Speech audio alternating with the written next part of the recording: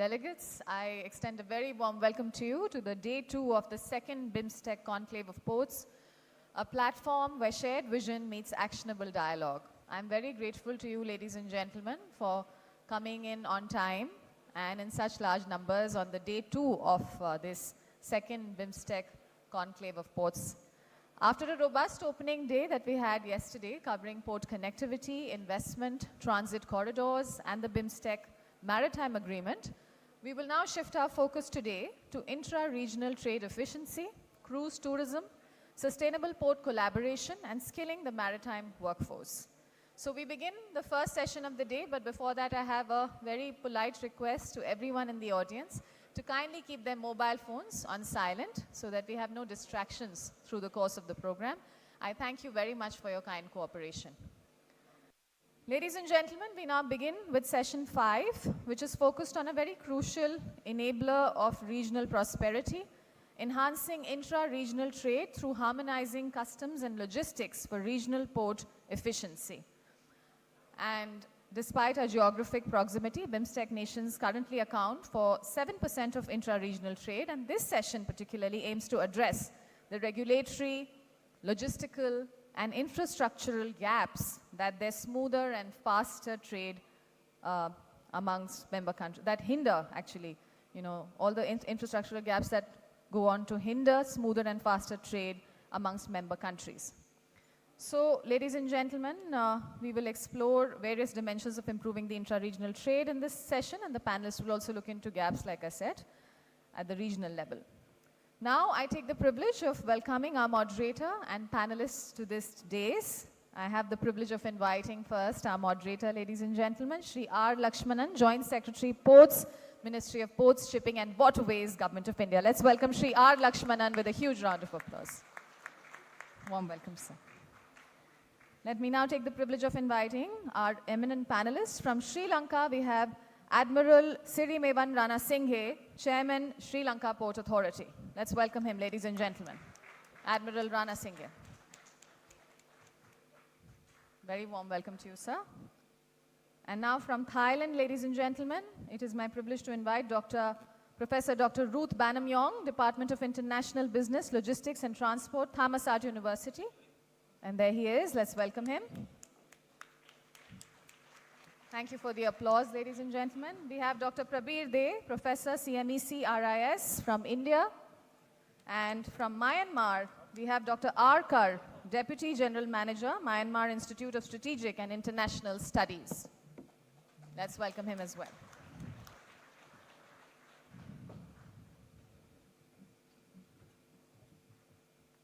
And it is Mr. Hari Krishna, Chief Mechanical Engineer, Visakhapatnam Port Authority, welcoming our esteemed moderator and panelists on the stage. And thank you for the applause, ladies and gentlemen.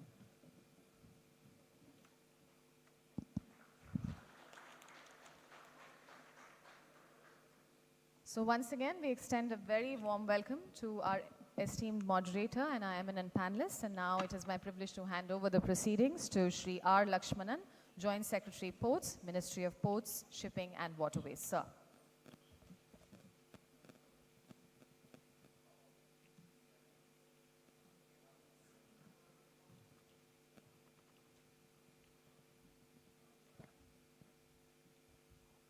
Morning, everyone.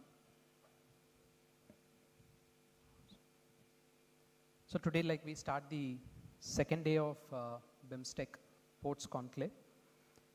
So we have the topic of intra-regional trade and harmonizing customs and logistics for regional port efficiency.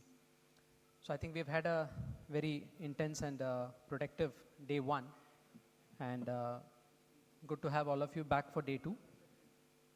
So in this session, we have speakers from Sri Lanka, Thailand, Myanmar, and from India.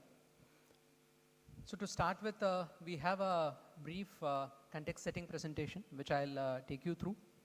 Then subsequent to that, we will proceed with the interventions from other panelists, and then panel discussion, and then interaction with the audience. So that's how we will take this session through. So can we have the first presentation on the screen?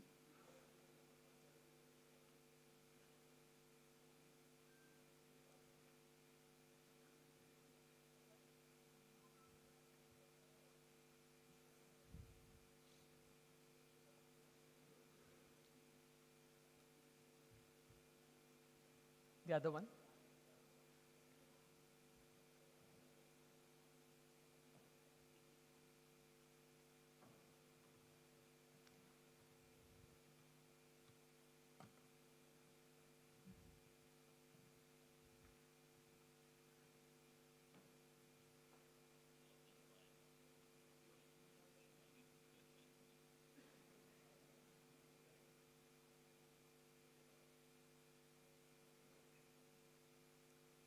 No, not this one.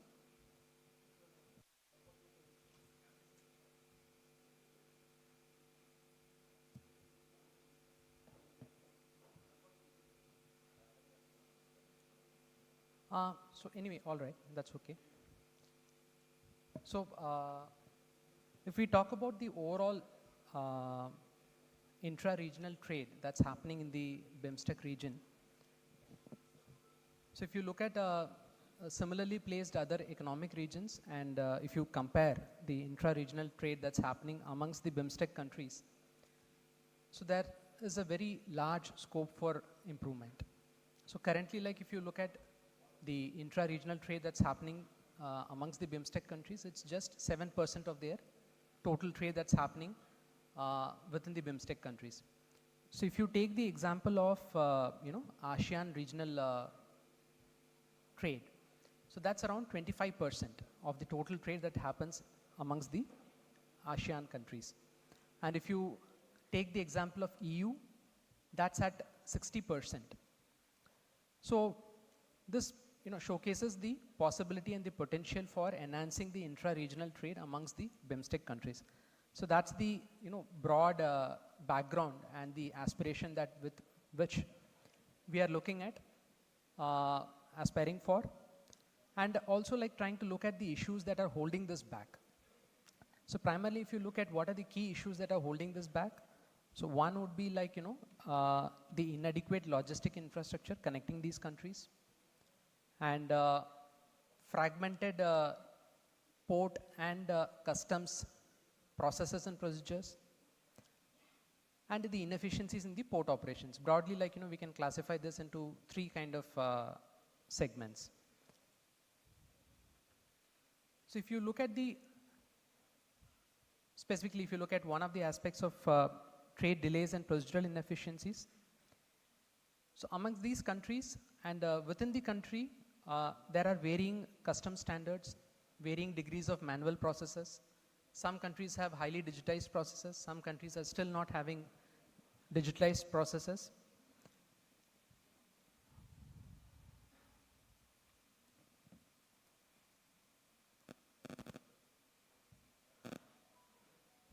So absence of harmonized customs codes, standardized documentation, mutual recognition of inspection and certifications.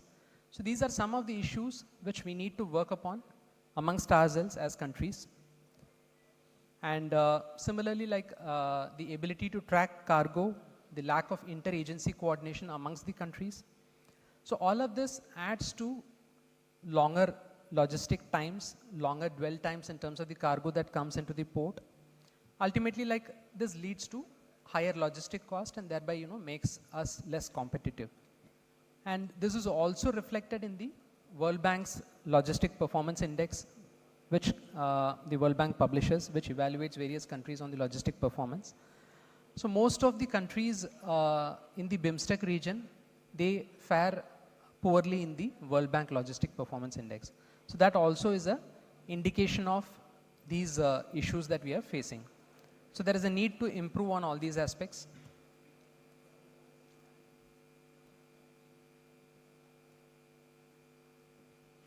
Next.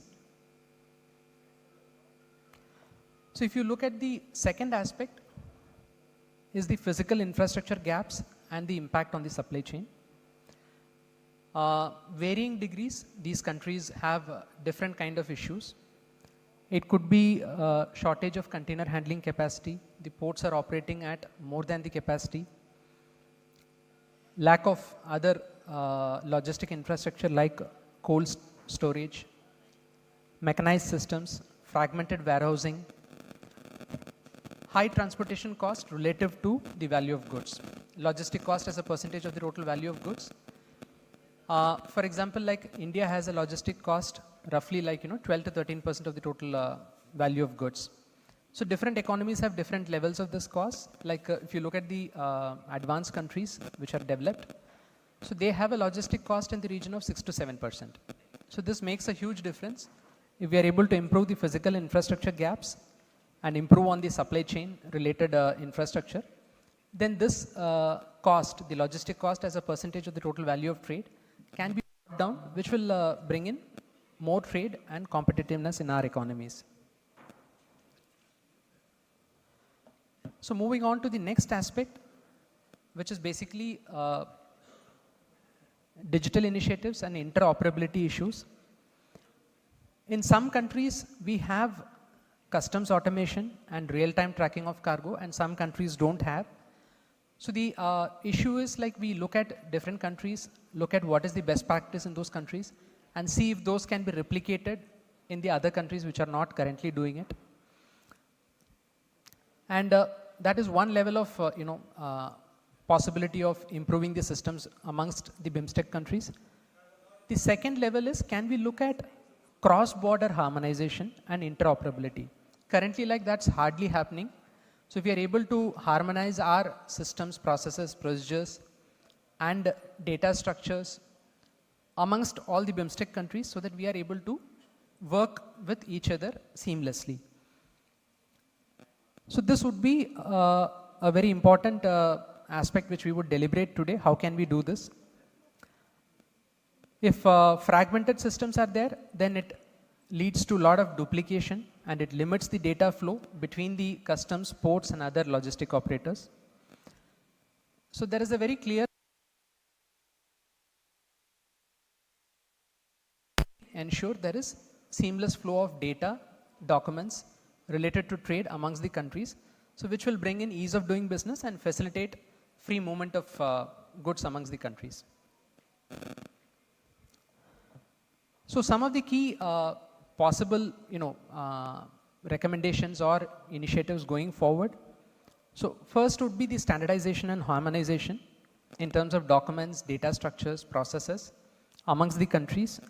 So this would be a difficult and a time consuming process, but I think this would be one of the fundamental things for us to do if we have to really improve the regional trade.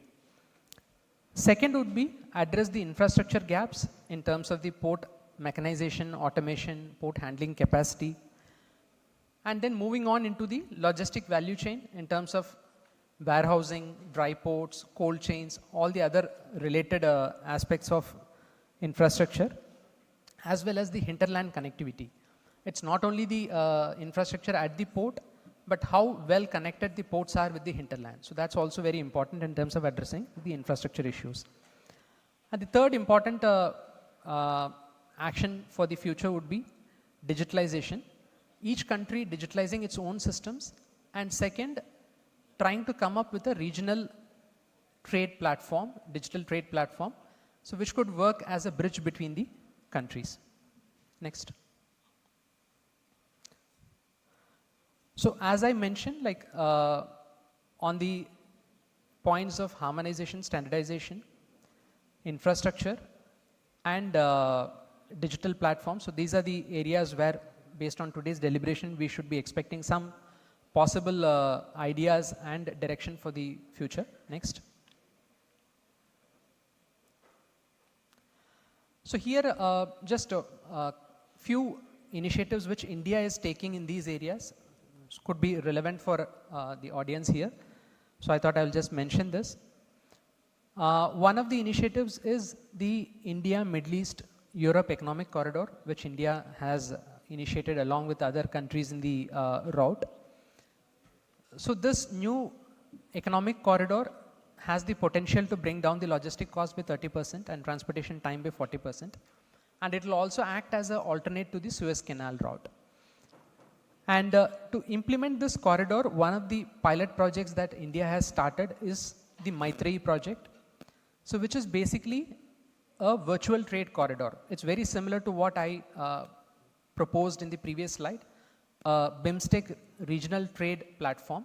So which is very similar. We have taken this initiative with United Arab Emirates as the first country in the corridor. So we are trying to put together a virtual trade corridor between India and UAE as the first leg of the IMEC corridor. So this pilot, since last 6 months, we have been working on this and it's proceeding well. So the idea is to create seamless data flow between India and UAE and exchange trade related documents in advance.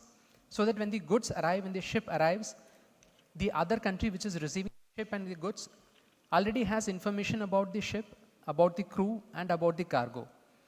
And so they are able to plan for the arrival of the ship and process the clearances for the cargo, etc. well in time, so that it reduces the time and improves the efficiency once the cargo actually arrives at the port. So this could be a very good model which could be tried out or replicated amongst the Bimstec countries as a regional virtual trade platform. And next that I would like to talk about is National Logistic Portal Marine.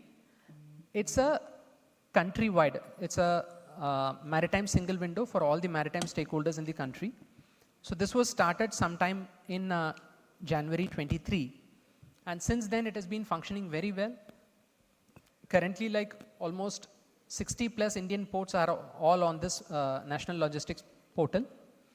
And they are seamlessly exchanging data with all the maritime stakeholders, and this has reduced the time for handling the ships, crew as well as cargo. And we are now working on further deepening the logistics platform integration with other stakeholders. Currently it's already integrated with the Port Health Organization, which basically handles the health of the seafarers who are coming in and their clearance is needed. Similarly, this platform is integrated with customs, so which facilitates the cargo clearance. So like that we are integrating with all the stakeholders in the maritime value chain. The last initiative that India has taken very recently is the idea of one nation, one port process. So this again is very important, which brings out the importance of harmonization and standardization. If you look at our own ports, there are 12 or 13 major ports in the country which are all owned by Government of India. Still, all the ports follow different processes. They ask for different documents for handling cargo. So then we realized that it's important that as a first step, we at least bring uniformity amongst all our own ports. So with that, this initiative was started. And as you can look at a simple document level standardization. For example, a ship arrives, X port asks for 11 documents for registering that ship, whereas another port asks for only 7 documents. So, you know, it's a very simple level of standardization and harmonization that we go with the 7 documents, which is the least, and remove all the other 4 documents, which few other ports are asking. So that straight away, like it's a very low hanging fruit, which reduces the overall process time. So that has led to, you know, reduction in the number of documents that are asked by different regulators in the process of exempt trade. For example, the PHO documents reduced by 7%, the immigration documents reduced by 8%, and the port authorities document, which has seen the maximum reduction of 40% across containers, liquid cargo, and bulk cargo. So now we are working on further improving this initiative in terms of process level standardization. So that's an ongoing initiative. So these are good practices which we have seen happen in other countries, which we have been able to replicate in India. So this could be a good example for other countries to evaluate and look at. So the idea is, whatever we discussed in the initial slides, this would need a sustained effort from all the countries involved in this process, all the Bimstec countries, because it's not going to be a one-day conclave and then, you know, things happen. So we'll have to create institutional mechanisms which will help us work on these ideas and ground these ideas and then, you know, take it forward. So that would need a sustained interest and effort from all the stakeholders in the Bimstec countries. So with that, I will conclude the initial context setting presentation. So moving on, I think Professor Ruth. He has a short presentation. So I would request him for his presentation, please.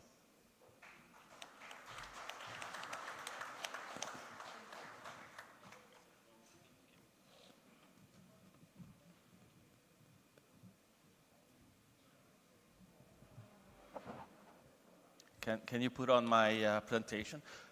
Good morning everyone. Before I start, I would like to share with you a very small story related to how we can enhance harmonized customs logistics. In January, I came to India and I visited one port. What I found fascinating, and I'm not saying, this in a bad way, but in the process of being able to go into the port vicinity, we had to go through immigration. That means going out of the country, being shopped out. Then we visited the facilities for 30 minutes, and then we were chopped in again to go back, on the land side to go back to the city, which is fine.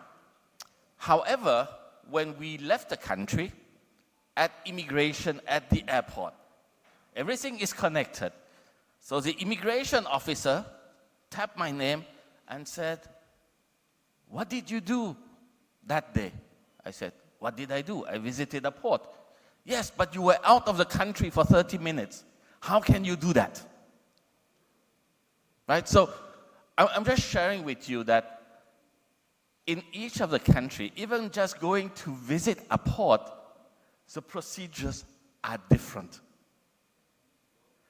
So no wonder that when we talk about intra-regional trade, why is it so challenging? The number, this 7, this 8%, and how can we help improve this? Allow me to share with you a bit of research that I have done with my team back in Thailand. And we have, in fact, a center of excellence in connectivity. Basically, what we did is we've developed an economic corridor connectivity scorecard. And this scorecard has been adopted by the International Transport Forum at the OECD. And we've looked at one of the corridors in Thailand that links with South Asia. It's called the Central Western Economic Corridor.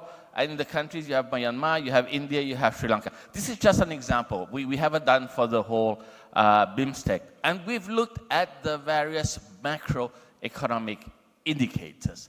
So for those of you who are familiar with these macroeconomic indicators, every year or every 2 years, depending on the organization, there are a number of key indicators that are being published, either by UNCTAD, such as the Liner Shipping Connectivity Index, the World Bank, with the Logistics Performance Index, and the new report was supposed to be out at the end of June.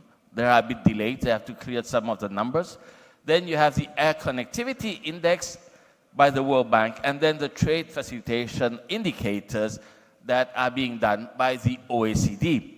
And if you look at the percentage here, I've transformed some of these numbers to try to harmonize them. And just looking at these macro economic indicators, we do see that there's a very strong potential from an Indian side in terms of air connectivity. I know we are talking about port today here, but if we look at connectivity as a concept, we need to include all mode of transport. So air connectivity, logistics efficiency, very strong. With Sri Lanka, very strong in terms of the maritime connectivity. So all of this show that there's strength, and I'm sure that if I expand to include Bangladesh, Nepal, and Bhutan, each of the countries will have their strengths in terms of connectivity. However, this is a good starting point because we are complaining saying, hey, we don't have enough, there's only 7, there's only 8%. Well, you need to understand first how well is connectivity working between the various countries within the Bimstec. So what are the key barriers? And I think here I'm reiterating what the honorable first speaker was saying, especially related to regulatory fragmentation. It is the right of each country to have their own regulation. The challenge is, how do we actually harmonize? My suggestion is this, maybe as a starting point, because all of the countries are signatory to the World Trade Organization Trade Facilitation Agreement. How about developing a working group in terms of how you can implement and harmonize the implementation of the Trade Facilitation Agreement?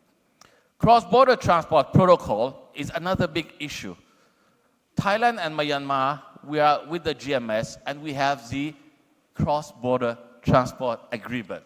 However, in the Bimstec, you have the Motor Vehicle Act, which the two are different.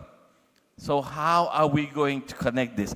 This is something that we need to discuss. And if my understanding is correct, the ADB was trying to push for a specific new agreement for the Bimstec, but inspired by the CBTA. And yes, it's a bit sad, but the situation in all the different countries is not the same, and the capability to move forward is also not the same. From a logistics perspective, we have inland transport corridors that we've talked about quite a lot a few years ago, which is a trilateral highway, but at the moment it's a bit quiet. Logistics performance index, the scores are quite uneven, but when the next numbers come out, it will be based a lot more on actual data instead of perception, and then multimodal integration, especially with the hinterland, is relatively limited. Institutional, operational gaps, yesterday I've referred to it a bit, and again, you know, we talk about the Bimstec FTA negotiation, but still not moving forward. And the master plan, everyone refers to it, but again, implementation very slow. So it seems like, yes, there's a lot of good things in place. We have plans in place, but we're struggling in terms of the capability to implement. And this is where we need to probably have some sort of a rethink in terms of the institutional mechanism.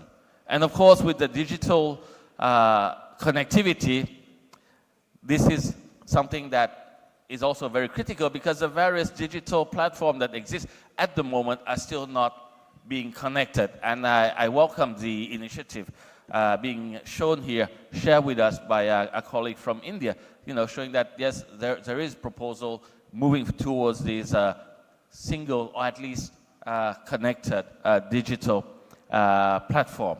So this is just to say, these are barriers, but these barriers should not stop us from moving forward. And we need to think about, so how we can operationalize this connectivity. So we talk about challenges, it's full of them.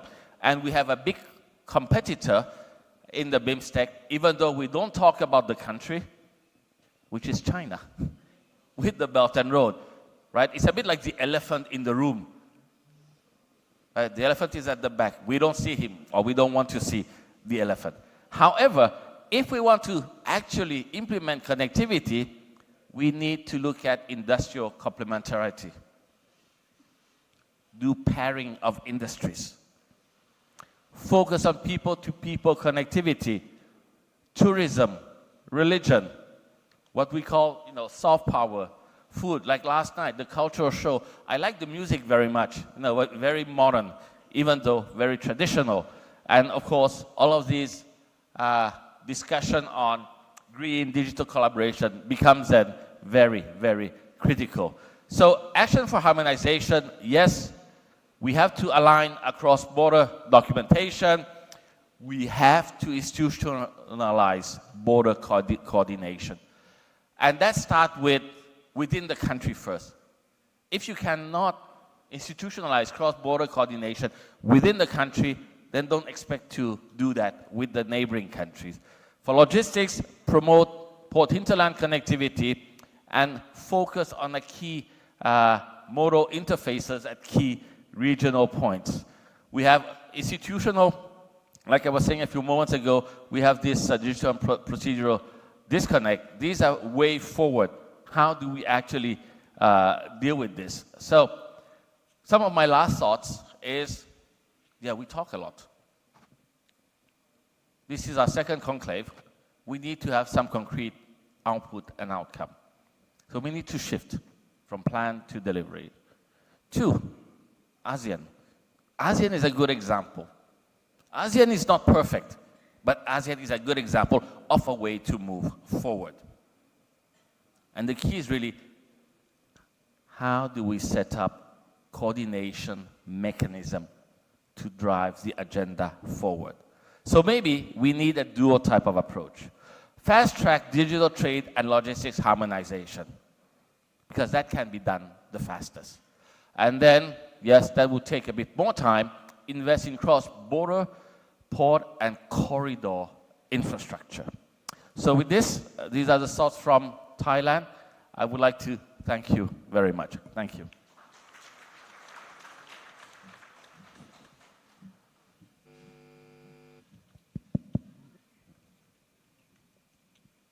Thank you. I think that presentation brought out what are the possibilities and what are the possible action points going forward. So it's quite adding to the initial discussion. So moving forward, would request Professor Day from RAS. So for his intervention and short presentation, please.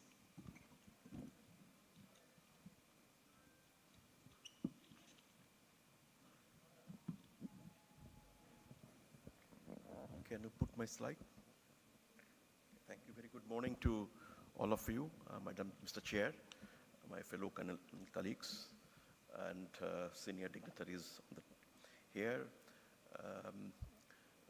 The one I'm going to talk about, what Professor Ruth Banomyong, he left.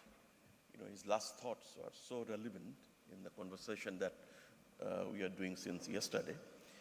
But I would like to start in a short presentation this way, if I may put you. At the moment, the region here is the Bimstec. Just for academic interest, if I may tell you here, the Bay of Bengal region, Bimstec region are two different things, by the way. When we talk about Bay of Bengal, then you need to look at where the Bay of Bengal actually reaches. It also reaches Bay of Bengal water to some more countries who are not part of the Bimstec. So I will be concentrating mostly in the Bimstec region, which is basically an official, of the Bay of Bengal region at the moment. Now they face differential shocks. Differential means that India is receiving a sort of shocks different than other member states. And also we need to adopt the way ASEAN did, Bimstec, it is no more Bimstec countries, Bimstec nations, Bimstec units. It is Bimstec member states, very deep-rooted, Bimstec, after they adopting the charter and several other things, the participating country, they decided we would like to be states. So that's what, I think the progress, huge progress politically. Now the Bimstec member states, everyone is facing some kind of an other, which is a threat or an opportunity, like what's basically driven by United States of America, particularly the tariff front. We call it Trump 2.0. Somewhere, some countries are getting in some benefits, some countries are losing. So everything very unclear. So this is, you can say this is very much uncertainties. If my trade policy is not in sync with many other countries, particularly in the Bimstec, then that more uncertainty means that our policies will be a little, different than what it used to be earlier. And then there are several other events that are happening and they're interacting each other, like, I'm not going to read out all of them. Russia-Ukraine war, Israel-Palestinian, and then getting into bigger scale like Iran-Israel, things are happening. Climate issues, European countries are coming up with very stringent climate norms. Plus, there are some obligations imposed on like CBAM, and there are some other, challenges. Each one, 7 member states, they are facing in the food sector, on the energy sectors. All of them are interacting each other. But if you come to the sweeping maritime-related challenges, they are very, very, very clean in our mind. One is that you can't cross the Red Sea. Every day there are big challenges and attacks by the Houthis. So Suez Canal, which used to be connecting, sorting our distance, it is no more accessible to all of us. It's a big challenge. Every member states are paying additional cost, additional time. A good example is the garment manufacturers, the excellent, beautiful manufacturers of Bangladesh. They are facing huge trouble to send their goods across the world because there is a rise in, this kind of uncertainties. Plus, the Panama Canal water level, presently it is better, but just a few weeks, a few months back, these were not working well. These two, Bimstec member states are not party to it, right? But in the eastern world or western world, if you like to export, we need to cross either Suez or Panama. And since these are, it's a global challenge, so my point of argument is that the region, they need to come out with a kind of this as a shared challenge. It's a global challenge, shared challenge for the region, a shared response to it.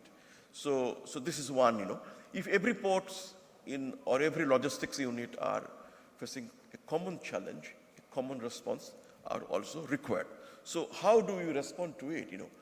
Going by the presentation, I will here talk about very briefly about the customs part of it. Interregional trade, customs, and port efficiency.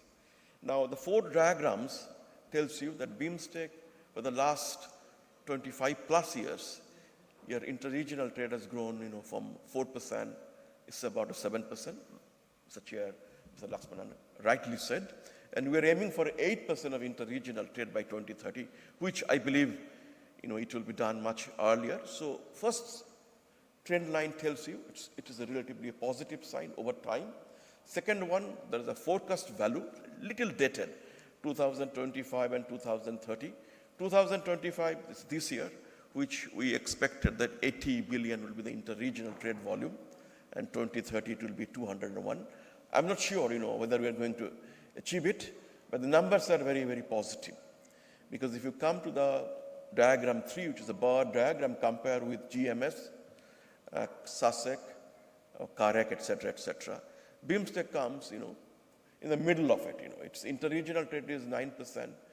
We may not compare with what is happening in ASEAN, but the trend line tells you it's a positive trend. And if you see the 4 diagram, 2 countries, Bangladesh, India, and Thailand, they are contributing heavily towards this 7% interregional trade. Earlier it was India, now see, look at Bangladesh and Thailand. So this is a kind of a region, a region prospers when everybody contributes, like that. So in the trade point of view, I think there are some options. Now, the trade, even if we are geographically overland connected, both also in the maritime, we can't use overland. But there is a project which Professor Banamyang was trying to tell you.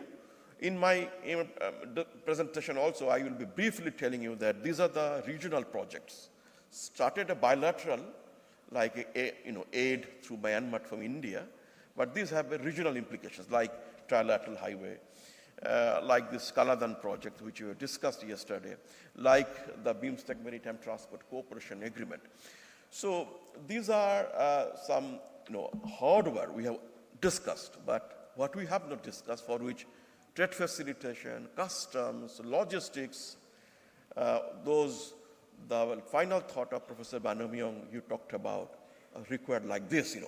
India's logistics policy has changed in the last 10 years phenomenally, right? India's logistics policy is now getting into moving the semiconductors, talking about semiconductors to green infrastructure, etc.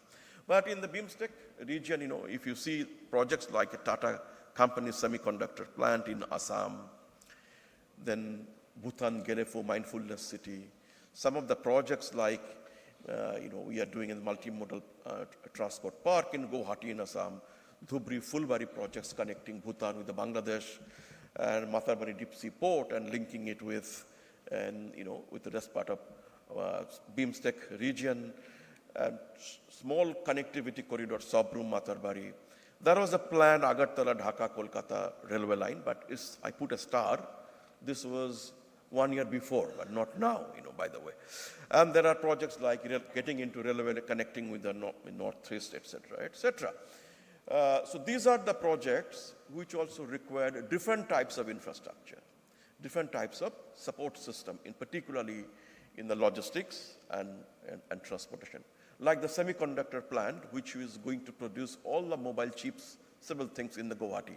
They need very green corridor from the airport to the plant side. So your logistics facilities, your training and skilling of the people handling those sophisticated infrastructure need to be different than what is today. That's the point I'm arguing. So just to giving an, what then the next phase from the Bimstec regional cooperation is that we talk about a Bimstec industrial value chain, centering northeast part of India, Bangladesh, Bhutan, Nepal, Myanmar, and Thailand. There are good progress. I'm not going to read them, all of them out, but there are some challenges like, breaking up the economic linkages between India and Bangladesh. No point of going in detail. We know in our mind what's happening in Bangladesh and what's the repercussions. But Bangladesh's way forward would be to support the Bimstec cooperation. It's a huge gain from them. Second is the trade and connectivity restrictions. Point number 3, there are several rooms for investment in the border infrastructure and the facilities like that. Like now coming back, giving such introduction and quickly, what we do in forum like this on the trade facilitation, there is a global obligations to all the member states. And it's a WTO trade facilitation implementation. Thailand and India, 100% they have done it a few years back. Some countries are coming up, Bangladesh, for example, it has done quite good, 71.4% its global commitment to WTO trade facilitation agreement. Bhutan, Nepal, a little trailing. But good point is that everyone is implementing some positive things. But there are some other challenges, which is basically the standards, what Mr. Chair said, what Professor Bano Myong said. I hope the next Bimstec conclave, there should be some discussion more with the standards, which we call in the non-tariff measures. There are huge gaps. Now, what are the doable things? Given such, divergences, because regional cooperation, regional integration only happen if we have a common challenge among each other, and if we made some common progress, then we start feeling each other is my, kind of an engagements. Like if you go to the digital and online payment system, QR-based payment in Bangladesh or in many countries, they have done it. They're gaining huge, except Bhutan and Myanmar, which are a limited scale. But everybody is using the mobile-based payment, both for trade transaction and small retail payment. But our digital interfaces, they don't talk each other. So this could be a project for Bimstec Secretariat to drive member states to drive. Can we have a regional interoperability?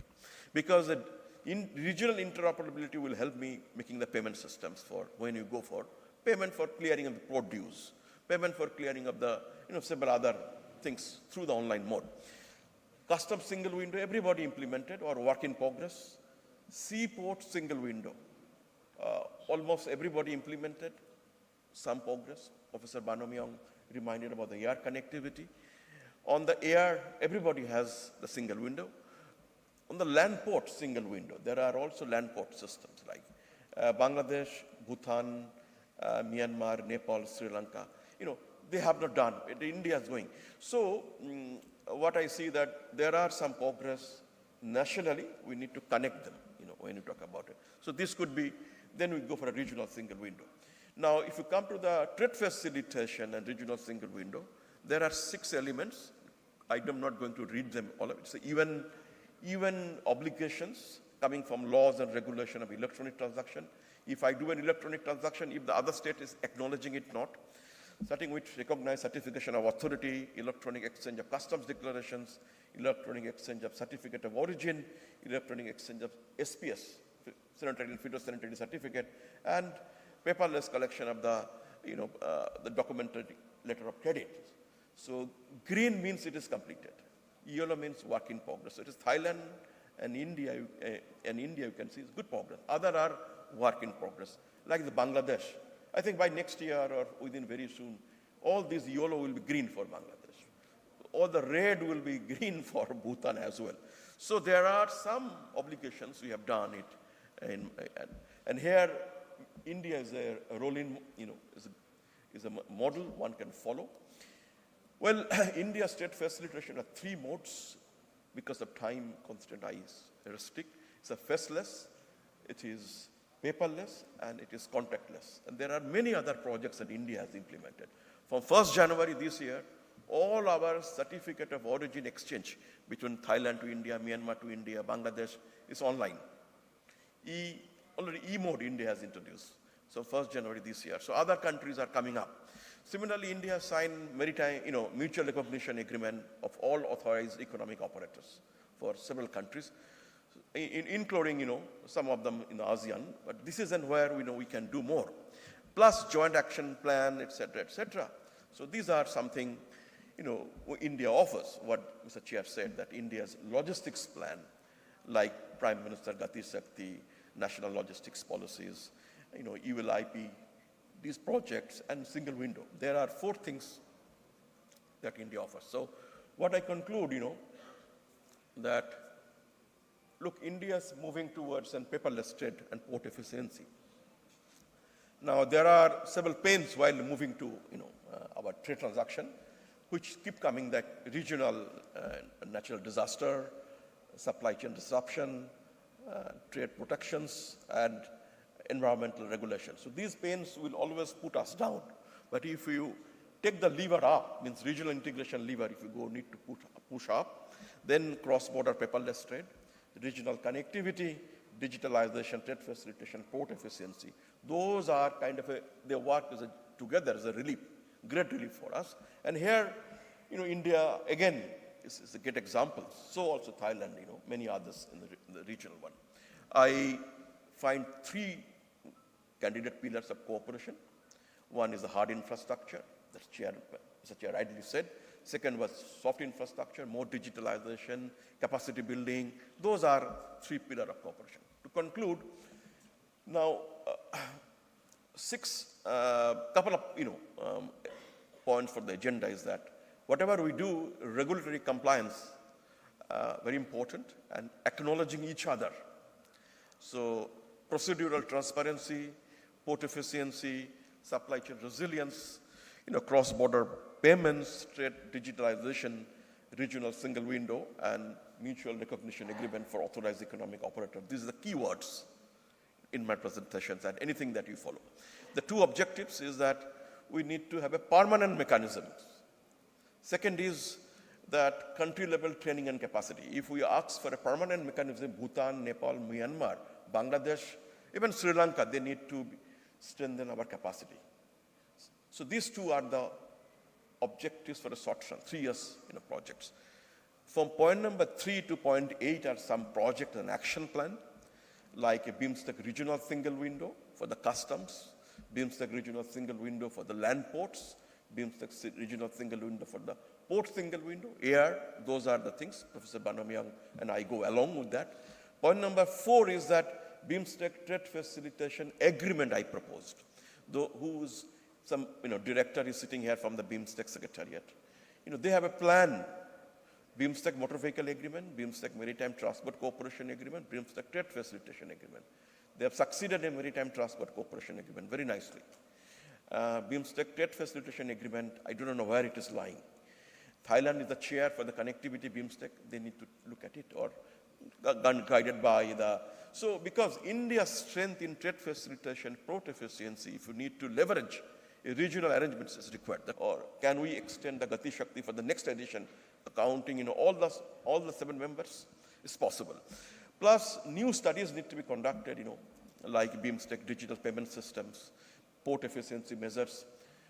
All the Central Asian republics, Central Asia, they don't have seaports, they have land ports, but ADB helped them to collect frequently good quality, their land port, their performance data. India is a champion in coming up, very good quality port indicators. I have been using it for quite some time. So India can extend support, Thailand can extend support to all the member states to regularly monitor port efficiency so that we can get the data coming in and we will be able to manage it. We give it a suggestion, a strategy.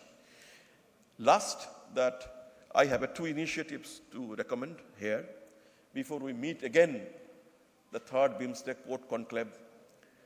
One is that there is a Bimstec Ports Network, like the way ASEAN and European Union are doing. Port network under the guidance of Visakhapatnam Port Authority that will help collecting data, sharing it, doing an emergency if whenever is required. Second is Bimstec Maritime Think Tank linkages. I recommend it for the CMEC head, Dr. Sothria is here, under the guidance of Ministry of Port Shipping and Waterways.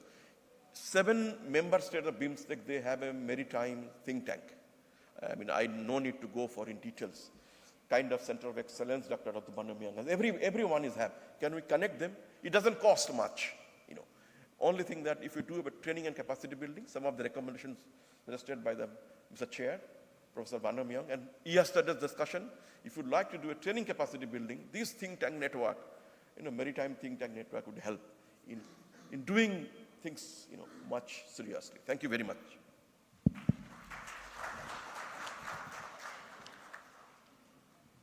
Thank you, Professor Day, for that detailed presentation, especially on the way forward in terms of what can be done before the next conclave. So those are more tangible things to look at, and also the possibility of regional maritime single window capacity building. So those are good starting points. So moving on, I would get Sri Lanka into the picture, where we have Admiral from the Sri Lankan Port Authority. So given Sri Lanka's strategic position in the Indian Ocean and its advanced transshipment capabilities, especially at Colombo Port, so how do you think Sri Lanka can contribute to a BIMSTEC-wide framework for synchronized port operations and cargo evacuation planning? Thank you, sir. As you saw during the presentations of the professor from Thailand, that you could see our maritime connectivity was the highest in the region if we take the BIMSTEC. Now that is the positive thing that we can contribute to the BIMSTEC. Anyone who wants the best connectivity at maritime, the use of the maritime connectivity, it is best to use Colombo Port because we are capable of getting it going to the destinations required.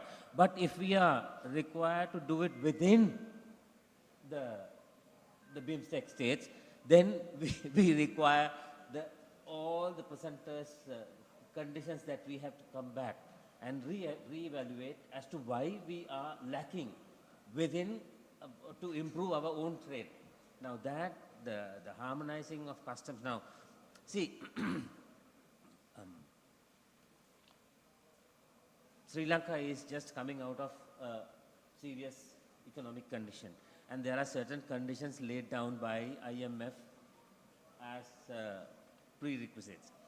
Now that requires the customs to earn as much as possible, and when in a setting like that, any customs would think the more you check, the more you earn. Right now, that actually prevents total coordination. So these are things that the individual countries will have to be given a certain amount of leeway when we coordinate things. And it's best that, as the last speaker suggested, we need a coordinating center to discuss on the customs issues so that without hindering the individual countries' security concerns, we should come to a set of formats so that ease of doing transactions is achieved. That is how I suggest that we could go ahead in this one. Thanks. Thank you. So would like to move on to Myanmar. So we have Mr. Zhao, Managing Director from the Myanmar Port Authority. So one aspect where Myanmar, it has a pivotal location, and it has also challenges in its institutional capacity. So what support mechanisms or partnerships would Myanmar find it useful in upgrading its border infrastructure and customs digitization?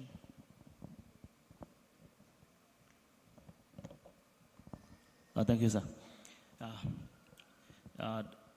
Other panelists, especially Dr. Ruth and Dr.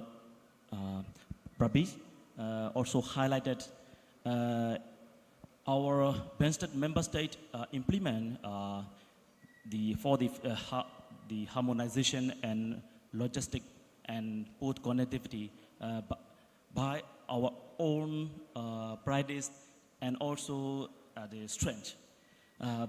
They highlighted the gaps of the infrastructure and as well as legal and regulatory gaps, highlighting how each country facilitate the international trade, not only in the region, but also region mean the intra-region, but also in the inter-region, Bimstec with other region. Yeah. Here, we'd like to discuss how Myanmar in the past implemented and implementing at present and will implement to harmonize, implement some necessary project to harmonize and to smoothly facilitate the seamlessly facilitate the international trade in the region. As you say, so the Myanmar strategic location in Bimstec as well as in ASEAN present significant opportunity because it is the boundary for both region, for Bimstec region in order to connect with other region. Let's say to cross through the ASEAN. However, we still face some level of the limited funding and also technology requirement and some sort of resource constraint. To address this issue, we Myanmar could benefit from the combination of the support mechanism and also partnership. As we all know, the UN SDG 9 mentioned the infrastructure development. For all SDG goal to successfully implement, we need the SDG 17, that is partnership. So we Myanmar need to follow. We Myanmar follow this the SDG goal practice in every sector development, including the port connectivity and also logistic infrastructure development and also trade facilitation. First, in order to implement this project by means of partnership, in Myanmar, under the trade facilitation scheme, we port side implement the port community system. That is, we so-called port EDI system, implemented by the assistance of JICA Grant Aid and operational in 2018. This is the electronic system, single submission through the single platform, multiple stakeholders involved across the process of the trade import and export procedure. And also the Myanmar Custom. Myanmar Custom also implemented Myanmar automated cargo clearance system in 2018 and operational in 2018. This system, MAC system, also extended to use the border trade matter, Musa area, Koton area, something like that. At the beginning stage, this system only focused on maritime trade because maritime trade is trade account for 75% in value of the country international trade. At present, the Custom Department also introduced the this practice to the border trade system as well. Then for the reducing the gaps of capacity gap, we also actively participate the knowledge sharing program and training provided by the some leading country in Bimstec as well as ASEAN region. In Bimstec, including India and Thailand, and also WCO, World Custom Organization, WTO, World Trade Organization, UNSCAP, as well as ANTEC provide some program in order to knowledge sharing, the trade facilitation practice and procedure. For border infrastructure development and digital transformation, for the digital transformation, I already discussed about the PCS, port community system, as well as custom system. For the border infrastructure development, according to the UN, the SDG 70, we attract the private sector participation. In the port sector, yesterday our managing director discussed about this situation. Since 1996, in 1988, Myanmar opened its market, and the import industry, since 1996, private sector involvement happened, and now the 95% of the private operator operating our port. Then, in terms of logistics, to link the port access with the hinterland connectivity through the cross-border for the cross-border trade, we have the trilateral in India, Myanmar, Thailand connectivity corridor. And also we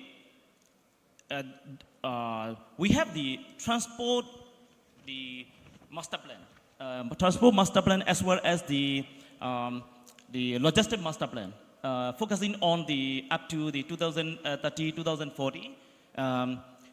Based on this master plan, we are implementing to improve and to develop some missing link happening in Myanmar, because the cross-border trade and transportation needs the sea-land transportation. Myanmar owns the long coastal line, as well as a very long the border area connecting with a neighboring country. And also we are participating regional and bilateral cooperation, such as the Thailand-Myanmar border trade agreement, and also Bangladesh-Myanmar cross-border and maritime transport agreement. And also now currently the between India and Myanmar, the maritime transport agreement, India very soon we will have this agreement. Then finally, for the smoother the transportation and logistic services, we need the institutional and policy reform. Yeah. Periodically, we following the WTO trade facilitation agreement and also the WCO guideline, we transform internally our practice, our procedure, and simplifying. It is important, very important, to start the manual documentation process to the digital platform. Simplification is very important. Simplification and standardize this process and procedure, and we transform this manual process to the digital system. That is my answer. How Myanmar in the past and at the present and in the future, try to reduce the gaps in the region? Thank you. Thank you. So I think you had brought out the significance of partnership amongst countries to improve these gaps, and also the aspect of opening up for private sector participation. That again is very important to add capacity to our systems. This also brings out the importance of facilitating intra-Bimstec foreign direct investments, so that amongst our countries, like, we are able to invest into each other's country with public-private partnership. So that I think will go a long way in strengthening and improving the capacity gaps. So coming to Thailand, from Professor Dr. Ruth. So Thailand has been doing well on many of the aspects of maritime trade. So what, according to you, could be a role for Thailand in terms of co-developing a regional digital trade platform that possibly integrates customs, ports, and the cargo handling systems across Bimstec? Thank you. Thank you for the question. I think one of the role that Thailand can play for the Bimstec is really derived from the experiences that Thailand has had within ASEAN, within the GMS, in pushing forward a number of agenda. This issue of harmonizing trade, I think it needs to start with the harmonization of the data. And maybe one very simple thing that has always astounded me is, if you look from a customs perspective, custom has this system: green lane, yellow lane, red lane. Everyone knows what it is. However, if you notice, for each of the countries, Bimstec country, ASEAN, even ASEAN countries, the green lane, the commodities are not the same. Yellow lane, commodities are not the same. And red lane, commodities are not the same. Wouldn't this be the starting point in terms of, can we start looking at harmonizing these lanes as a starting point? Because if it's green lane within Bimstec, that's easier. And if it's the same product all red lane, then it's okay.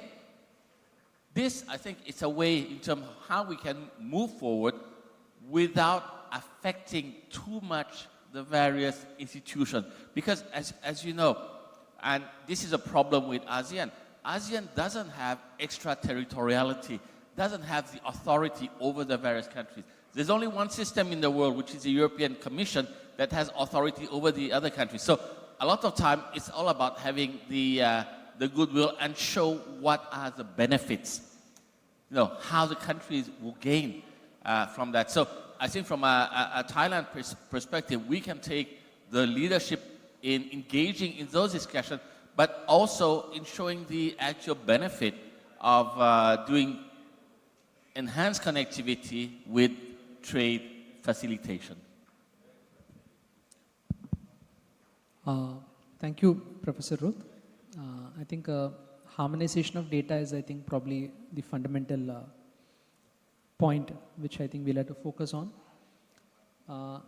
Coming to Professor Day from India. So one of the key things that India has been advocating is aligning customs documentation and mutual recognition of inspections. So on this aspect, if you could, elaborate what are the thoughts and how this can be achieved across the Bimstec member states. Thank you very much, Mr. Chair. In my presentations, these points I try to explain that 7 member states, they're coming up with a national single window. India, for example, already implemented, called SWIFT. Thailand already implemented, up and running. So everyone is coming up the national customs single window. Now, one way to do it, the convergence is to connect each of them, make all 7 connected each other through a regional single window. Now, if regional single window is not possible because of political reasons or something or else, a bilateral one is another option. India, for example, with Thailand, or Thailand with other member states like that. But doing a bilateral convergence, it will have a lots of time, cost, energy, wastage. So going for a regional single window, that's the way ASEAN has done it, This would be a way forward. Second is, how about, country here for which we talk about, regarding trade facilitation. Several projects, we have taken, like trade facilitation agreement. This is another way to connect the data harmonization. Many countries, you have to also look at their national priorities. Member states, they take time to give up something in the name of harmonization. They don't always quit from the status quo. I'm doing it, this data collection for my nation for many, many, many years, or decades and decades. So going through a regional arrangements may take time. So I suggested the way Bimstec Maritime Transport Cooperation Agreement has done it actually. This is going to making all the 7 states ports and shipping to some extent, particularly the short sea shipping or coastal shipping, kind of a convergence in terms of procedure, processes, data harmonization over time. So this is just a beginning, it's a good beginning, humble beginning. Similarly, if you go for a Bimstec Trade Facilitation Agreement, thinking for 7 member states joining for data exchange, some fixed procedure that would also help achieve what you said, objective. Thank you. Thank you, Professor Day. So before we conclude this session, we have, I think, a few minutes left. So if anyone from the audience, if you have any questions for the panelists, we would be happy to take up.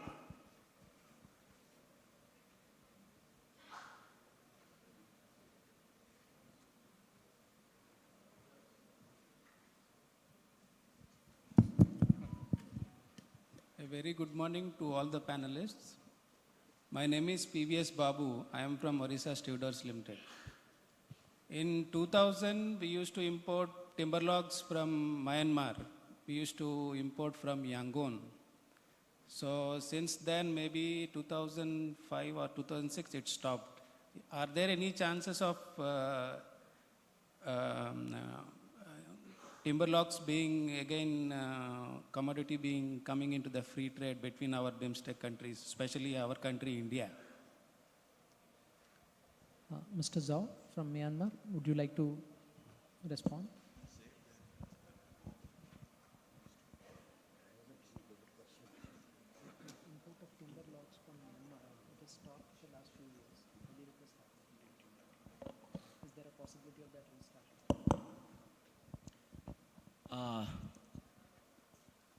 Since 2015,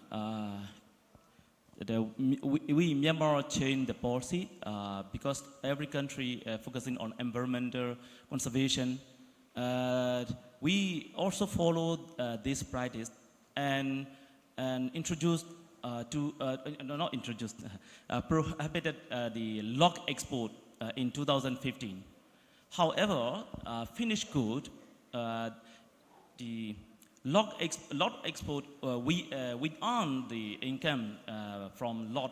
Now comparing to the finished good, like furniture, and also some product, it's better and can generate more income. This is the policy trend, also the generating the country income to generate more income. That's why we prohibited the log export in 2015. However, we still export the finished good. In some year, we can compare the timber and forestry, the finished good export value.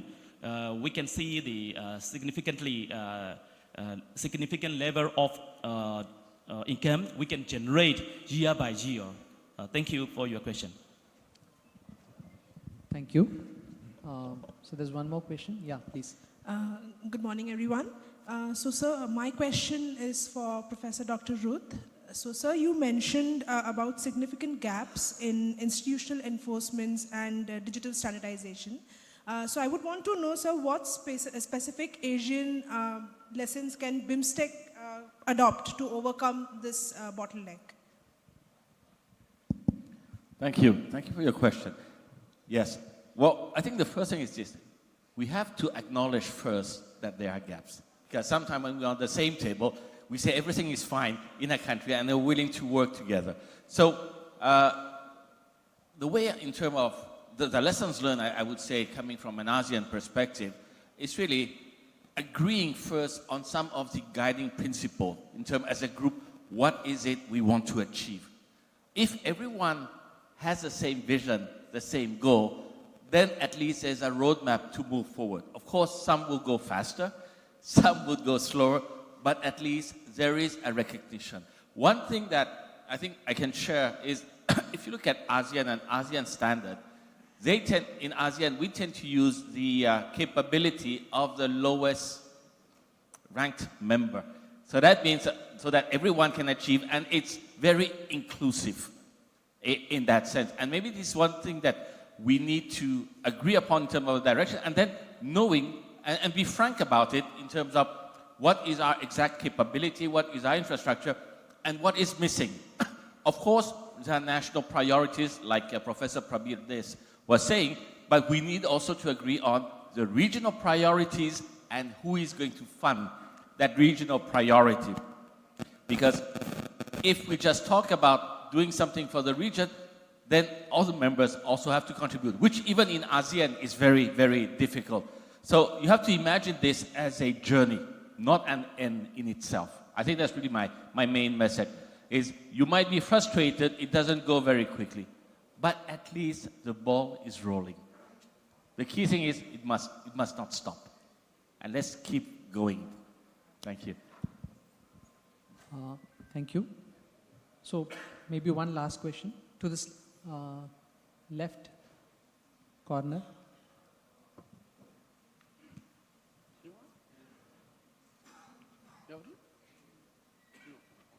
In the back, yeah, please. Good morning, sir. My question is to all the panelists. Actually, why can't we develop a common digital currency to reduce clearances? Actually, like Dogecoin, Ethereum, Bitcoins, why can't we use? When we are going for a common digital facilitation program, why can't we introduce the same digital currency, common digital currency? Professor Dave, would you like to? Just quickly, if I understood her correctly, that when it called digital currency, there are many other complications comes. But with the 7% interregional trade, it's difficult for monetary authority to come out with a common currency and then digitalizing it. So it is, European Union adopted euro when their intra-regional trade and transaction was reached more than 80%. So we are far behind it. And anyway, coming up with a common currency, common digital currency, there are more risks because of interconnections. So what my personal view again on this, and there is a thinking about it, that since we are making our payment based on the digital mode more often, then it would make it interoperable. Means that you are taking your mobile, your wallet, you are going to Myanmar, buy something, and you pay through their digital mode. That is very much, would be very good for everyone, companies, individuals, to facilitate the trade in the region. So that would be my answer to it. Thank you. Thank you. Would you like to add to it, Mr. Ruth? Yes, maybe just to add, this is a discussion we've had in ASEAN when we became the ASEAN Economic Community. We were exploring, should we have a single currency? But the reality is the development level, the economic strengths, the foundation, the institution in the countries are very different. So it's very difficult to say, okay, let's have a single currency. But I totally agree with what Professor Prabir was saying, is that today, when we think in terms of payment across border, and this is the way it needs to be, is you can use your mobile phone and then pay with QR code in other countries. Like in Thailand, we can go to Japan, we can go to Laos, and pay with our QR code linked to our Thai bank account. And I think that's the way forward, is how can we harmonize this part so that tourists from India go to Myanmar can pay with QR code, tourists from Sri Lanka go to Bhutan can pay with QR code, and we are all happy with it, and hopefully the bank will not charge too much for the foreign exchange. So we need to talk with the banks, because they are the ones who are making money. Okay, thank you. Thank you. So we are running out of time. one more so we will question, continue the discussion during the tea break. So thank the participants. So we'll have to conclude now. Maybe like just to summarize in terms of the key takeaways for this session. So I think one of the fundamental things which came on panelists is the need for harmonization of data, documents and structures across the Bimstec countries. So this is one key thing which we'll have to work on. And second is the possibility of developing Bimstec virtual trade corridor or a regional trade platform. This again is a very strong idea. So the harmonization of data, documents, and then the Bimstec regional trade platform or a virtual trade corridor. So these two are interlinked. I think these two could be game changing. And another important thing that came up is the bilateral and multilateral frameworks, the Bimstec FTA, concluding that as quickly as possible. The possibility of putting in place a Bimstec maritime cooperation agreement or a trade facilitation agreement. Then promoting intra-Bimstec foreign direct investment. This again was a key takeaway that could also strengthen the partnership amongst the countries and bring in private sector to play a key role. And reducing the non-tariff measures amongst the Bimstec countries. So this could also go a long way in facilitating regional trade. And the last point, but not the least, is the possibility of setting up of an institutional mechanism in the form of a Bimstec port coordination center or a maritime coordination center, so which could then anchor these initiatives, because whatever we are talking about, whether it's harmonization of data, documents, or creating a Bimstec virtual trade corridor, so this would definitely need a anchor institutional center, so which could be in the form of a Bimstec maritime coordination center or a port coordination center. So I think these are very exciting roadmap for the future. So we hope to work on this together amongst the Bimstec member states. So with that, we conclude this first session. Thank you. Thank you very much to our moderator, our chairman, sir, thank you, and to the eminent panelists. I'd now like to request for felicitations. So may I request Mr. Hari Krishna, Chief Mechanical Engineer, Visakhapatnam Port Authority, to kindly join us on stage and help us felicitate Shri R. Lakshmanan, JS Ports, Ministry of Ports, Shipping and Waterways. Ladies and gentlemen, a huge round of applause for Shri R. Lakshmanan, the Joint Secretary of Ports at the Ministry. And we thank from Sri Lanka, Admiral Sirimevan Ranasinghe, Chairman, Sri Lanka Port Authority. Thank you very much, sir. We'd like to thank Professor Dr. Ruth Banam-Yong, Department of International Business, Logistics and Transport, Thammasat University, Bangkok. Dr. Prabir De, Professor CMEC, RIS. Let's have a huge round of applause for Dr. Prabir De, Center for Maritime Economy and Connectivity. And Dr. R. Kar from Myanmar, the Deputy General Manager, Myanmar Institute of Strategic and International Studies. And I would request the eminent panelists to please step ahead of the dais and give us a photo opportunity. And thank you so much once again for those enriching thoughts on how harmonizing logistics and customs can become a powerful enabler for regional trade competitiveness. So thank you very much once again. And ladies and gentlemen, we will take a tea break of about 15 minutes. I request you to please come back by 11:50, 11:51. Yes? And then we will start with our next session. Thank you so much. There is tea coffee outside in the pre-function area organized for you. We request you to please come back by 11:50, 51. Just about 15 minutes, stretching and tea coffee. Thank you so much. Next session is a discussion on promoting cruise tourism and coastal states in the Bay of Bengal. We will see you on the other side of this break.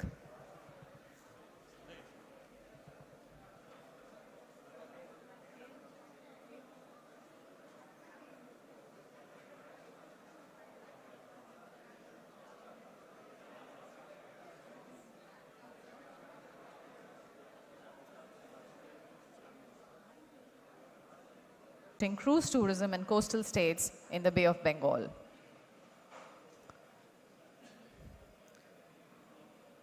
I see that most of the people have come in now. I thank you very much for joining us.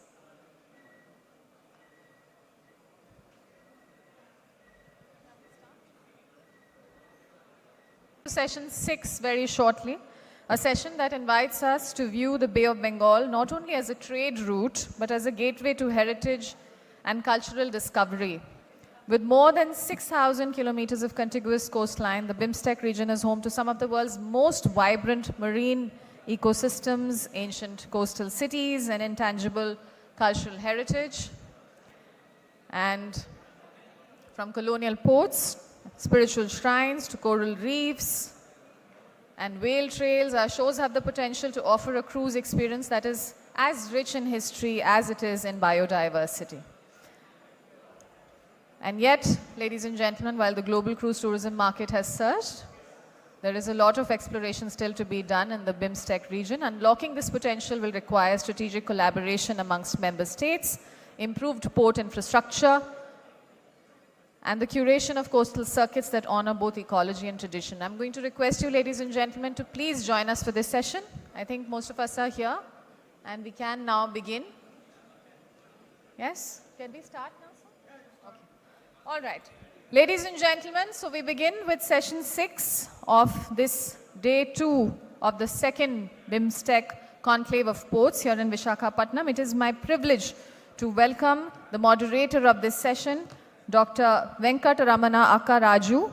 Let's welcome him with a huge round of applause, ladies and gentlemen. Namaskar, sir. Very warm welcome to you. He is the chairman of New Mangalore Port Authority. And I'd also like to now take a moment to welcome our panelists, Captain Yogesh Shah, Navic Cell Cruise Tourism, Indian Maritime University. Let's welcome him. Welcome, sir. May I also invite Mr. Bimstec Conclave, Deputy Director General, Department of Tourism. Let's welcome him, ladies and gentlemen, Mr. Bimstec Conclave. Welcome, sir. May I also invite Mr. Sonam Bumtab, the Regional Director, Industry, Commerce and Employment, Government of Bhutan. Let us welcome him, Mr. Sonam Bumtab from Bhutan.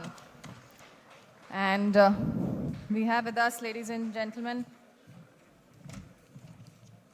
Mr. Ram Shekhar Yaji, the Traffic Manager of Visakhapatnam Port Authority. Already welcome the esteemed panelists. Thank you, sir, for doing the honors and welcoming our eminent panelists. With that, ladies and gentlemen, it is once again my privilege to hand over the proceedings to Dr. Venkataramana Akkaraju. Sir.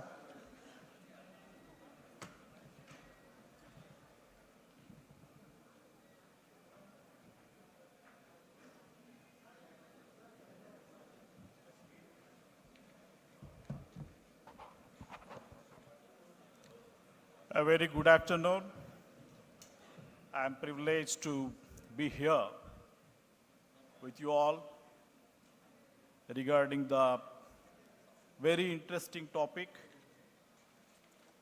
promoting cruise tourism among the states of Bay of Bengal. As many of you know, Visakhapatnam is the place popular for its trade, tourism, and now technology. the local language, there is a small saying, Aikamachame balamu. The meaning of this is, unity is strength. United we rise, divided we fall. So, regional coordination, cooperation, sharing of technology, sharing of thoughts, cooperation, coordination regarding policy matters, tourism, trade is a must, is an inescapable thing for any region to develop, to move forward. The countries which we are focusing now under Bimstec, Bangladesh, India, Bhutan, Sri Lanka, Indonesia, Thailand. These are all the great countries which have culture and customs of centuries old. These countries are known for their sea trade. They are nothing new for maritime trade. These countries are popular for their scenic beauty and their customs. If you look at all these countries put together, it has a population of 1.7 billion. If you map the people who are living across the coasts in these countries, it's 500 millions. It's billion and billion. Even if you assume that it has a potential of having 2 million people above middle class, there is a huge potential for cruise tourism in this particular region. The historic statistics says that there is a potential of spending $300 to $500 per head. So imagine a million population multiplied by 300 and also 2 million population multiplied by $500. So there is an economy of 600 millions to $1 billion in this particular Bimstec region only. There is a need to unlock this huge potential. So when you talk about trade, when you talk about cooperation, when you talk about tourism, there is economy behind it. This economy is nothing new. It's a part of blue economy. So that's what in Hindi we call Ardhanil Vyavastha, economy. So today we are all here to understand, think tank, to plan how to have better coordination regarding policy, how to have better infrastructure as far as cruise tourism is concerned, how to move forward in bringing the immigration, customs, and inter-border protocols integrate together, harmonize together to make a better and easy feel for the people who want to use the cruise tourism. Also, we need investors. This session is meant for facilitating investment. And this session is meant for having community-based tourism, theme-based tourism, so that the value that is locked in can be unlocked and you can have a boost of $1 billion economy in this particular region. You must have heard about, you must have read the great poem written by our former late Prime Minister, Atal Bihari Vajpayee. चंदन की भूमि है, अभिनंदन की भूमि है, ये अर्पण की भूमि है, समर्पण की भूमि है. In this particular kavita, he talks about the greatness of Eastern Ghats, Bay of Bengal, and the land that is situated between these two. I am talking about the east coast of India. Whether it is the coast of Bangladesh, whether it is Sundarban forest of Bangladesh, when you talk about Sundarban forest of West Bengal, right from West Bengal in India up to Kanyakumari, up to Tuticorin, you have the beautiful golden yellow sand beaches, beautiful blue sea waters. You have set of temples. You have places of archaeological interest. Every place, every point is a point of interest. When you come to Sri Lanka, when you think about Thailand, Indonesia, not only Ramayana, even otherwise also these places have a great historic importance. They are linked with India by trade and soul. That's the amount of connectivity we have with them. Now coming back, we have various cruise liners, right from small regional coastal cruise liners up to the international lines, which are moving through these places. When I talk about this place, we have to remember Nepali of Myanmar, Gali and Unavati of Sri Lanka, Ayutthaya of Thailand. These are all the places of great importance. Also, we remember Colombo Port, Phuket Port, and ports like Chittagong and Nicobar, which are emerging forward. You have Coastal Cruise, Cordilla, Royal Caribbean, which are already operating in this region. We have South and Southeast Asian lines, which are operating here. Now, you must have heard about Thailand, the place where the tourism is linked to economy directly through various cruise circuits. So why can't you follow this particular model? We have to see, this particular place has biodiversity, marine life.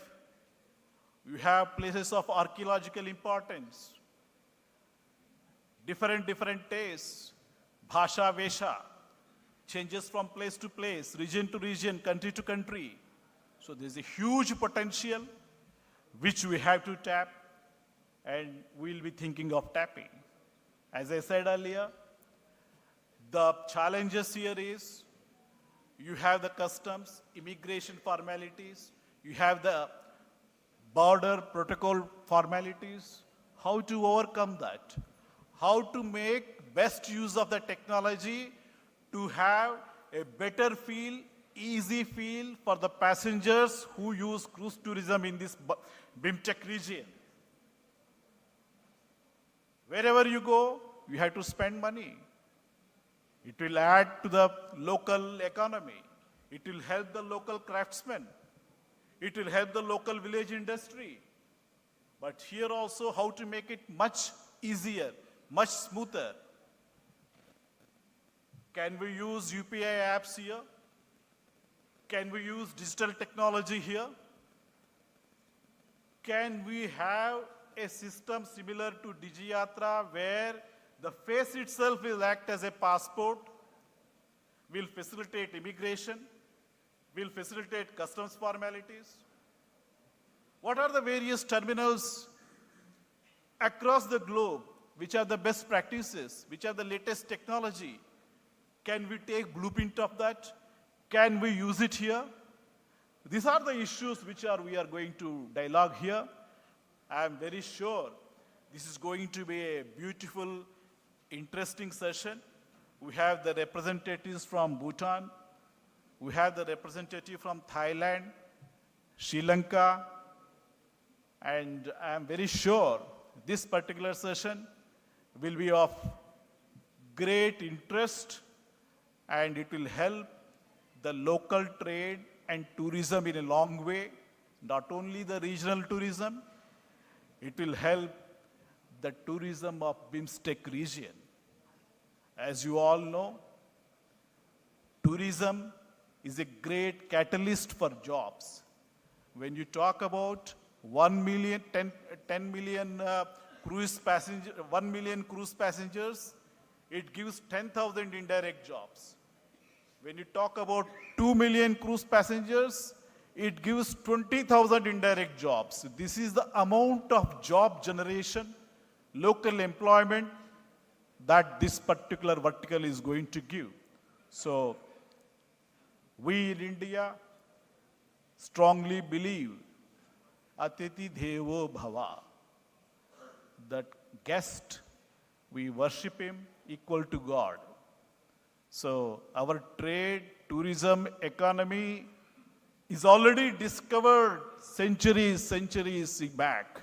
So we have to just take it forward, and I'm very confident and sure that with sessions like this and initiatives from Government of India and local tourism, we'll be able to do wonders for the country, not only our country, for the region, Bimstec region as a whole.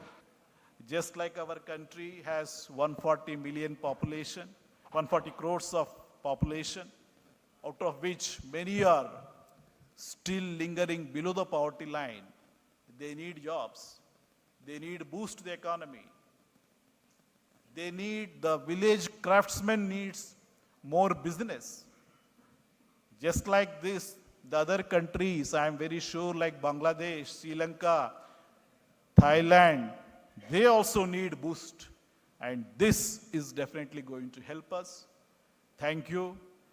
With this, I leave the session open. Jai Hind, Jai Bharat.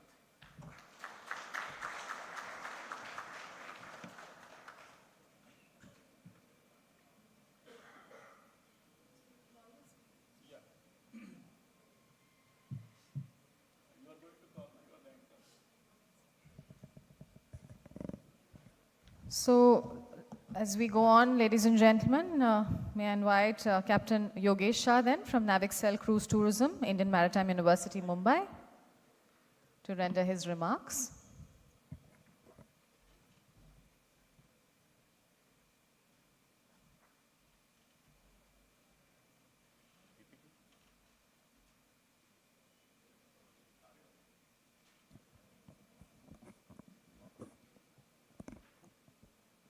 Respected moderator, panelists, distinguished guests, delegates, ladies and gentlemen, a warm good morning to all. I am here to discuss on the India's vision on promoting cruise tourism in coastal states in the Bay of Bengal.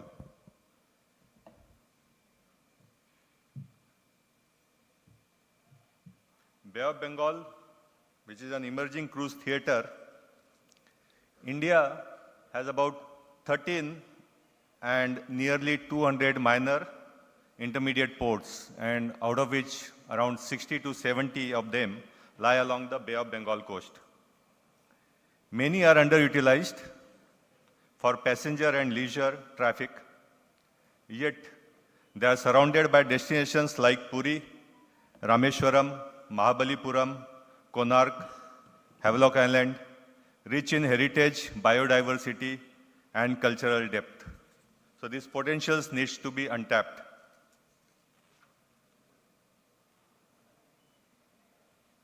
The initiative taken by Government of India, we have Cruise Bharat Mission, launched on 30 September 2024.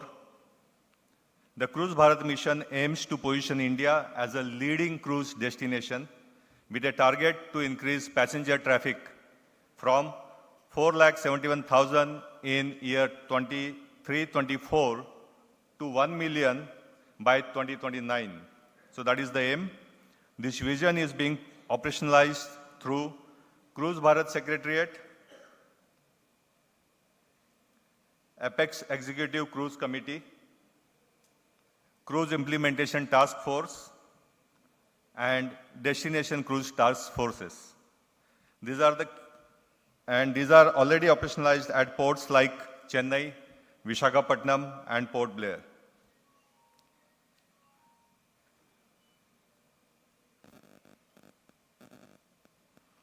With regards to development of infrastructure and innovation, we have Visakhapatnam International Cruise Terminal, which is now operational. Chennai Port has upgraded cruise handling facilities. Greenfield terminals are under consideration at Puducherry and Konark.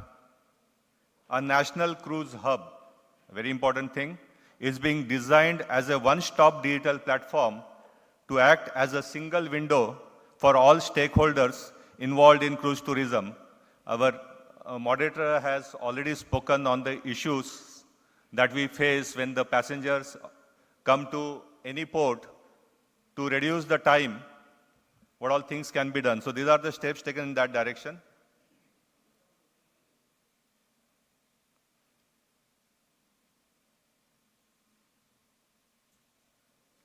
Skilling, capacity building, one of the most important thing. And Indian Maritime University, a central university under Ministry of Ports, Shipping and Waterways. It is a proud partner in the skilling drive.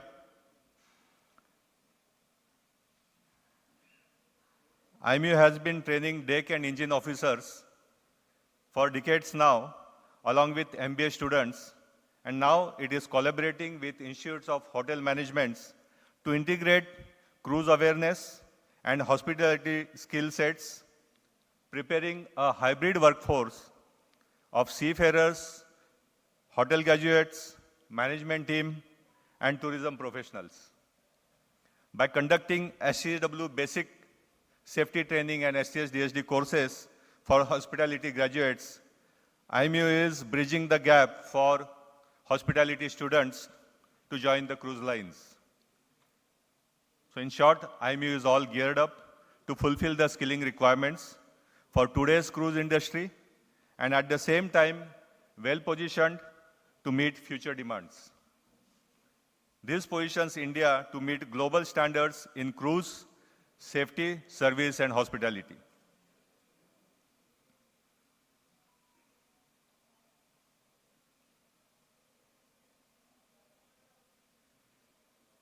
This hybrid workforce I talked about. Now this is something very, very important, a theme that is close to my heart. It is coastal communities development. I personally feel no development, no growth can be complete unless it reaches the common people. And for that, I have coined the term village to vessel value chain. Okay. So cruise tourism must not be extractive. It must benefit the communities that make the coastline vibrant. Destination cruise task forces are anchoring the development of cruise-certified villages where self-help groups, artisans, and local youth contribute directly to tourist experiences. Local vendors are being integrated into excursion supply chains. Villages are being linked to ports through tourism cooperatives, self-help group federations, and training support. This is what we call the village to vessel value chain, a new paradigm that ensures tourism value circulates locally and equitably.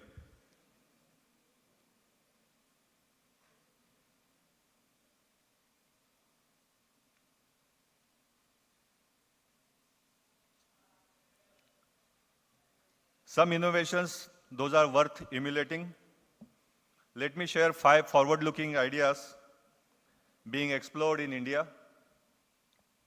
Floating marinas, cruise marinas at eco-sensitive sites like Sundarbans, Neil Island, and Digha.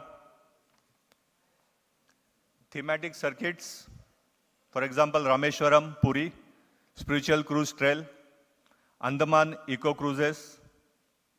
Then we have cruise certified villages managed by self-help groups, providing excursions and crafts, digital cruise corridor app, an integrated platform for booking, weather alerts, and shore activities, and a new concept which is also being used at many parts of the world, citizen science labs on board, engaging passengers in biodiversity data collection, which is something extremely important for any research. These ideas blend technology, community, and sustainability.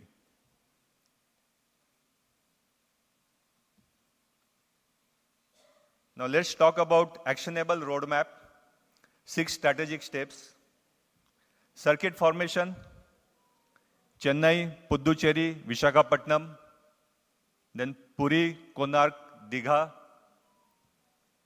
IMU-led skilling, scale up cruise-ready training centers, introduce virtual modules, Cruise Bharat dashboard, track KPIs on passenger traffic, employment and port usage, green cruise incentives, offer port fee rebates for LNG use, shore power, zero waste ships, unified standard operating procedures, SOPs, biometric boarding, faceless clearance, which was already spoken of, and seamless passenger logistics.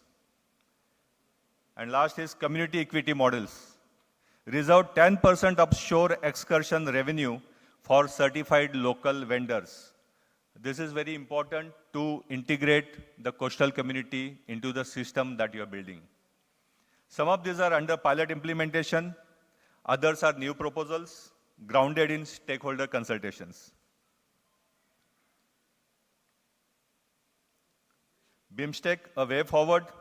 While India is focusing on its East Coast circuits today, we remain open to regional Bimstec cruise circuits. Some early signs of regional synergy are already visible. For instance, the India-Thailand tourism dialogues have discussed cruise-linked itineraries between Port Blair, Phuket, and Yangon, with Bimstec coordination on standard operating procedures, visa facilitation, and circuit planning. Such initiatives could scale into sustainable, multi-country coastal trails across our Bay of Bengal region. The Andaman Islands could serve as a natural Bimstec hub. And we encourage discussions on cruise via facilitation, unified port clearances, and environmental protocols.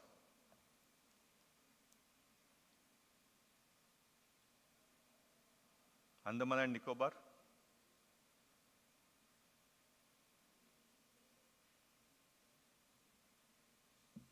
Finally, to conclude, a cruise culture anchored in equity. India's vision is not just about passenger volumes. It is about people, planet, and prosperity. Through the Cruise Bharat mission, institutional alignment, capacity building, and robust community ownership models, we are scripting a truly sustainable cruise economy. Let's ensure cruise tourism becomes a shared celebration of the Bay of Bengal's people and heritage, shaping a brighter, bluer future for all. Thank you, gentlemen. Thank you very much, sir. May I also request for initial remarks from Thailand, Mr. Boonsam Khoonkep, the Deputy DG, Department of Tourism. Thailand, sir.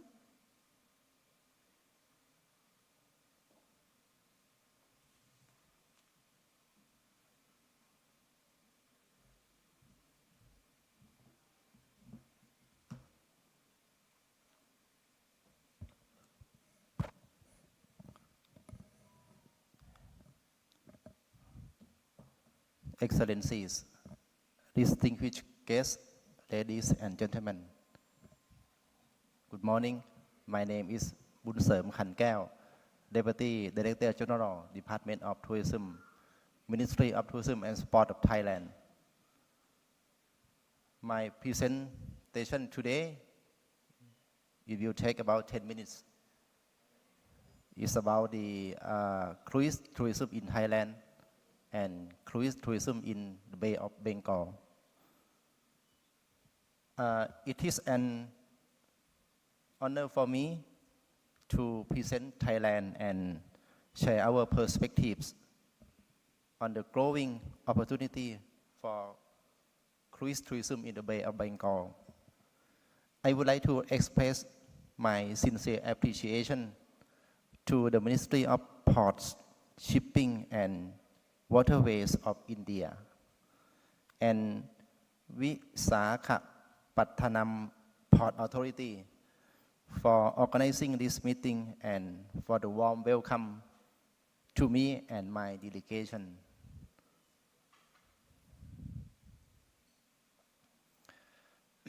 First of all, I would like to point out that Thailand's overall tourism situation, the situation now has slightly improved, but has not yet fully recovered when compared with 2019, before COVID.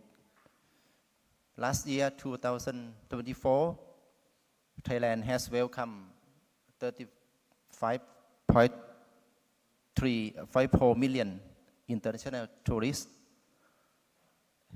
Chinese and Malaysian tourists were ranked the first and the second with approximately 6 million tourists from the two countries.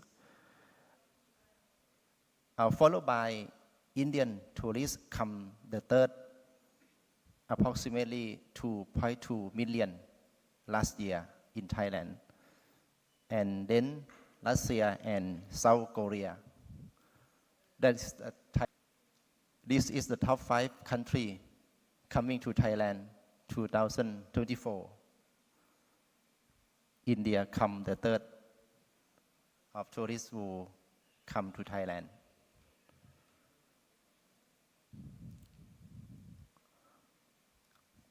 Nowadays, it is quite difficult for the number of tourists to return to the same level seen in 2019, as the global tourism industry is now facing intense competition.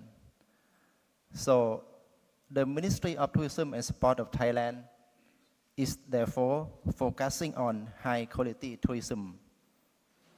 We are not emphasizing the number of tourists, but we are targeting on the quality. For example, low carbon tourism, wellness tourism, marine tourism, Muslim friendly tourism, tourism for all, and MICE tourism. Cruise tourism is one of the key targets of our high quality tourism that the Thai government aims to promote.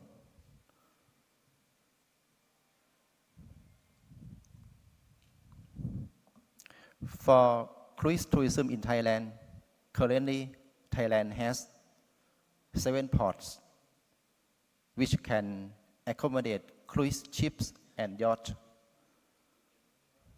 3 ports located along the Gulf of Thailand or the western side of Thailand,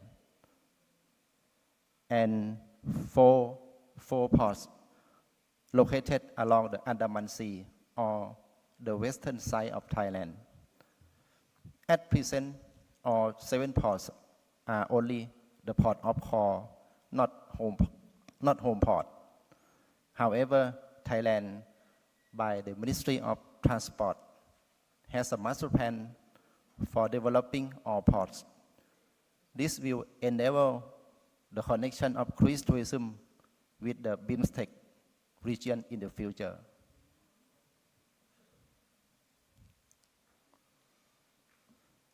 In terms of the performance of Thailand cruise tourism, in 2019, before the pandemic, Thailand welcomed approximately 550 cruise call with 1.2 million passengers, generating about 148 million US dollar in tourism revenue.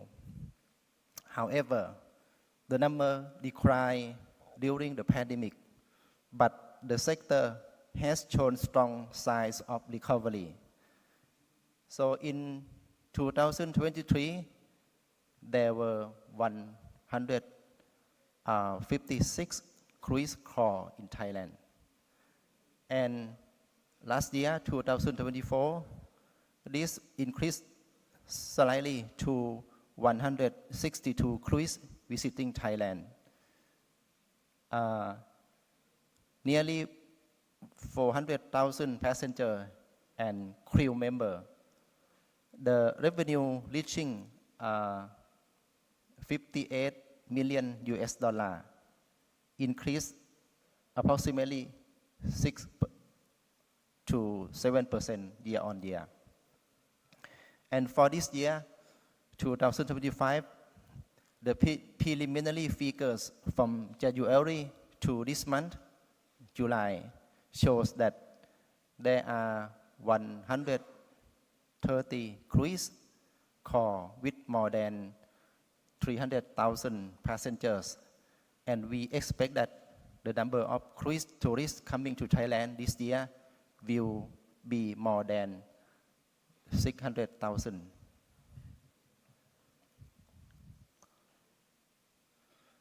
I believe that cruise tourism in the Bay of Bengal has a strong potential for the future because each country along the bay has variety tourist attractions ranging from natural, historical, and cultural attraction. If the cruise routes are developed to be well connected, this tourism route in the Bay of Bengal will attract more tourism from around the world.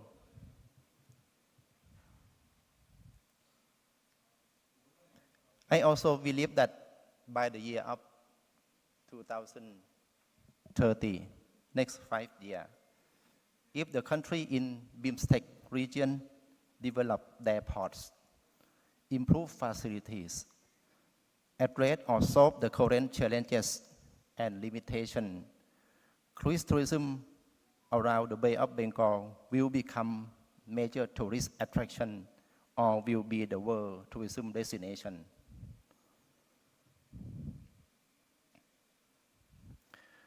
Thailand, by the Ministry of Transport, is currently conducting a feasibility study on the construction of a large-scale port known as home port in Phuket, in Samui, and in Pattaya. At the same time, there are the plan to upgrade existing port to accommodate a large cruise ships to support the anticipated growth of cruise tourism. This is an example of the feasibility study in Phuket, Samui, and Pattaya.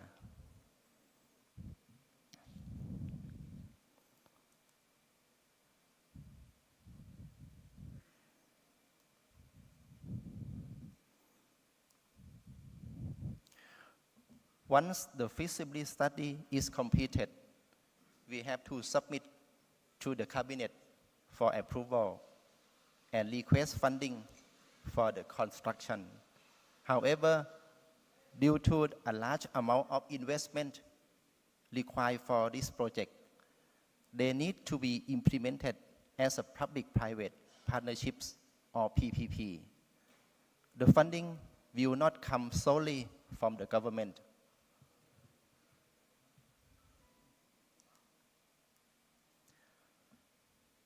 The current challenges and obstacles that Thailand is facing now in cruise tourism.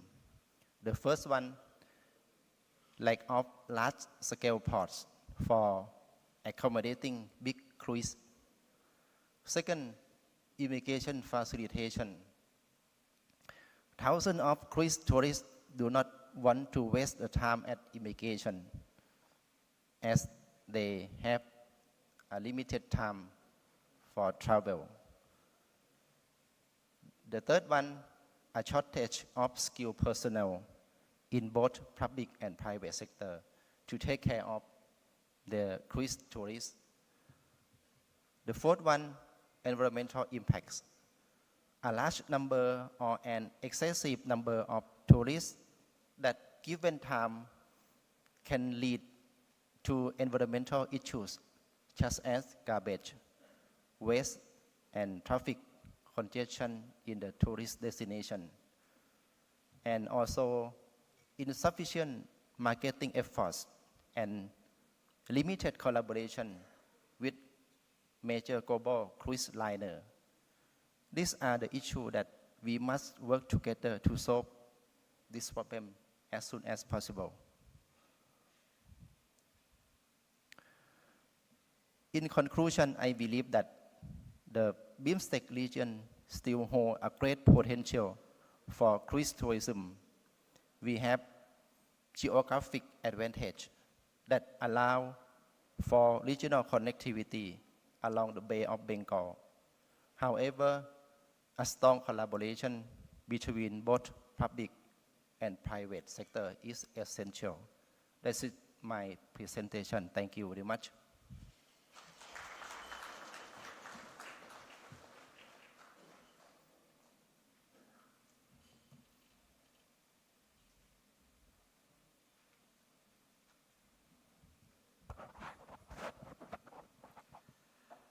Thank you, Mr. Bhusan, Deputy Tourism Thailand, and Mr. Yogesh from IMU India, and Mr. Sonam from Bhutan. Thank you very much. There is a small Hindi song. जहाँ डाल डाल पे सोने की चिड़िया करती है बसेरा, वो भारत है मेरा, वो भारत है हमारा. India, United India or Akhand Bharat, probably I may be taking slightly more. This is nothing but Asia Pacific region in the old, centuries old historic Indian days.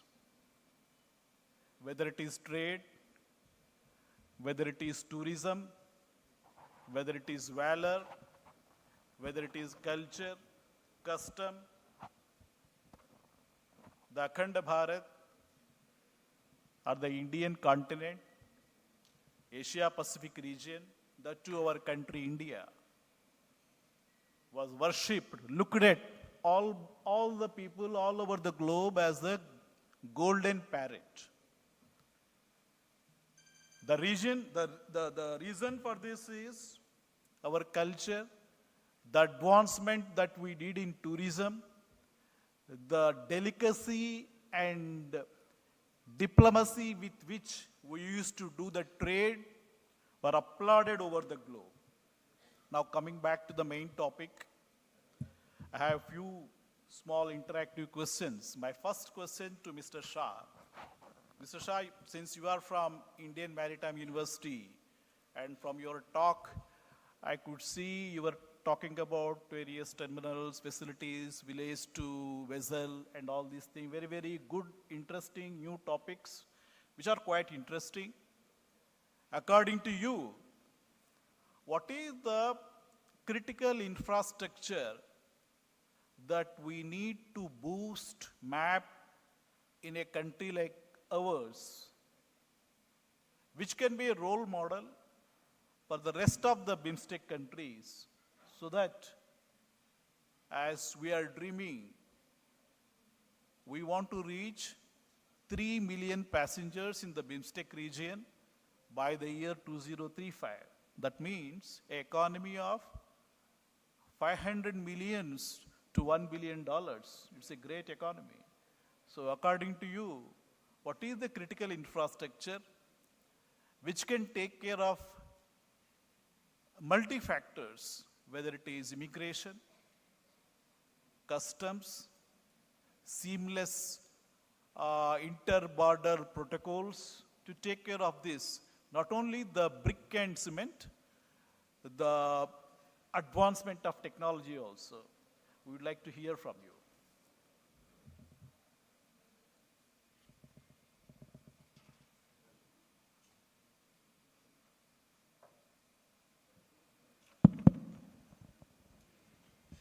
Yeah, sir, the question you have asked is already answered by yourself. You had given a lot of details in the beginning, and many other scholars or the panelists have already debated on the topic, and given. But still, I would put my points. The critical requirements such as cruise terminals, dedicated cruise terminals, with ample berthing space, especially for larger vessels, that is one important requirement. Second thing, we all agree that efficient passenger processing areas for customs immigration, basically to reduce the time lost for the passengers. When we go to some place, what we want is faster turnaround. We don't want the hassles of wasting time. When I have come to do the sightseeing, I don't want to stand at the customs and wait for my turn to complete. I'm losing the valuable time, which should not happen. So ease of that particular thing would be helpful. Then beyond the port, last mile connectivity. After leaving the port, if the particular passenger wants to go to some particular place, that availability, the facility, having a trained guides, certified guides who can be verified so that the passengers don't feel any difficulty. These are some of the smaller things, but that will be of great help. Creating infrastructure on the path. For example, I am going to Konark Temple from a particular port. So on the way, do I have the basic minimum required facilities? That needs to be ensured. Some study should be done before ensuring that the particular thing is ready. Involvement of local villages, local artisans, that would be very helpful. And India is addressing this through programs like Sagarmala, which supports port and coastal infrastructure development, and by modernizing terminals in ports like Mumbai, Chennai, Visakhapatnam, New Mangalore and Kochi, which are already welcoming international cruise lines. So that is my take on this. Thank you, sir.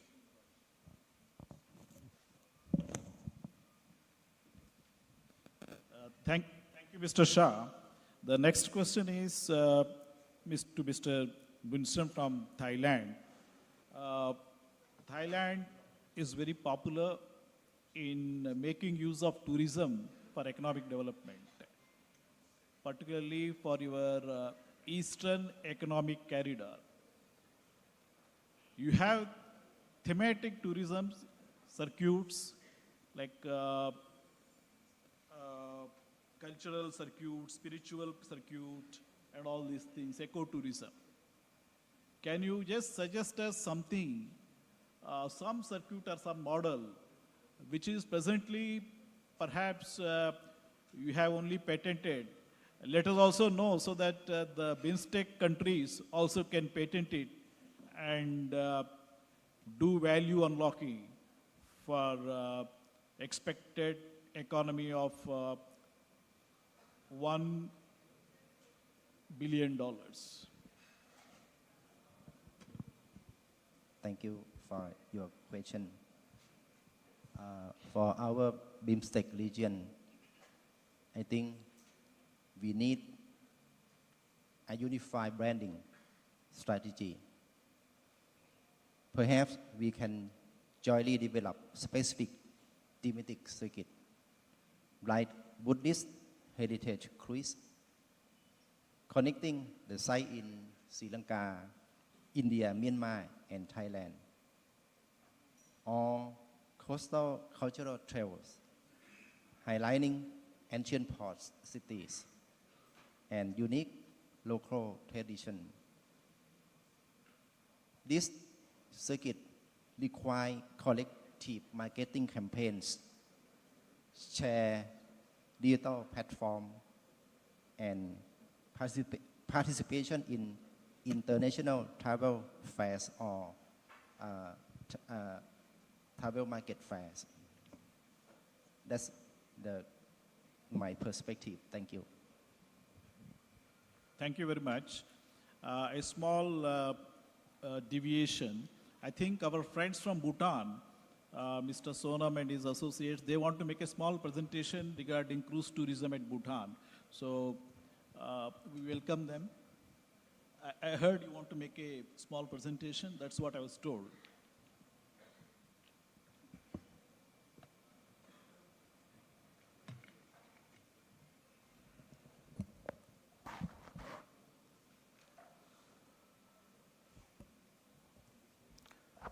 Respected moderator, panelists, distinguished dignitaries, ladies and gentlemen, I'm here to present Bhutan's perspective on cruise tourism, mountain beyond the shore. This is unlocking the potentials of unique inland excursions in the Bay of Bengal cruise experience. Why Bhutan is cruise tourism? Although we are landlocked, but we are interconnected by roads, air, and railways. So leveraging existing regional infrastructure to connect with coastal tourism hubs. Cruise to inland integration, seamlessly linking sea journey with overland excursions with Bimstec ports, cultural and spiritual appeal. Bhutan offering a distinct high-value cultural and ecological experience unique to the Himalayas, inclusive regional tourism, creating new opportunities that benefit remote communities and promote equitable growth. Cruise to mountain corridor, overland travel, facilitating journey from major Bimstec ports like Kolkata, Chittagong, directly to the heart of Bhutan. Exchange journeys, transforming traditional cruise vacation into immersive exploration of Himalayan culture and pristine nature. Sea to summit, introducing a pioneering and captivating view tourism experiences within the Bimstec region. Bhutan extension for cruise tourists, spiritual and wellness, experience serene mountaineries, authentic meditation, and ancient healing rituals, culture and heritage, immerse in vibrant festivals, traditional arts, and historical fortresses. We call it zongs. Nature and adventure, explore breathtaking hiking trails, diverse bird watching, and pristine national parks. Sustainable tourism, engage with ecologists and authentic community-based travel experiences. Simple itinerary like Bay to Bhutan, day 1 to 4, Bay of Bengal cruise, journey across the tranquil waters, enjoying onboard amenities and sea views. Day 2,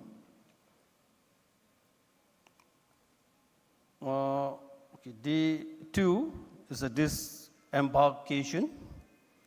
Arrive at Kolkata or Chittagong, Bangladesh for onward travel. Day 6-10, travel to Bhutan and exploration.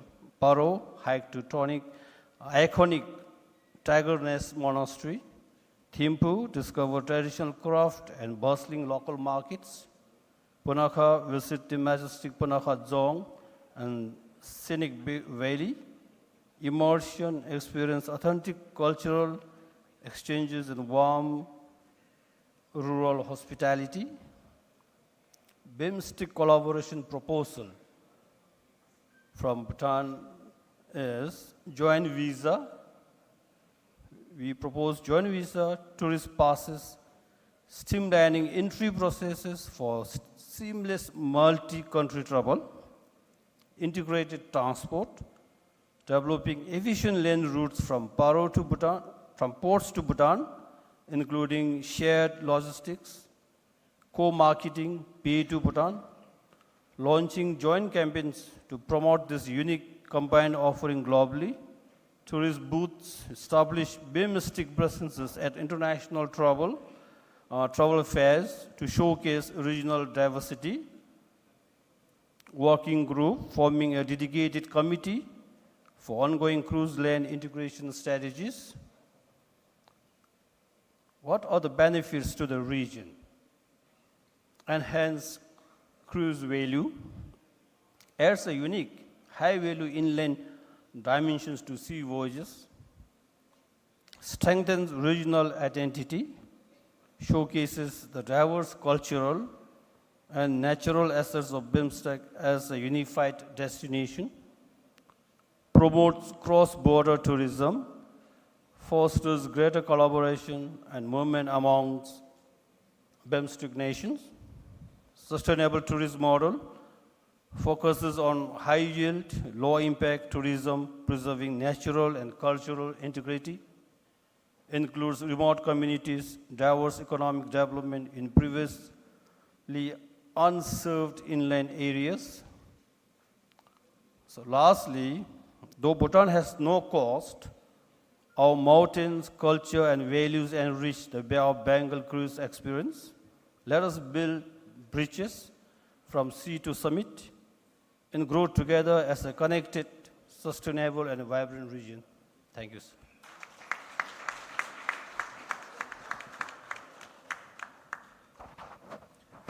That's from Mr. Sonam, who is the Assistant Director of Industries and Education, Government of Bhutan. It's really quite interesting. Though a landlocked country, they are pioneering in public-private partnership. And you must have heard very closely, they are into seamless integration of visa formalities, immigration, and forward and backward integration of transportation. That's something really great. And Bhutan is a place known for its high-value, low-impact tourism. You must be wondering what is high-value, low-impact tourism. The experience they get you from that is very amazing, and the damage that tourism is doing to their local ecosystem, environment is minimum. So that's really great.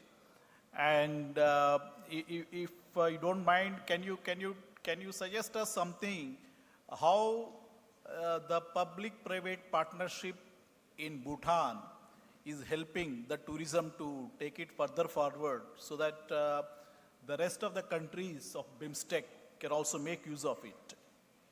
Would like to hear from you a few words.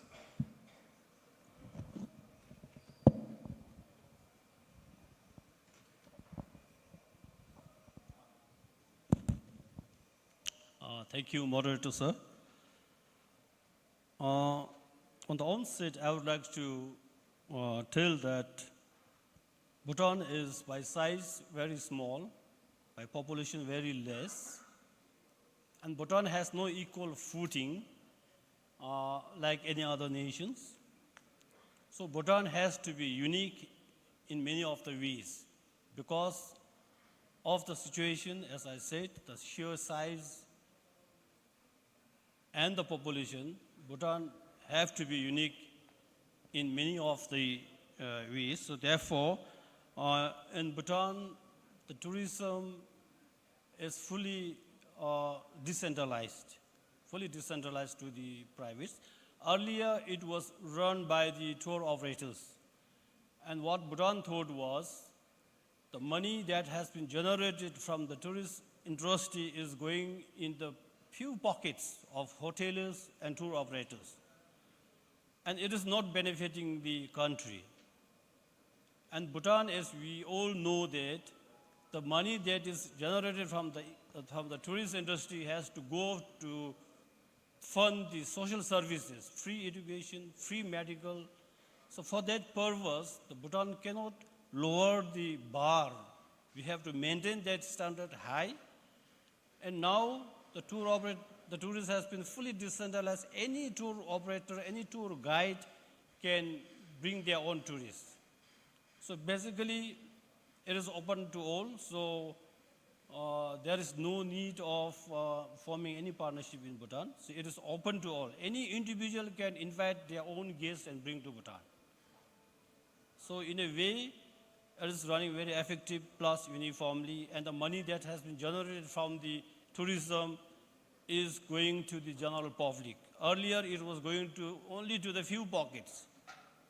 And now it is distributed equally amongst all the citizens because this is funding social services like education and medical services, free of cost in Bhutan. Thank you, sir. Thank you, Mr. Sonam. Any questions from audience, people, delegates, any questions, please. And you please introduce yourself and also please let us know to whom you are posing the question.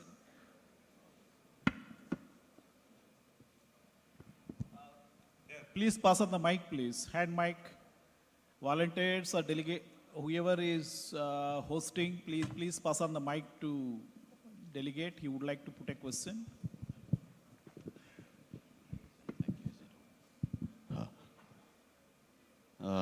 Thank you to all the panelists for their wonderful presentation today.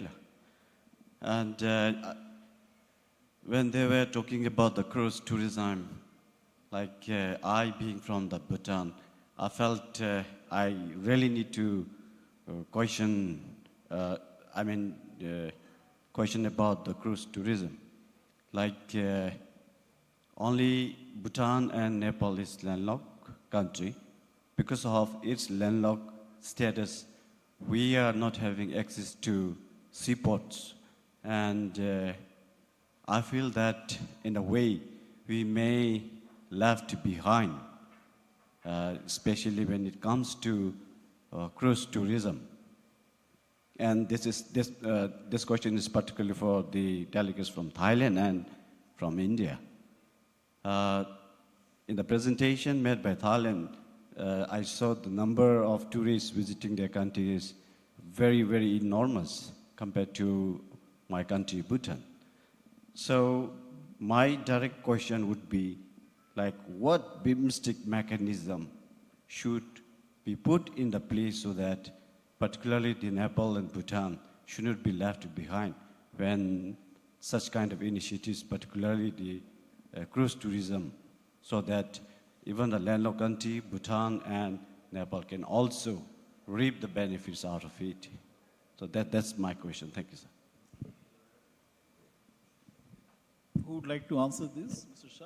Or otherwise, last I will answer if you can't. I think moderator will be in a better place to answer that, but still I will try. I feel there should be a joint working group that is formed between these countries, landlocked countries and the ports, seaports which we are going to use. And a joint mechanism can be developed. There should be interest at the government level.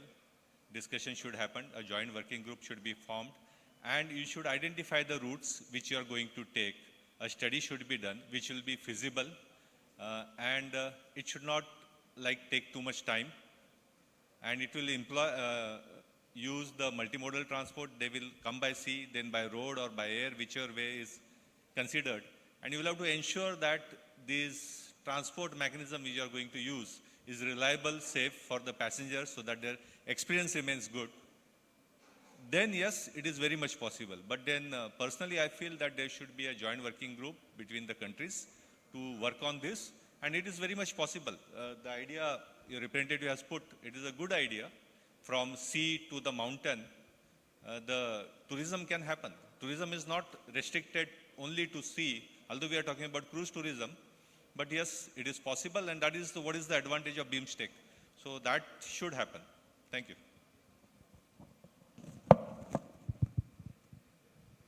I agree with your answer. Even Bhutan is a landlocked country. But I think the theme that from the sea to the mountain is very interesting.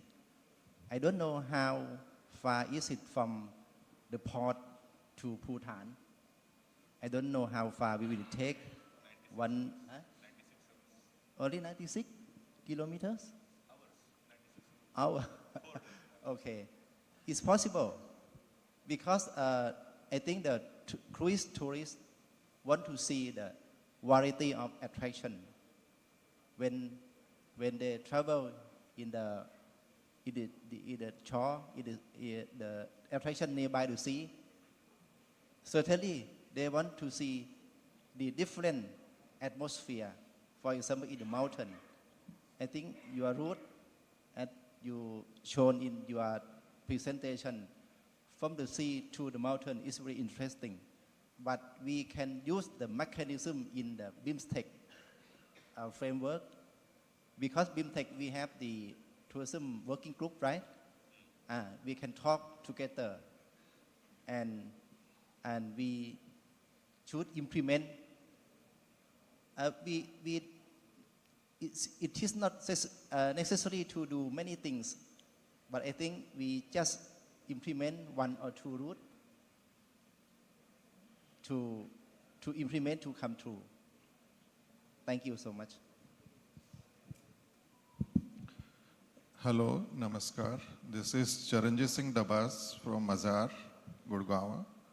I am PPP expert since 2007 and worked in various sectors as we are discussing over here, the integrated form and circuits and all that from sea to mountain. I worked in the airports, highways, ports, smart cities, heritage cities, metros, cluster buses, and all that stuff which we can recognize as a part of the infrastructure. But the way the DPRs and the feasibilities are carried on, and really the convergence are happening or not, that is a great issue over there within the state or country or among the countries over there. But my question is that this de-dollarization impact on the tourism, how it is going to happen over there, if at all, and how to recover from that as a part of tourism, not the infrastructure. I am asking about the de-dollarization process vis-a-vis the geopolitics which is prevailing over there right now. Thank you.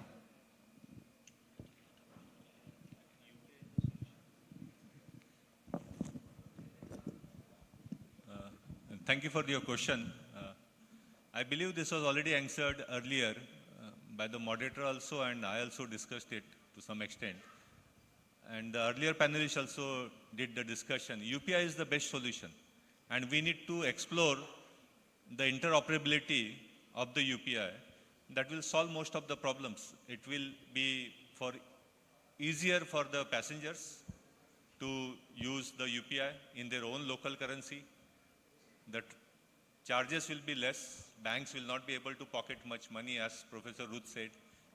So we don't need to really worry about de-dollarization. We should be only working on how to implement the UPI in the Bimstec region, interoperability. That will solve most of the problem. Thank you. I hope that answers your question.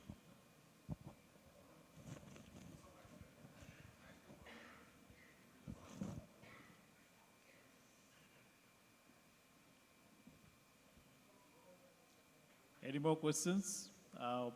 It's already 1:10. If you have questions, you can free to ask. Otherwise, okay.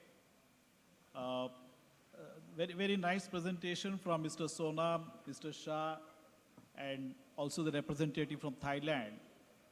And in fact, as you all can recollect, Mr. Shah spoke about the facilities in India, how to take it forward, how to have seamless integration of visas, immigration formalities, and also the digitization, digital disbursement of currency and to meet the expenses, and also village to vessel. Very interesting thing. And Mr. Sonam spoke about Bhutan. In spite of being a landlocked country, the public-private partnership in their country, how it is helping the economy, their own economy, and how it is boosting the tourism of Bhutan and helping the Bimstec cruise tourism as a whole. Very nicely as explained. And our representative from Thailand, he very nicely spoke about the tourism prospects, tourism current status, and the very innovative ways of promoting tourism, cruise circuits, and tourism for economic boost. That all he has highlighted, and he has also guided us regarding various new community-based tour circuits, tour routes, tour plans that we can take on lines of what they are doing in Thailand, so that the tourism in the Bimstec states as a whole will get a boost. Thank you very much. And as you know, tourism is the most job-oriented, employment developing industry, and also very profitable industry, profitable sector. Just like IT sector, where you can invest less and make maximum and boost the economy. Similarly, tourism also, with minimum investment or a moderate investment, you can create lots of thousands and thousands of jobs to the extent of 10,000 jobs for each 1 million packs. That's the amount of boost it will give to economy and create jobs. And also it will give a huge inflow of foreign exchange into each and every country, and it helps the local craftsmen and village industry, roadside eateries. So that's why we are discussing it so keenly and so carefully. And going forward, as you all know, when a cruise passenger comes to any port or any place, he sees the place around. When he goes back to his country, because these are all high net worth individuals, mostly general cruise, it's all Europeans and Americans and Canadians, and some people from Gulf that come. These people are going to the brand ambassadors for the states they visit, the places they visit. So it's a very easy way of advertising. It's a very easy way of boosting your tourism of your state and place and district and country. So let us take it very serious, take it forward, and I'm very sure as far as our country is concerned, to move to $40 to $60 trillion economy by 2047, as being envisaged by the Honorable Prime Minister Shri Narendra Modi Saab. This cruise tourism is going to help us a lot. And not only, we are not just confining our focus to India, for all Bimstec states, with a population of 1.7 billion, definitely this cruise tourism is going to help the individual countries in boosting their economy. Thanks to you all for sparing your time. Thank you. Jai Hind, Jai Bharat. Thank you very much. Thank you. We thank our esteemed moderator and eminent panelists for that very enriching session. And now I request Mr. Ramshekhar Yaji to kindly join us, the traffic manager at Visakhapatnam Port Authority, to please help us thank first our moderator, Dr. Venkatramana Raju, Chairman, New Mangalore Port Authority. Let's have a huge round of applause, ladies and gentlemen, for our moderator. And Mr. Yaji, I also request you to please thank, at this juncture, Mr. Boonsam Conclave, Deputy DG, Department of Tourism. I also invite Mr. Venkateshwara Rao, Deputy Chief Mechanical Engineer, Visakhapatnam Port Authority, to now step forth and help us thank Captain Yogesha, Navicel Cruise Tourism, Indian Maritime University, Mumbai. And thank you for the applause, ladies and gentlemen. And thank you very much, sir. We now request you to please help us thank Mr. Sonam Bumta, Regional Director, Industry, Commerce and Employment, Government of Bhutan. And let's have a huge round of applause for him as well.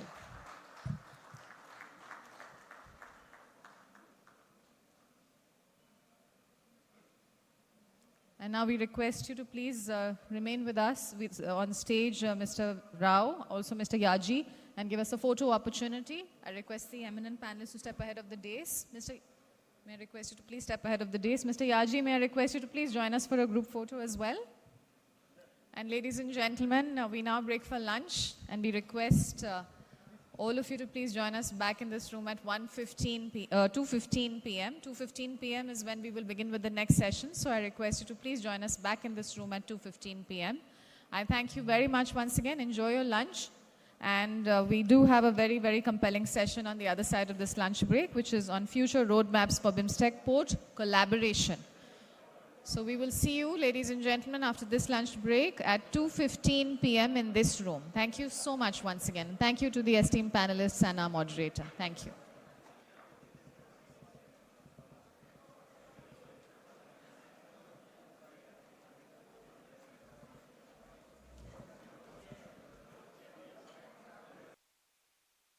Kamal Hussain, Director Traffic, Mongla Port Authority, Bangladesh. And let us welcome him. Madam, please help us welcome Professor Dr. Ruth Banam Yong, Department of International Business, Logistics and Transport, Thammasat University, Bangkok. And Mr. Zot Olwin, Managing Director, Myanmar Port Authority. We welcome you, sir. And you also have to welcome from Nepal, Mr. Ramesh Adhikari, Under Secretary, Ministry of Industry, Commerce and Supplies.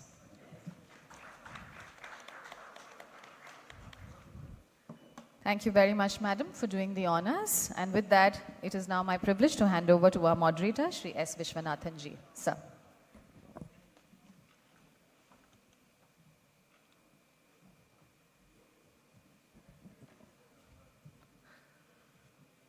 Good afternoon, distinguished panelists on the dais, esteemed delegates from Bimstec member nations, respected industry experts, honored academia colleagues, valued policymakers, our gracious host, Visakhapatnam Port Authority, friends.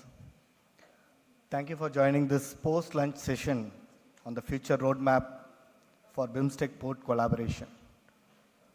Over the next 1 hour, we will chart a collective course, standardizing and digitalizing port operations, promoting regional public-private partnerships, examining collaborative cruise tourism, sustainability initiatives, and human capital development to ensure our ports evolve into seamlessly connected, environmentally responsible, economically vibrant gateways in the Bay of Bengal region.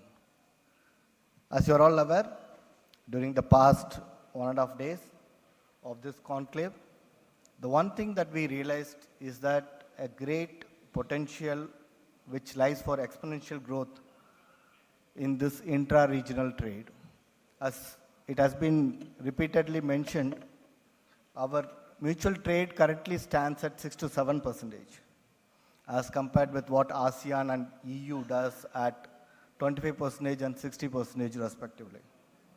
And to catalyze this growth, the ports being the critical multimodal nodes in the global supply chain, it is our responsibility to ensure efficient, sustainable, safe, transparent, and reliable flow of men and material.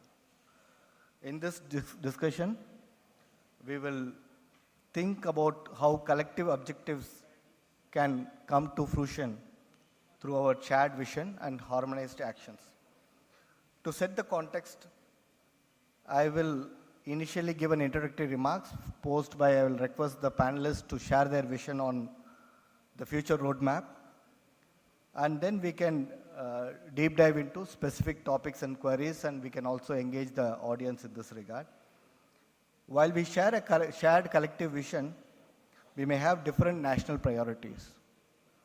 Therefore, it is through an established institutional mechanism, such as Port Coordination Center, through which we can deep dive, coordinate, and develop shared goals with the shared values of equity, mutual respect, and trust.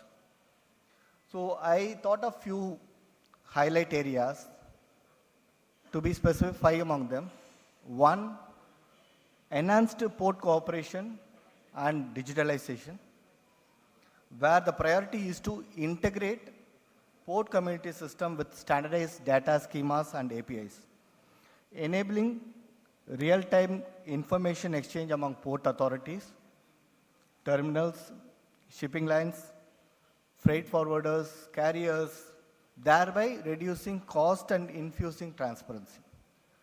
Also, I would like to mention that under the guidance of Ministry of Port, Shipping and Waterways, Government of India, a port community system has been developed, which has now matured into a national logistics portal marine.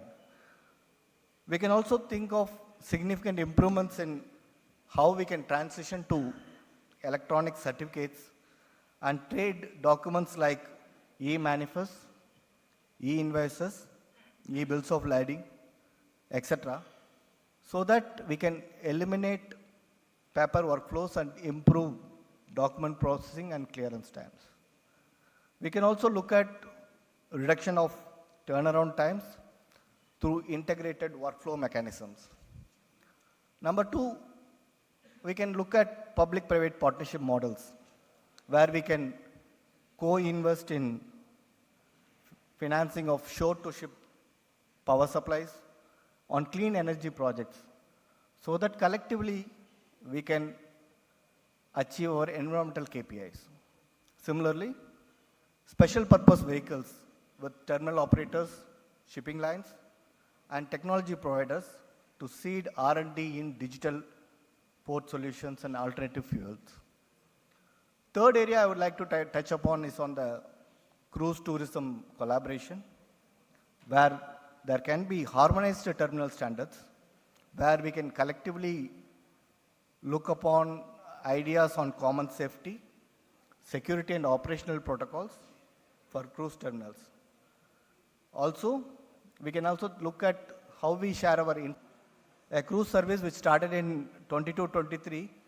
In the next year, we have added India, Sri Lanka to the itinerary. And now, after 3 years of operation, cruise circuit has now expanded to include Thailand. So this year, a cruise has started to operate from India, from Chennai to Phuket in Thailand.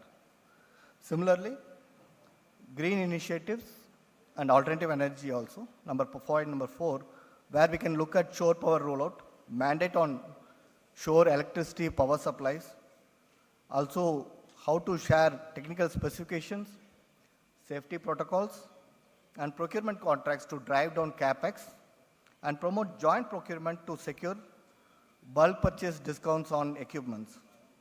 I would like to mention that ports like Chennai Port, Kamarajar Port have already established shore power supplies, and already naval and coast guard vessels are being provided with shore-to-ship power supplies. Other ports in India are also expanding its network. We can look at improving these technologies. We can look at how this technological interchange can help in Bimstec collaboration. We have also recently initiated procurement process for acquiring of green tugs. Green hydrogen pilots project also have started in Tuticorin port. On the circular economy solutions, we have also started looking at how to co-develop waste to energy facilities that process port-generated plastics and organic waste. We can also look at sharing of our process designs and performance data through best practice and workshops. And the last, fifth point, human capital and skill development. Under Indian Maritime University leadership, we have co-developed standardized curricula and digital learning modules and introduced faculty-student exchange programs focused on terminal operations, ship handling, green port technologies, and also to implement annual training symposium, how to ensure that we demonstrate new tools, rotate among our member ports, look at automation, AI-driven maintenance, green fuel handling, etc. And finally, to spur an accelerated research and innovation in the maritime domain, the Ministry of Port, Shipping and Waterways is creating a vibrant ecosystem for research, innovation, startup and entrepreneurship, shortly called as RISE, R-I-S-E, in the maritime sector through strategic partnership with premier academic and research institutions. To institutionalize this initiative, the ministry is establishing maritime innovation hubs across the nation to nurture cutting-edge research and foster a culture of innovation. This initiative seeks to accelerate development of advanced solutions, reduce dependency, and also look at how we can bring the nations in the Bimstec together. By bringing together think tanks, investors, innovators, and problem solvers on a unified platform, we aim to drive a sustainable, technology-led transformation in the port sector. With this broad introductory remarks, now I call upon our panelists to share their thoughts on future roadmaps for Bimstec port collaboration. In this regard, let me first start with Dr. Ruth Benham-Young, Professor, Thammasat University. Sir, stage is yours. Thank you. Thank you very much for the kind words. And I hope for the people in the room that you are not yet bored with seeing me coming up all the time since yesterday.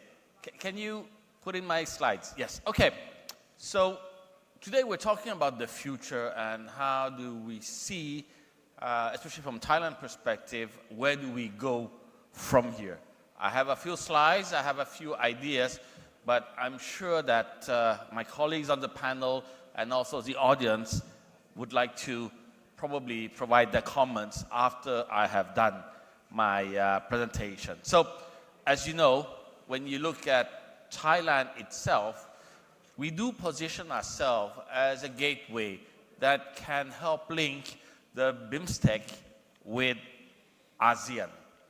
And when we look in terms of the port infrastructure, we have both ports on the Andaman side, but also in the Gulf of Siam. And as per the IMO aspirations, we are committed to sustainable, efficient, and connected maritime logistics. And it is true, very often in our policy discussion, Thailand sees itself as a kind of a logistics connector to link between South Asia and Southeast Asia.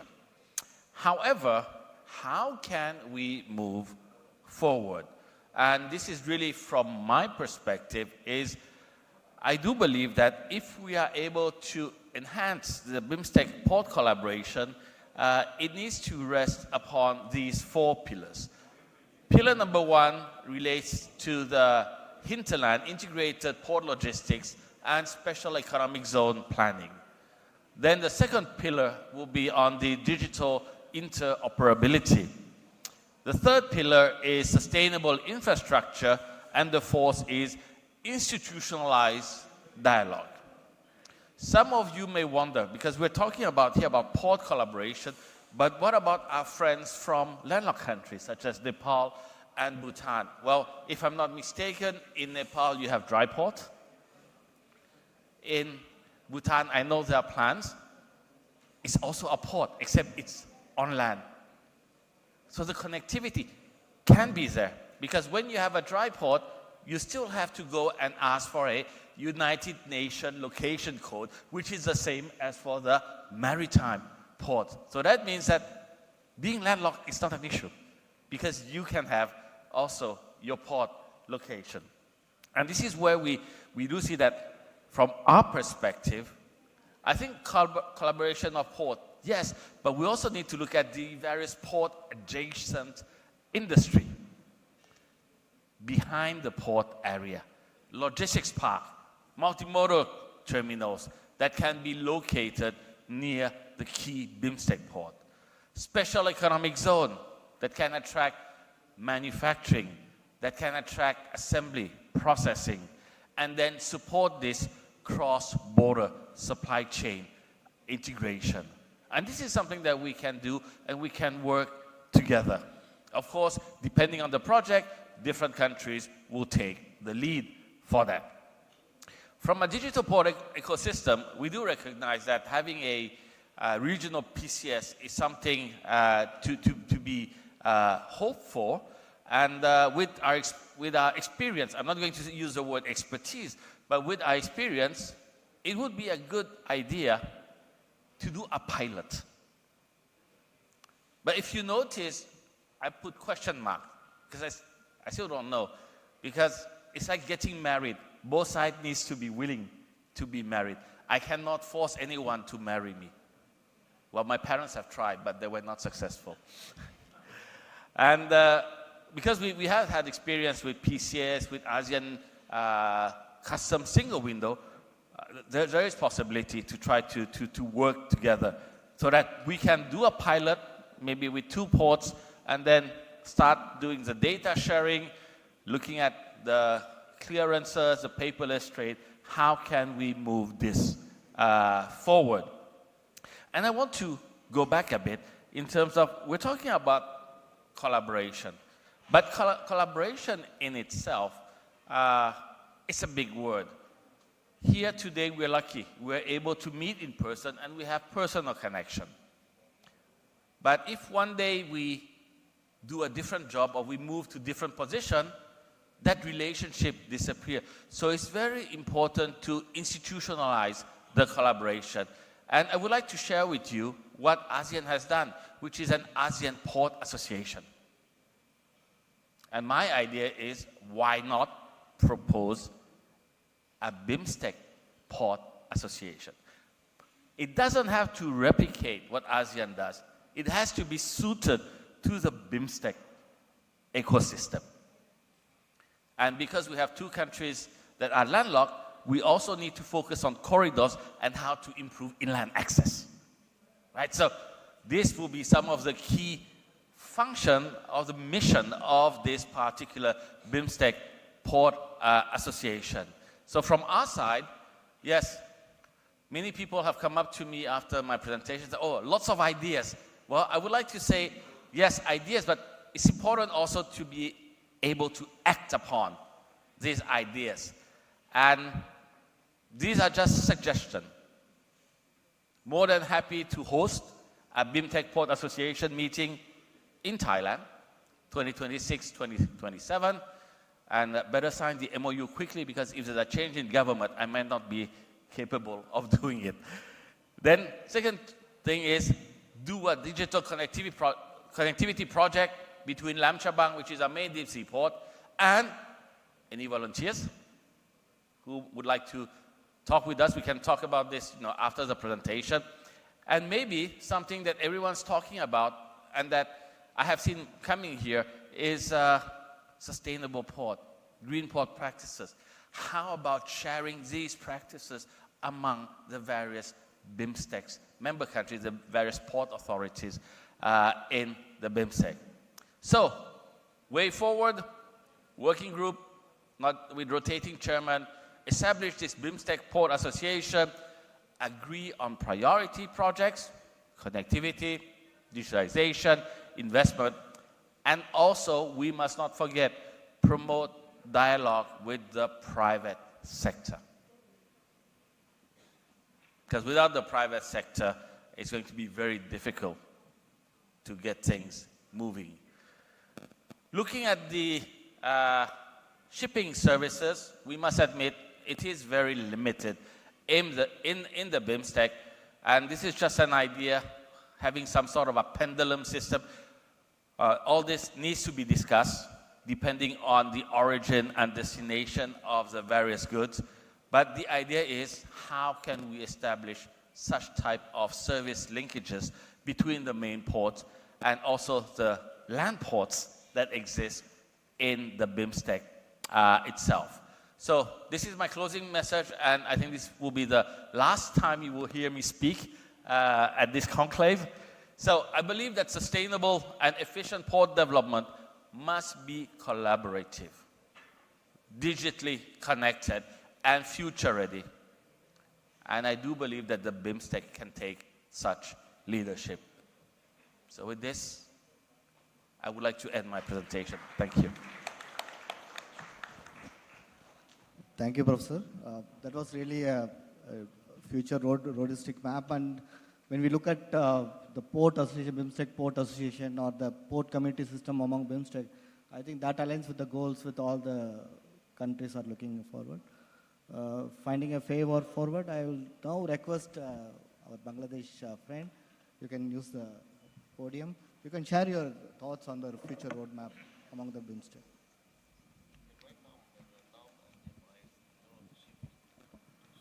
Bismillahirrahmanirrahim. This is after lunch, so it will be crucial, but I will hardly take 10 minutes. Esteemed moderator, eminent panelist, distinguished guests, assalamu alaikum and a very good day. Before look forward to future, I would rather go to the past. The first conclave, which was also held here, the beautiful city, the Vizag, the city of destiny, when His Excellency, the Prime Minister of India, sent his message that Sagar, security and growth for all the regions. And also he highlighted his vision that we will do Sabka Saath, Sabka Vikas. So these are the paths which started few years back. And from then we are here and we will go forward, I think.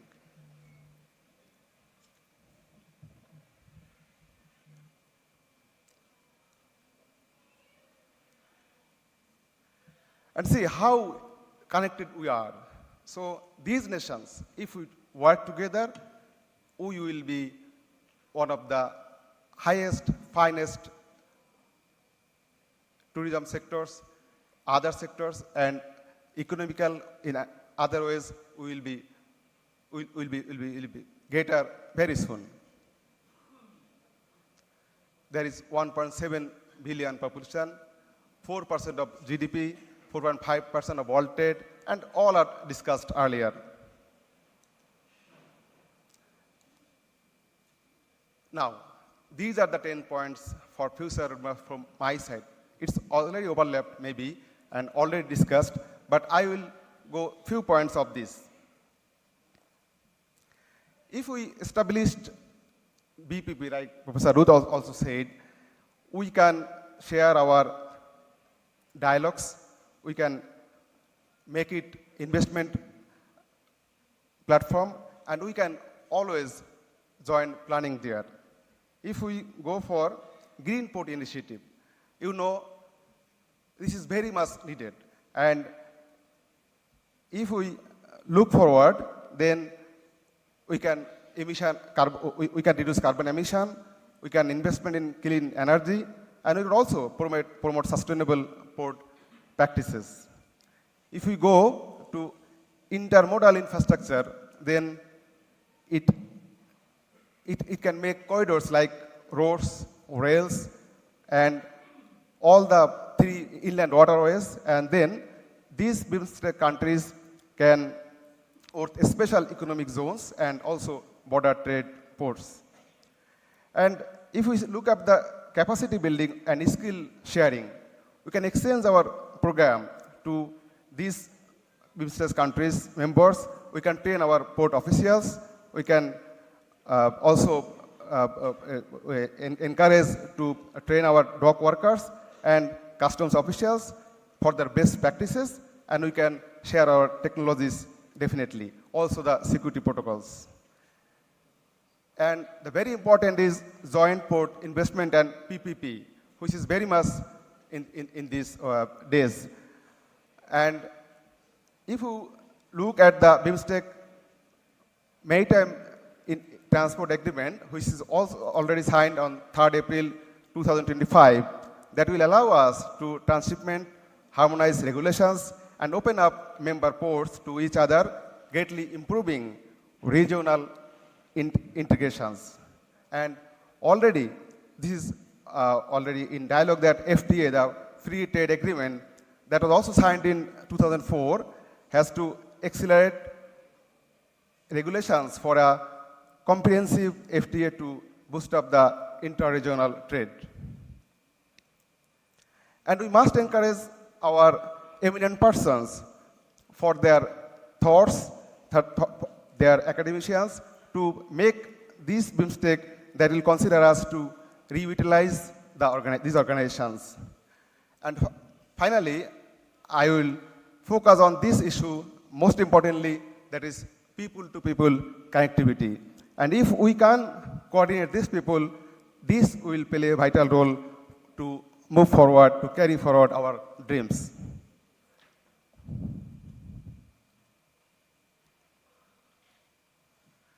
Now, if we go to my port, that is Mongla Port Authority of Bangladesh, we are connected very adjacent India, Bhutan, Nepal, and other countries. So we take some initiatives to boost up these ports and to work with other ports. Few examples may be there. This is a 74 years long port, and this is already connected with road, rail, and waterways. And we have smart port systems, modern container yards, and this is also the connectivity of Bimstec with our port. We already imported goods like this, and we export these goods also. Now, we have already 5 jetties, and we take initiatives to make another 6, and that is 2 jetties will be under LOC with India's government, and also we are working with China, and very recently our PP partnership, we make 2 of the jetties. So we think after this completion of this project on 2030, we will be a smart port rapidly. These are some pictures.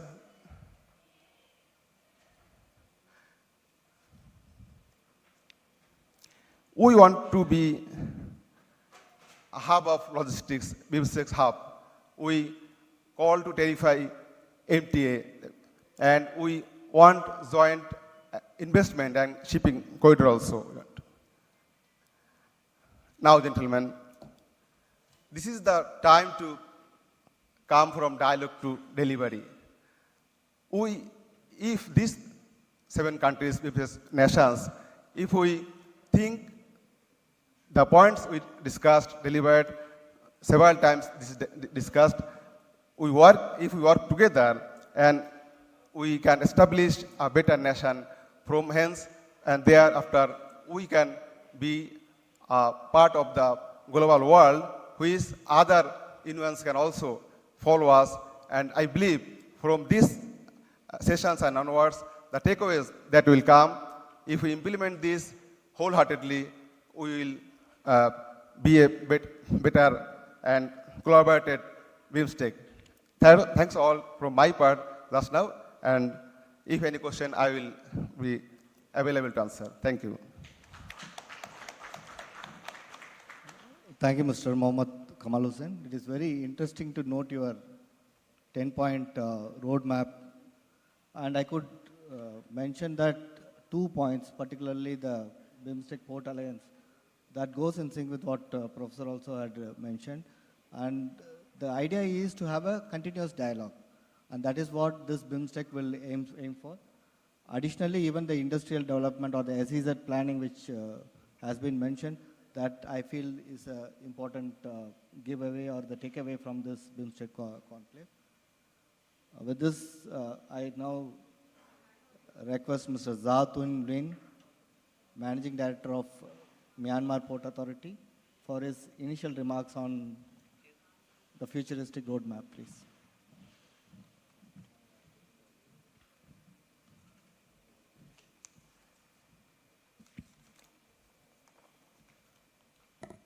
Good afternoon, everyone.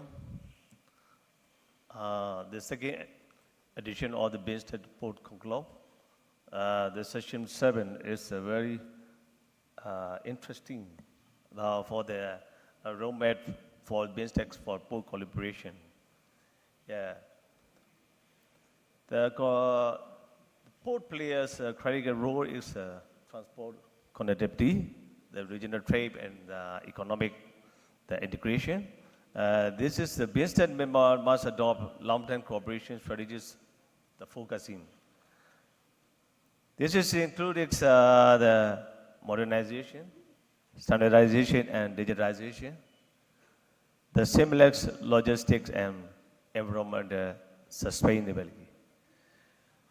The strengthened regional port connectivity is established the collaborative framework for information sharing, the joint investment and standardized and harmonized regulation in custom and the trade-related regulation or procedure. The driver of the regional trade is connectivity and economic growth is important. The maritime transportation in the Indian Ocean area, the southern part of my country is Thailand. Right now, the Thai and Myanmar is coastal shipping is a lot of the connection. And then between Myanmar and the India already signed preparation for the coastal shipping agreement. And then Bangladesh and Myanmar is coastal shipping agreement is already preparation and already signed. In this case, the Indian Ocean area, the maritime transportation is more developed. And then the Bimstec country already signed to the maritime cooperation is already signed. The standards digitization on port is to migrate the ports and introduction regulatory risks, standardized and digitized for port document. The Bimstec maritime single windows integrated the each member state, custom clearance and cargo tracking across the Bimstec port. The multimodal transportation is required for every country. The sea, the land, all modal transportation connection is reduce the cost. Transportation reduce cost is a benefit to the economy. In this case, sea, land, rail, road, the multimodal transportation can do it for every city, reduce the cost and reduce the time. This more benefit for future.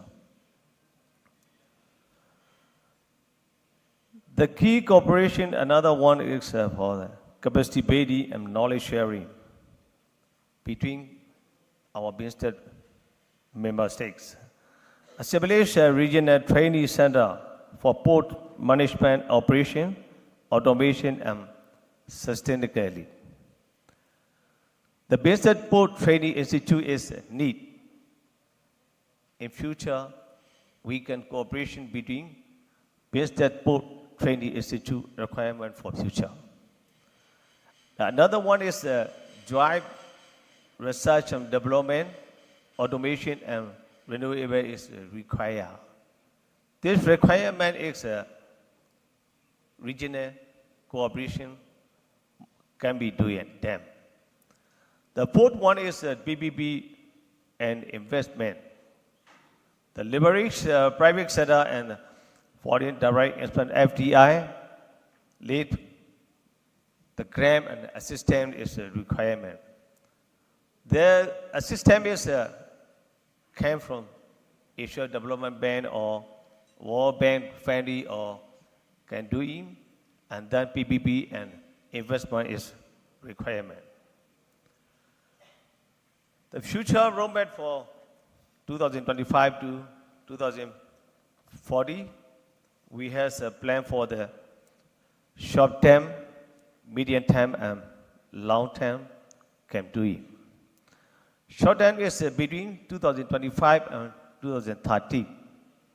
This is launched the Bimstec Port Association, BPAX, Asibelix, Bimstec Port Association for policy coordination and regulatory harmonization. Second one is digital custom and port procedure and a uniform system. The third one is the pilot green port project for solar power terminal, electronics vehicle, the EV, Right now, in my country, you can use to the race figure from the EV system. Can available cargo handling is right now using. The third one is improved cross-border transport agreement, the bilateral and multilateral for smoother inter-regional connectivity and cargo movement. The median time is 2030 to 2035. This is doing the transshipment hub.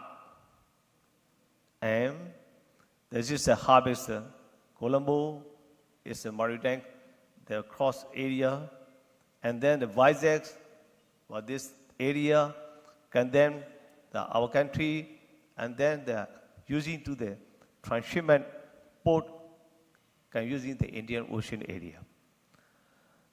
Another one is the carbon neutral targets, reducing the carbon. This one is the future roadmap.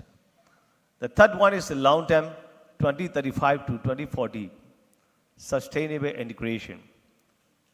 This is 2040. We can do for the port is full automation. This is important. We will be changed. Right now, the western port and the east of the China ports, some of the China ports and the western port can do it for full automation system. In this case, we will be changed to the future is the full automation system port. And renewable energy can be using. For the green port, need to the renewable energy can do. Another one is our region is connection, the interconnection for the global maritime leadership team with combination for the future of our region.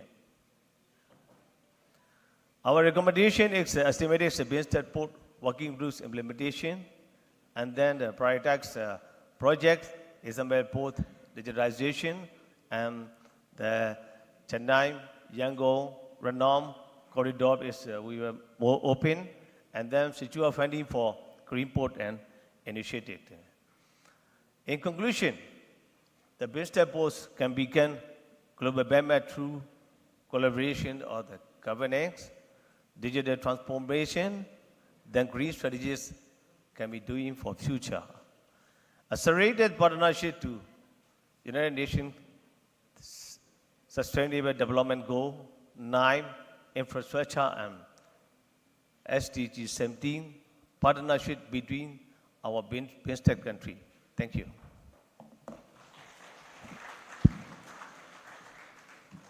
Thank you, Mr. Zatunlin. That was a wonderful presentation. In fact, you are again propagating that there should be a Bimstec Port Association which can bring all the ports together. And also the port community system you have mentioned, I think that will be another way forward which can bring the digitalization of all the port-related processes together, and also will help in improving the connectivity also.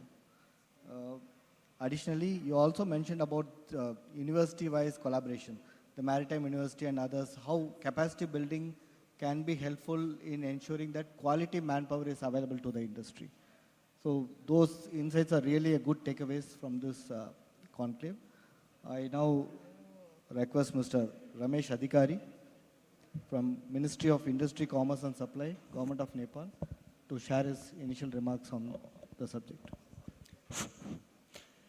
Thank you. As we all know, we don't have port in Nepal since we are a landlocked country, but we have been utilizing the ports available to us, basically Kolkata port and other ports in Western India. So let me briefly highlight on how we can best utilize these opportunities and how we can continue our country get connected to this maritime regime. Nepal has continued to prioritize the deeper engagement with Bimstec to advance its regional interest, economic development and cooperation with South and Southeast Asia. This includes active participation in sectoral meetings and permanent working committees besides other forums. Then, implementation of agreed frameworks. Nepal has completed internal ratification process for most of the agreements, and we also will soon ratify the agreement on maritime transport cooperation in due course of time. This will help us move ahead in aligning our common interest in throughout the trade cycle of shipment. Nepal seeks further clarity on tariff reduction, negative lists, rules of origin, and dispute settlement mechanism. We also need to work on a gamut of trade facilitation measures, including TBT and PSP, that will help transparent and predictable trade across the region. Nepal is committed to enhancing connectivity and trade within region as outlined in the Bimstec Master Plan for Transport Connectivity and Trade Facilitation Strategic Framework 2030.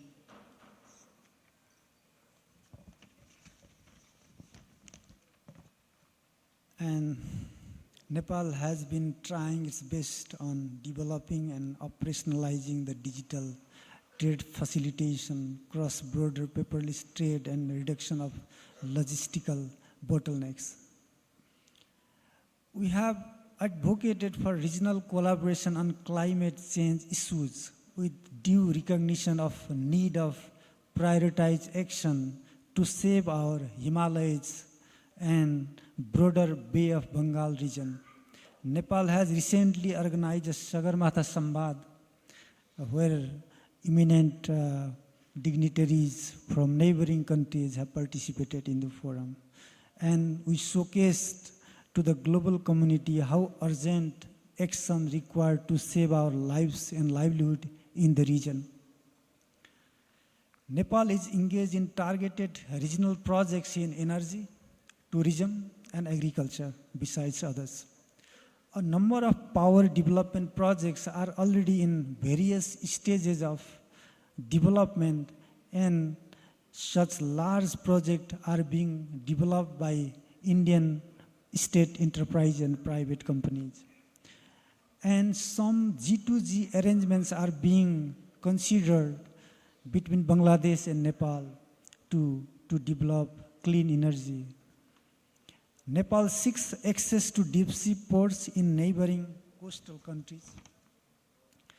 And people-to-people contacts and institutional engagement promoting cultural exchange, tourism and educational cooperation can help live the cooperation for regional prosperity and growth.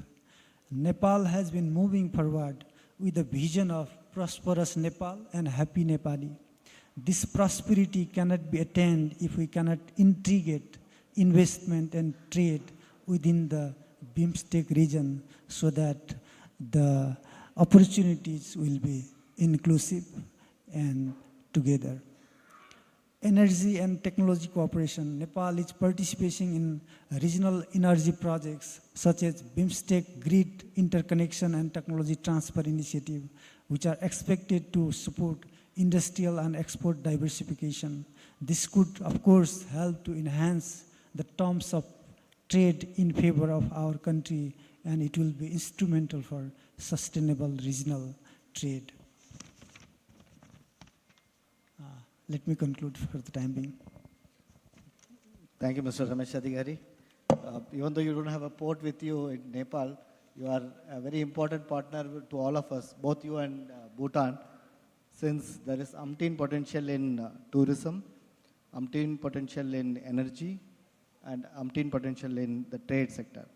So that way, both Nepal and Bhutan forms a very strategic partner to the entire Bimstec nations. In this regard, I would also like to have a question to Professor. According to you, what are the critical first steps?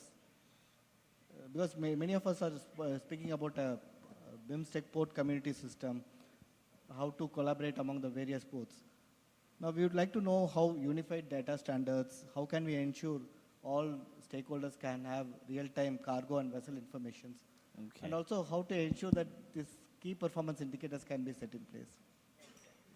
Okay, thank you for this challenging question, because when you think about being able to collaborate, I think it's very easy to say we need to collaborate, we need to set up an alliance or an association. That is easy to say, but how do we actually work together, especially, you know, when you as a moderator, you're referring to this exchange of data.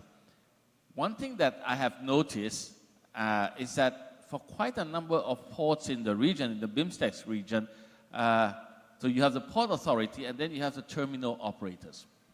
And these terminal operators are in fact international terminal operators, such as DP World, such as Hutchinson.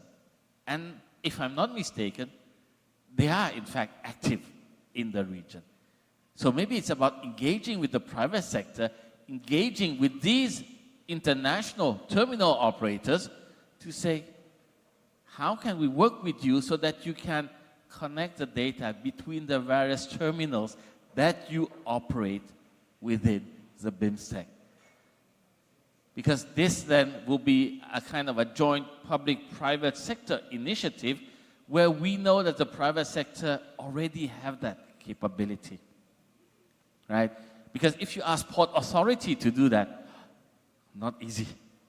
But because the private sector are already linked, and then after that, with the lessons learned, we can then expand it to the others. So it's saying, okay, this is the minimum information data that needs to be exchanged as a starting point.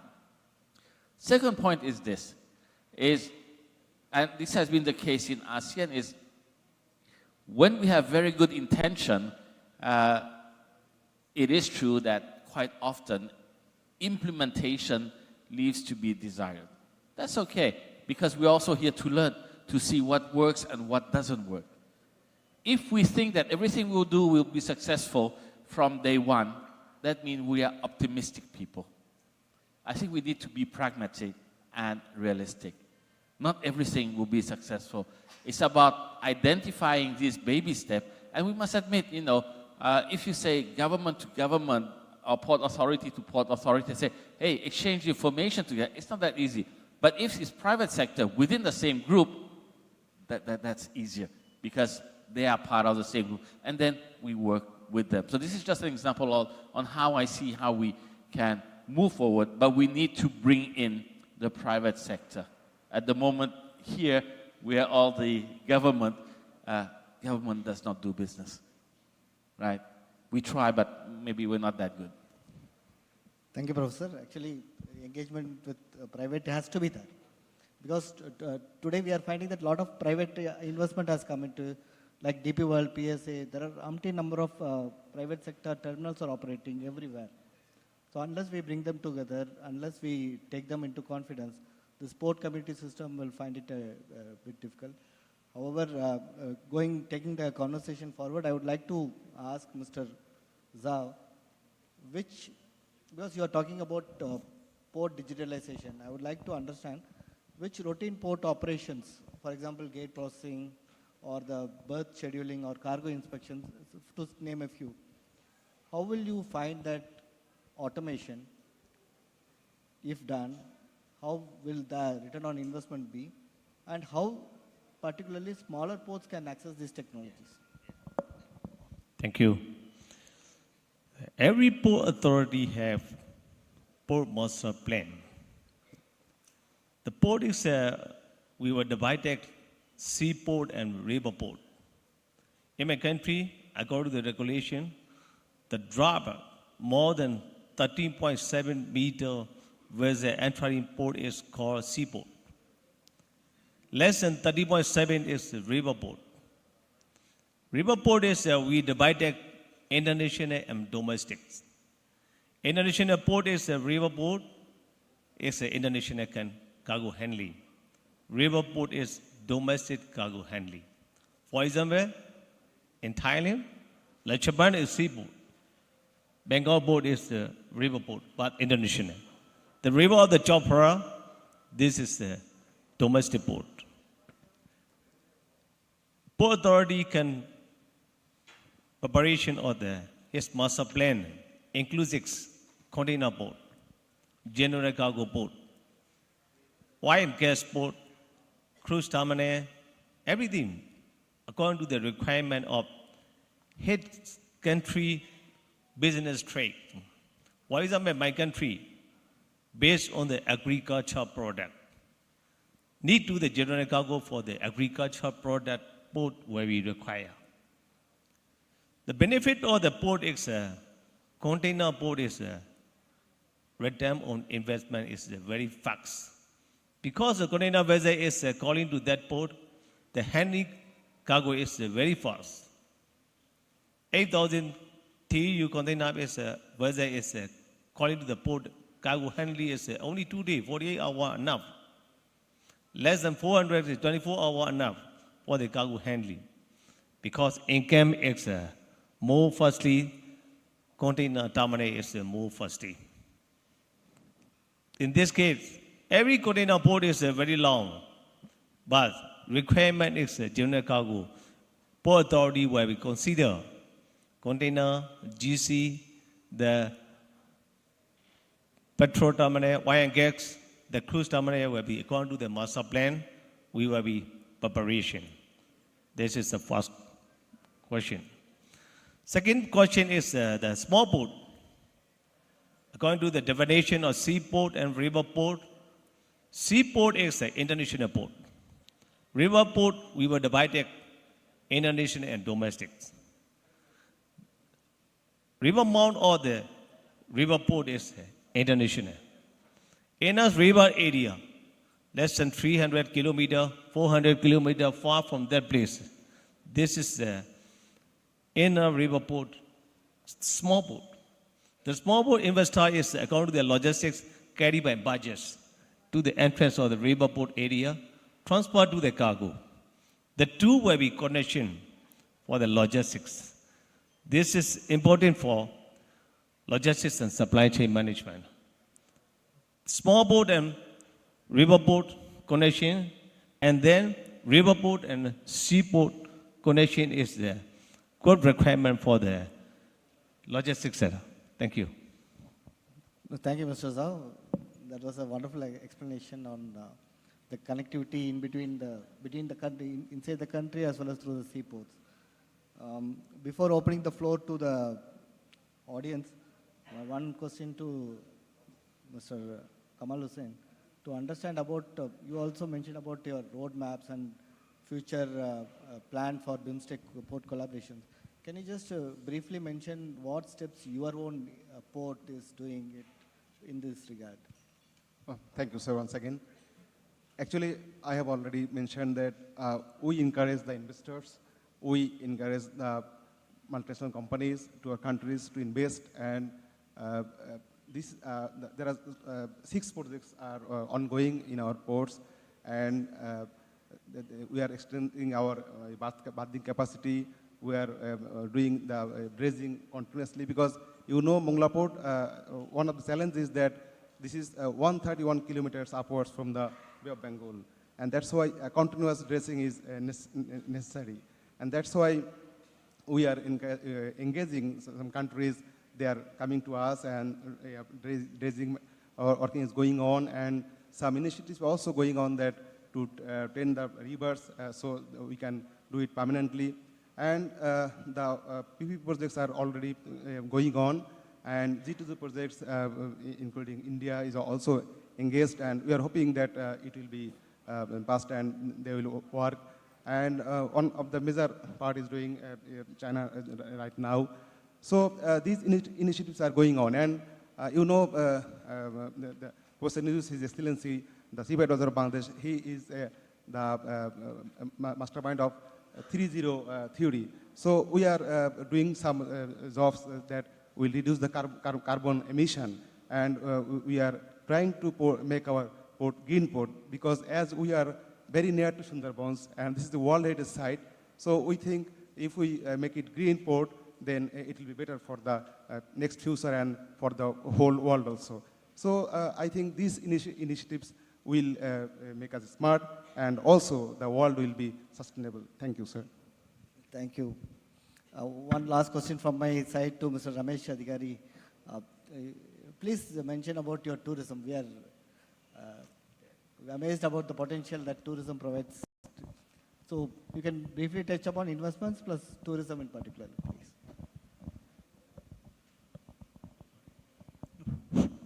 Thank you. So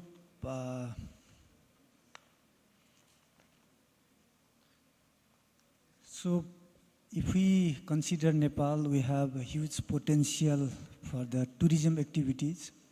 So we have the highest peak of the world, Sagarmatha, and we have Pasupatinath, who is considered and who is worshipped by the Hindu community. And we have also birthplace of Buddha. And we have developing and working together with the other authorities to develop the Buddhist Circuit Park and other tourism promotional activities. So I saw the scenario, you know, except Myanmar, we have direct flights from many destinations from India and from Dhaka, from Bangkok. We have like a direct flights to Kathmandu. So the flights can be used generally by the tourist to reach the destination in certain time. But for the tourists who have enough time and they go for recreational activities, they can also utilize in the future, you know, this Bay of Bengal region. And multimodal transportation could be used to reach the destination, and that is how we can connect our country to this maritime facilities. Thank you. Thank you, Mr. Ramesh Adhikari. I now open the floor to any questions from the audience. I think a gentleman towards my left. Can you just pass on the mic to him?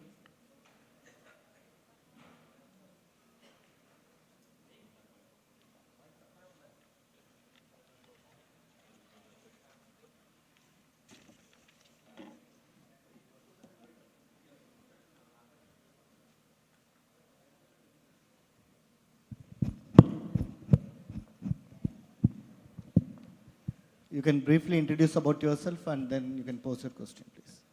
Good afternoon. I believe most of the participants already saw me yesterday attending 2 sessions. I'm representing Bangladesh delegations. Though my colleague is there, I take the opportunity to ask a question to Professor Ruth. I don't like to miss this chance.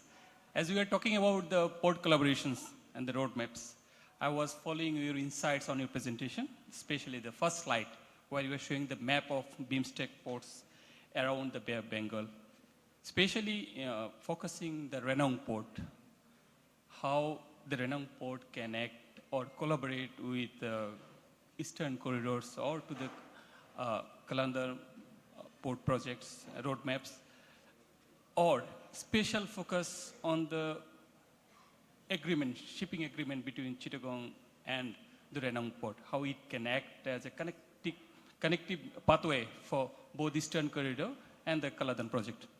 That is my question to you. Thank you.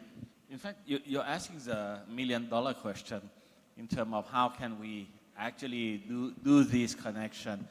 And it is true that when we look at the map, the initial observation is it makes sense. It makes sense. You look at the map, yes, there should be traffic. However, I would say that many people have tried, but we still have not been successful in doing that. And I believe that the reason is we do not really have the full picture of the commodity flow at the regional level. Without this full picture, it's very difficult to imagine which shipping services, which shipping line will come in and provide these linkages within. And I think this is where it goes back to what I was saying a bit yesterday in terms of this collaboration between the public, the private, and academia.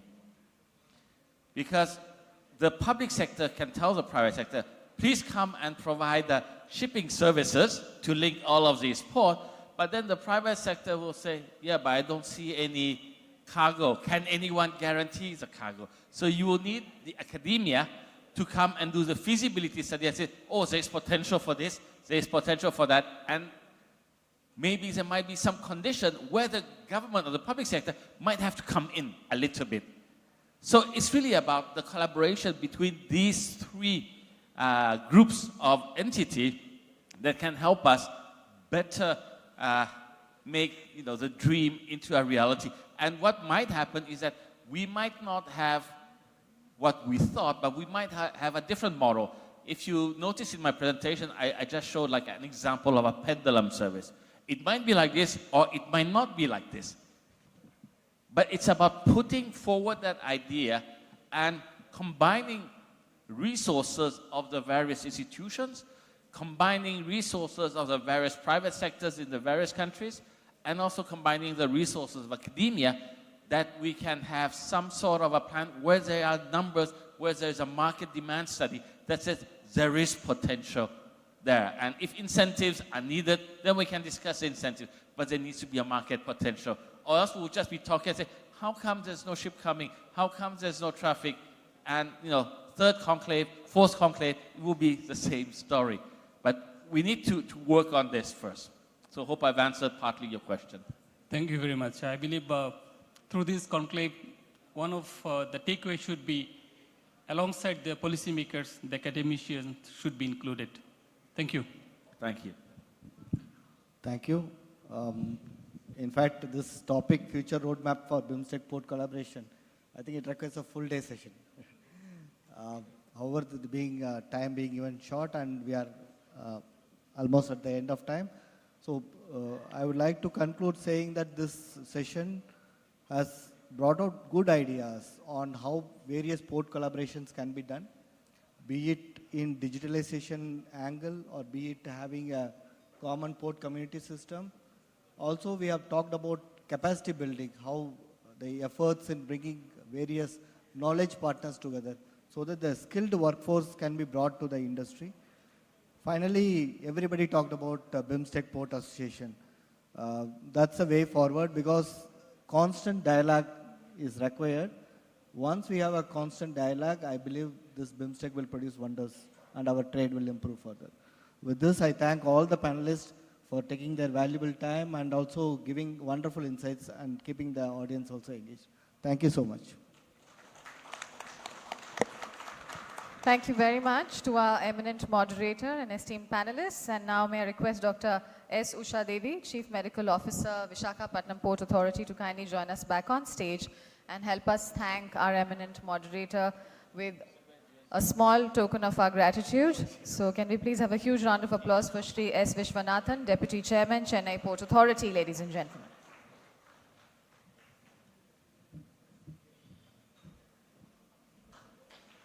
Thank you for the applause.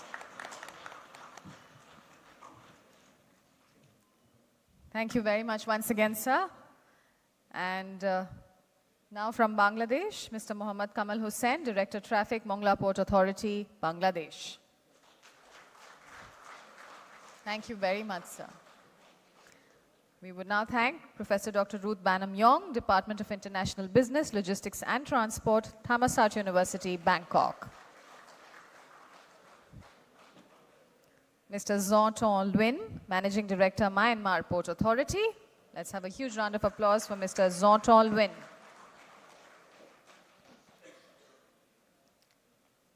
Mr. Ramesh Adhikari, Under Secretary, Ministry of Industry, Commerce and Supplies, Government of Nepal.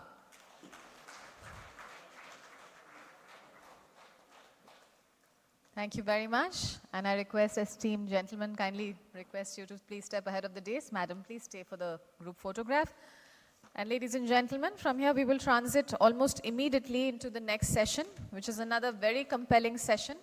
So please don't go away anywhere. We will take under a minute to reset the dais very, very quickly. But this, ladies and gentlemen, was a wonderful session laying out a powerful blueprint really for collaborative future-ready port management across the Bay of Bengal. So thank you very much to the eminent panelists.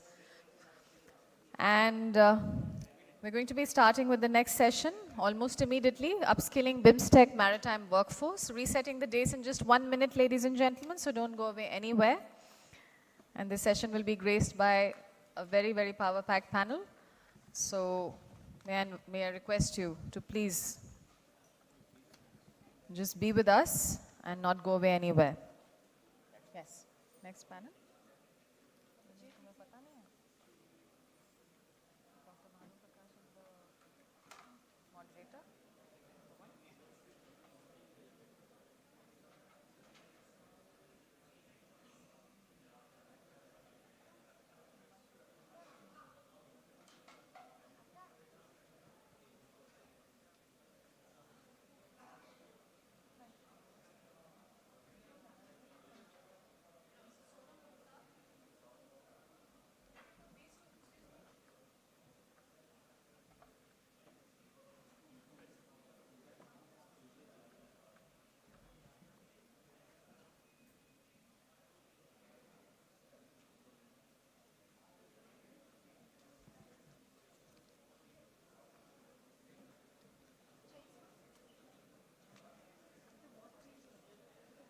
What about the glasses, Vicky?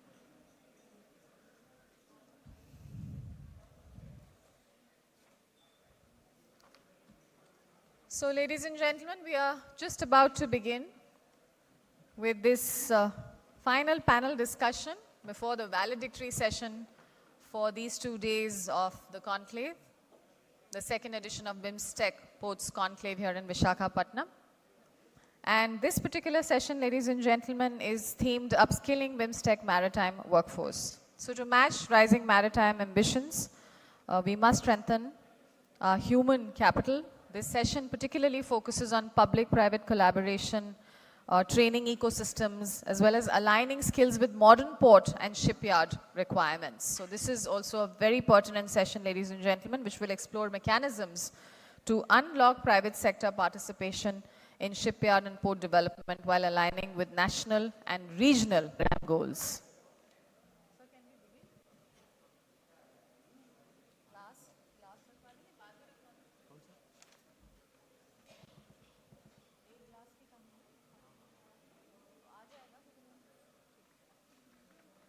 So I have been given the go-ahead, ladies and gentlemen, to begin. So let me take the privilege of inviting our moderator first to this dais, Dr. Bhanu Prakash, Associate Professor, Indian Maritime University. Let's welcome him to the podium, ladies and gentlemen.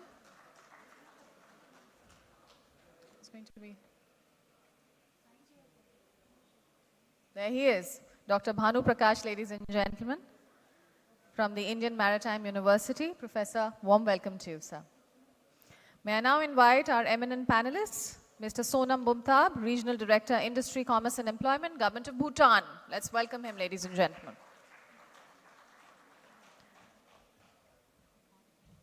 From Sri Lanka, Mr. Asanga Deshapriya, Director General, Merchant Shipping. And thank you for the applause, ladies and gentlemen. May I invite from Bangladesh, Mr. Mohammad Jamaluddin Chaudhry, Member, Paira Port Authority. And there he is. Warm welcome. And a big round of applause for Commodore Hemant Khatri, Indian Navy, retired CMD, Hindustan Shipyard Limited. Let's welcome him, ladies and gentlemen. Commodore Mr. Hemant Khatri, warm welcome to you, sir.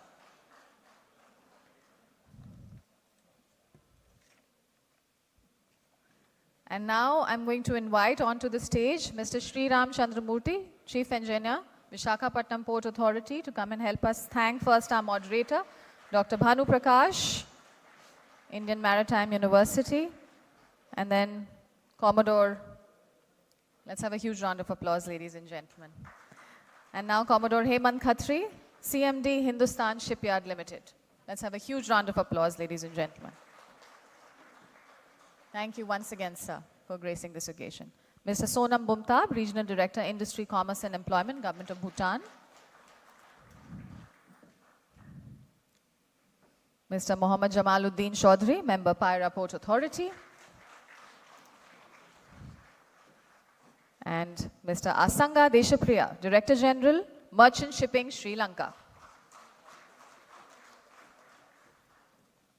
Thank you very much, Mr. Chandramurthy, for doing the honors. And with that, I'm now going to request Dr. Prakash to kindly take over the proceedings of this session and moderate this session. Thank you very much, sir. Please take it away. Namaskar. Good evening. This being the last session, I suppose people will be a little bit, off mood. But then please, I will try to make this as interesting as possible.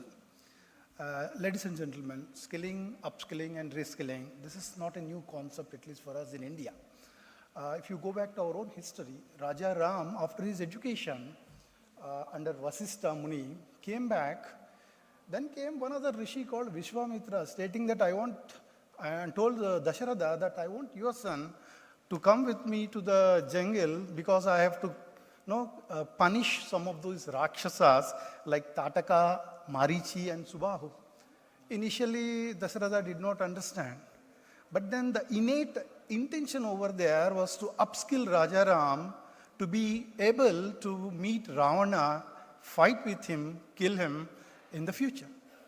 That was a long-term target over there. Like same, if you see, come back to Mahabharata, where Arjun was already a skilled warrior with most of those astras with him.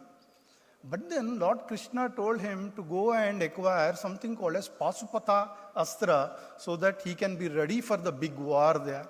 Now, if you see here, all these things, even the talented, skilled person would need to upgrade himself on a continuous basis. This being the backdrop, the idea of this session to me was to upgrade, or is to upgrade our future generations, or rather the current generations, make the future generations ready to meet the technological advancements that are coming in and be a dynamic a contributor in the changing geopolitical aspects of the world, and also take care of the environment. With these as backdrop, I intend to start this session on this upskilling of workforce in the maritime sector. I'll rather keep it as maritime sector rather than dividing it into ports and shipyards and something like that. Now, all these Bimstec countries and their own region have their own institutions which contribute to the maritime sector. That means which are contributing for the development and skilling of youth in the sector.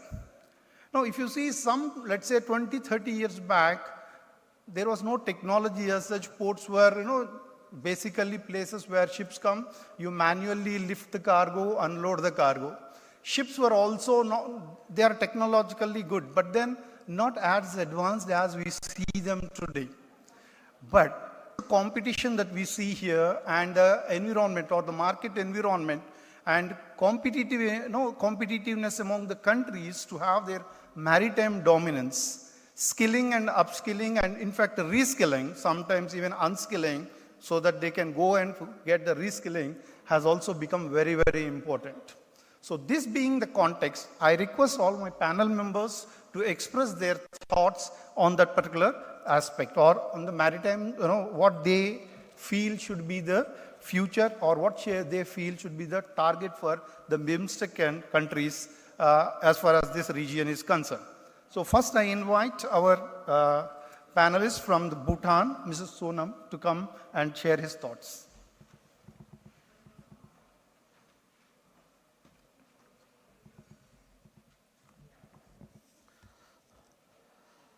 Respected moderator, panelists, distinguished delegates, ladies and gentlemen.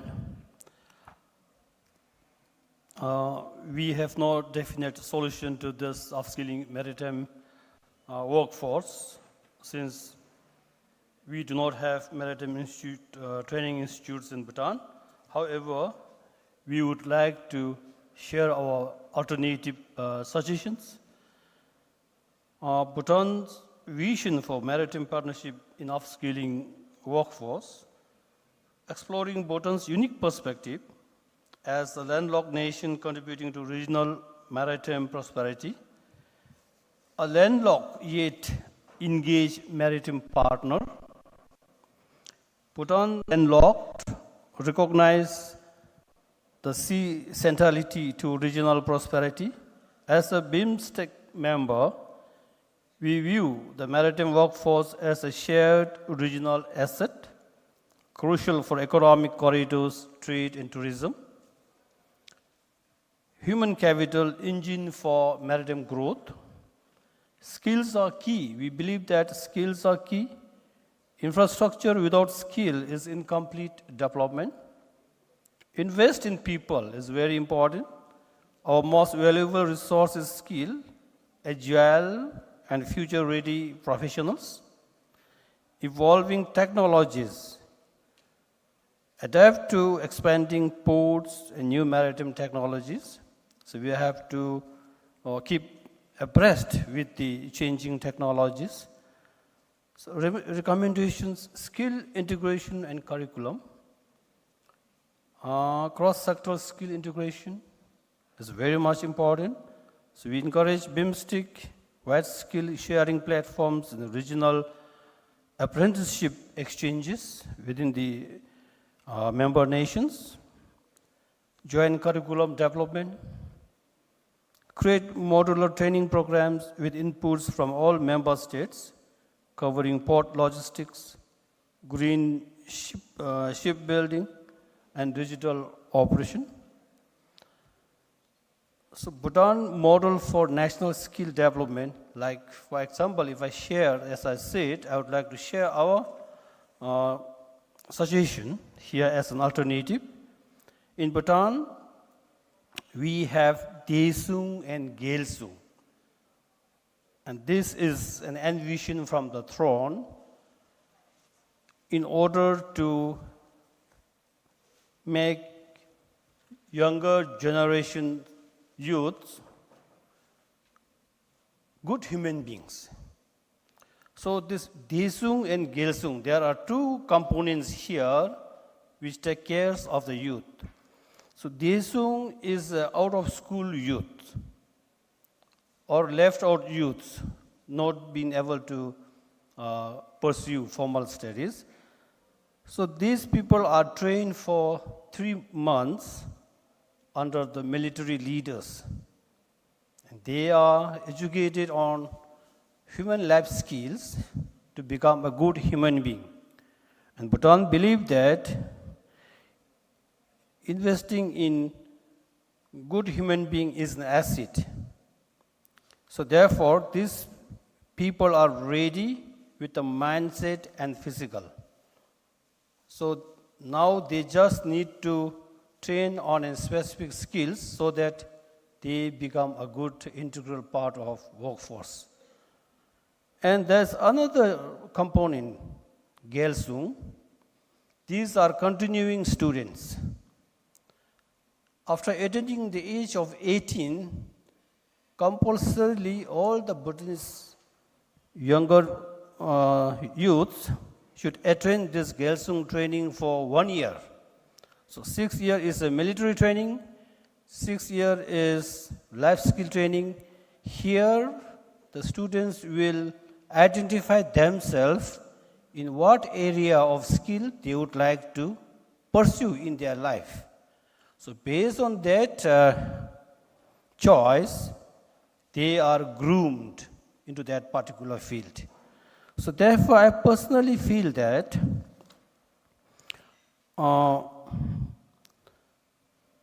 Daesung, given the opportunity by Bimstec, we can train these people in Bhutan to work in maritime.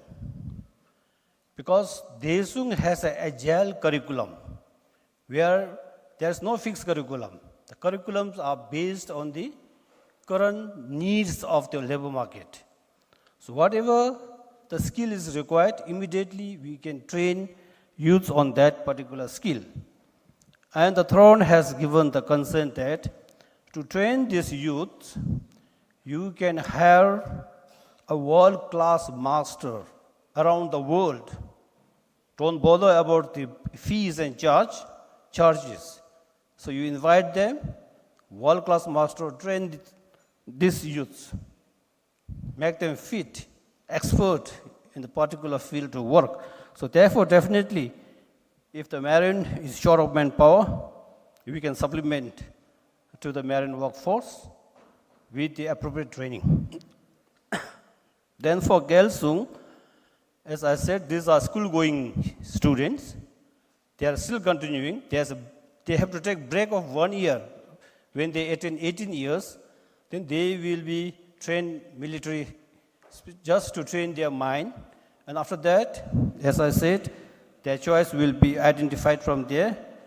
And if marine curriculum is also given as an option for them to pursue further studies, these people will be ready to enroll into the maritime institutes across the Bimstec colleges and universities. So this picture here shows Desung and Gelsung. We have a center for these students, 4 centers, east, west, south, north. So all the students will be compulsorily, they have to attend this training. So from the census record, their ages will be tracked down, and right from the throne, all should attend this training. They should undergo this training.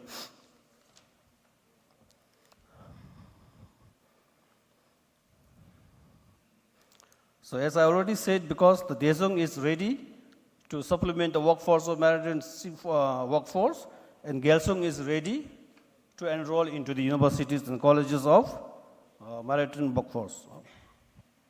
The recommendation, private sector and council, so cross-nations engagement is very important.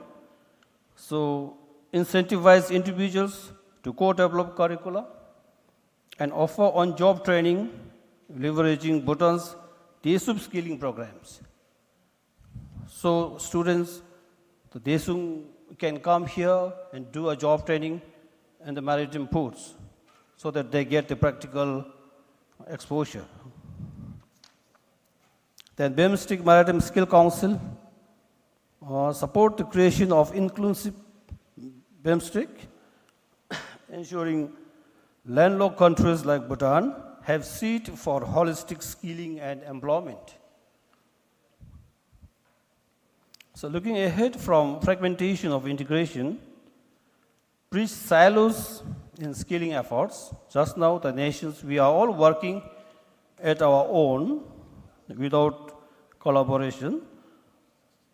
So we have to break that silos, develop certification equivalencies. Our certificates should be recognized across in fact, if possible, across the world. Recognize regional talents mobility, create Bimstec digital maritime portal for simplest access to course, jobs, and certification. So any part from the Bimstec nations, any students willing to join maritime should be given an opportunity through this digital maritime portal. So lastly, ports are built with concrete and cranes, but a truly resilient maritime sector is built with skills, with people. So let Bimstec becomes a global model for inclusive, innovative, and integrated maritime human capital development. Thank you, sir. Thank you, sir.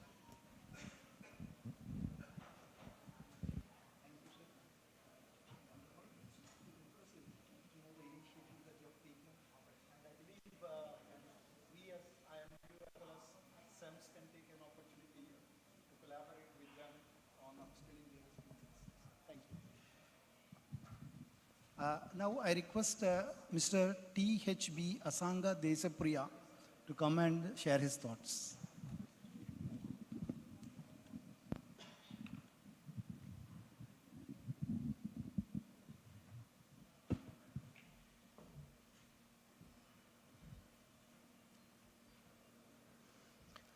Good evening, dear delegates. I am honored to speak at this panel on such a vital topic for Bimstec region. Today, I will be sharing Sri Lanka's perspective on upskilling the maritime workforce, especially by strengthening collaboration between the public and private sector in port and shipyard development. As we all know, the Bimstec region is heavily reliant on maritime trade, yet we face common challenges bridging the skill gap. The focus of this presentation is how Sri Lanka, with the strategic location and evolving port infrastructure, is responding to this challenge and how regional collaboration can simplify these efforts. Sri Lanka's ports, especially Colombo, are vital for transshipments in South Asia. With strategic development like Hambantota and Trincomalee, we aim to serve as a logistic hub. To meet this goal, we need a skilled workforce trained to international standards. The private sector has the tools, knowledge, and the motivation to train the performance. Firms like Aitken Spence are already involved, but there's much more potential. With the right policy environment, these firms could scale their training operations to the national needs.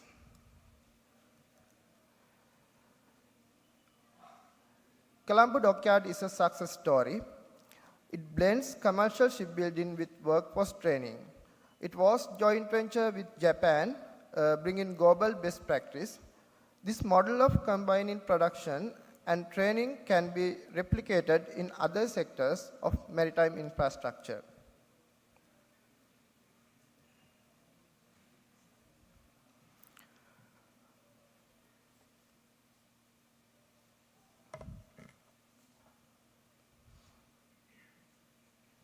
The government has made significant strides.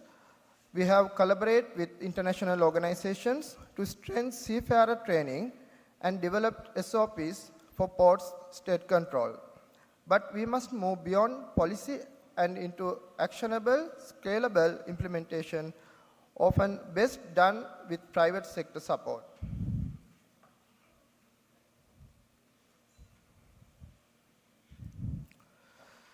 So, upskilling cannot be done in isolation. We propose a Bimstec-wide training network where skills are certified regionally and allowing mobility of labor, e-learning tools and annual forms would strengthen institutional memory and knowledge sharing.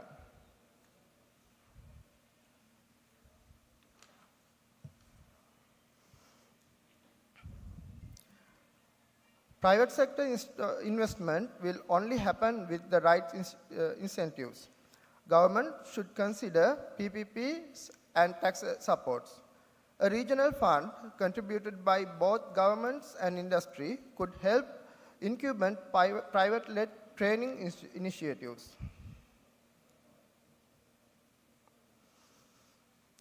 Our recommendations are specific and attainable.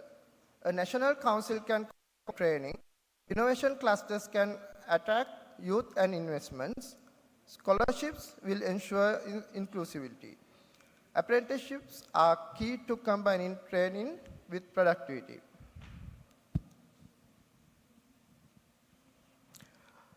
To conclude, this is the time for action. Sri Lanka stands ready to lead initiatives that not only benefit our country, but the Bimstec region as a whole. Together, we can ensure that our maritime workforce is capable, certified, and future ready. Thank you. Thank you, sir. Thank you for the proposals. In fact, I see that you have identified the gaps and you are also ready to cover those gaps. Thank you. Next, may I invite Captain Mohammad Jamaluddin Chaudhry, sir, to express his thoughts.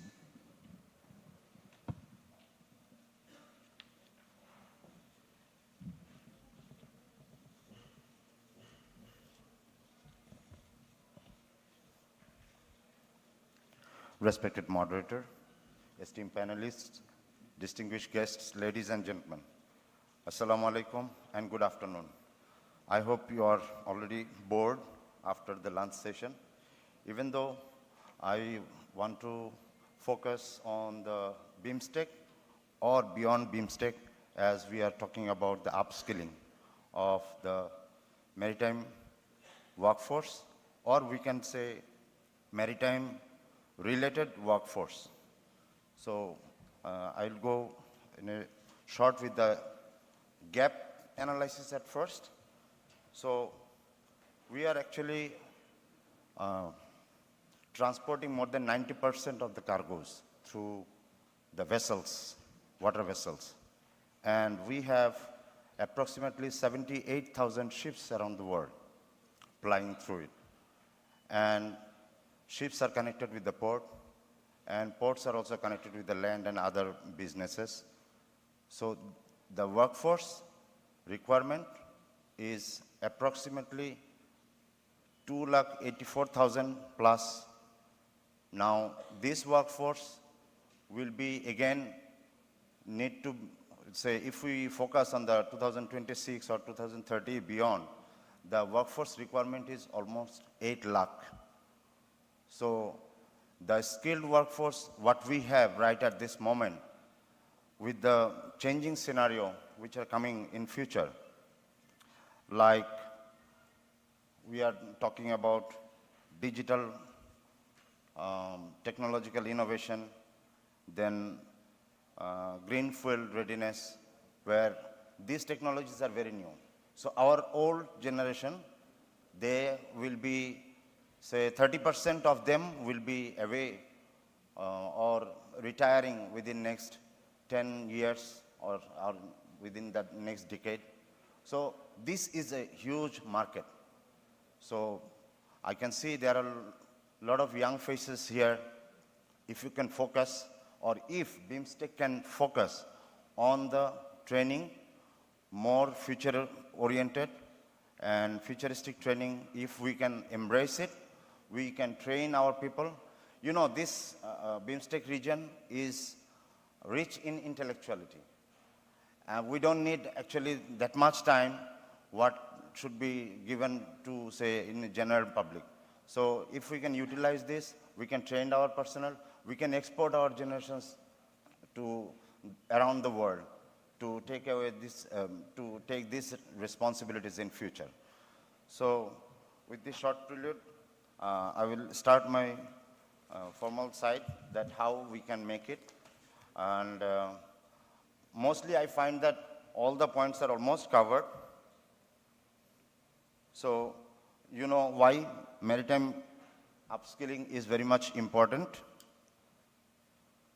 So what are the key challenges we face? This is the skill mismatch with port and shipyard modernization, the fragmented training system across the countries, and limited exposure to the real-world maritime practices.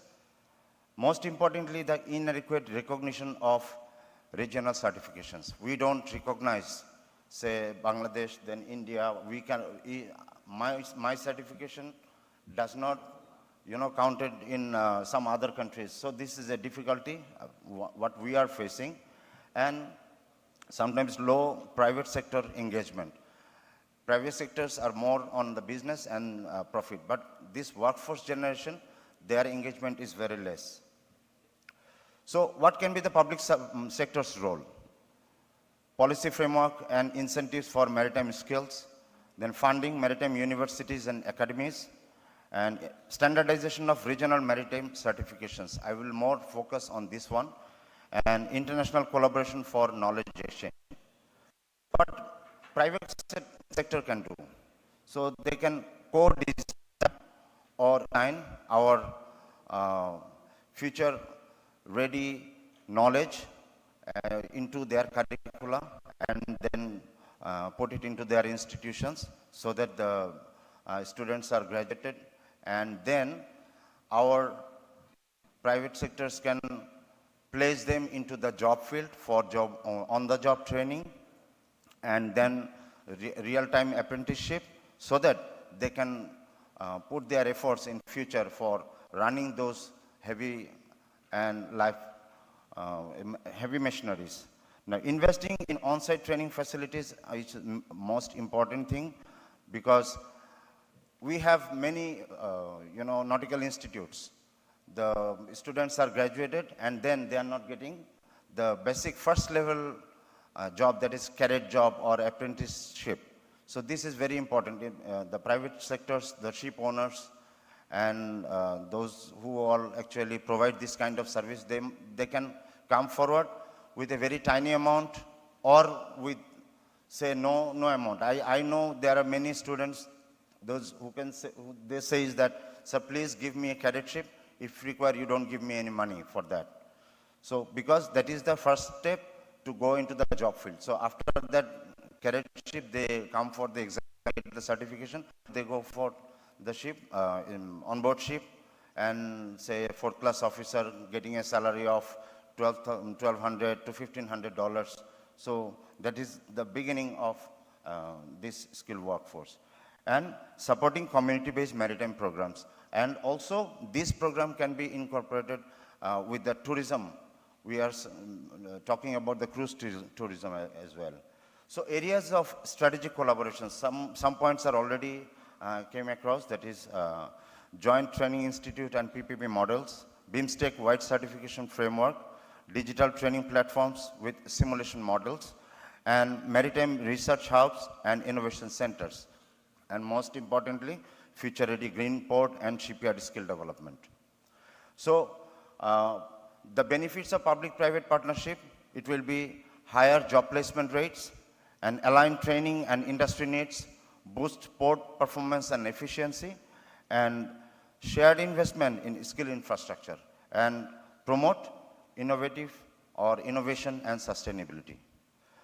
So we can cite some case studies like India Sagarmala Skill Development Program, Bangladesh Marine Academy and Shipyard Training Programs, Thailand Automation Training at Lam Chabal Port, and Sri Lanka Ocean University collaboration with port automations. So what can be the proposed regional strategy? Our future speakers already told that Bimstec Maritime Skills Council can be formed. Regional skill qualification framework is very important. We can look for this. Digital Bimstec Maritime Learning Hub to address the future technological development and innovation with the artificial intelligence, and annual Bimstec Maritime Skills Summit, so that each and every year we can find out the gap and what can be the remedies to overcome those. Finally, my recommendation would be establish Bimstec Centers of Maritime Excellence, secure maritime funding, because funding is very important. So funding by ADB, IMO, or maybe each country can provide, and the good suggestion came up that we can make a Bimstec education fund, something like that, and promote cross-border workforce mobility. We have got the training, we have got the certification, but if you do not allow each others to work in cross-border countries, so there is no point. And launch Blue Skills for Bimstec campaign. This can be a thought which can be thought of.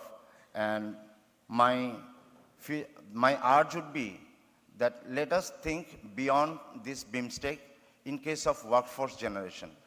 We can say we are about 2 billion people.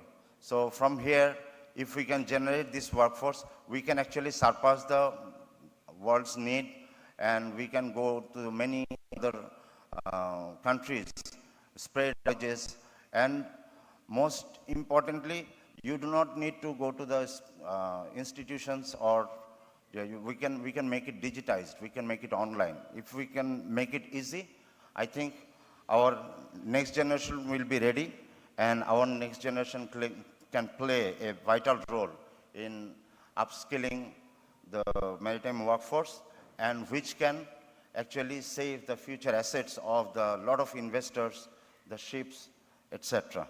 Thank you very much. Thank you, sir. Thank you for highlighting on the issues like workforce shortage and lack of collaborative approach. In fact, this is very, very important and need of the hour, and other challenges that are being faced by the member countries. Now I request Hemant Khatri, sir, to come and address the audience. Sir.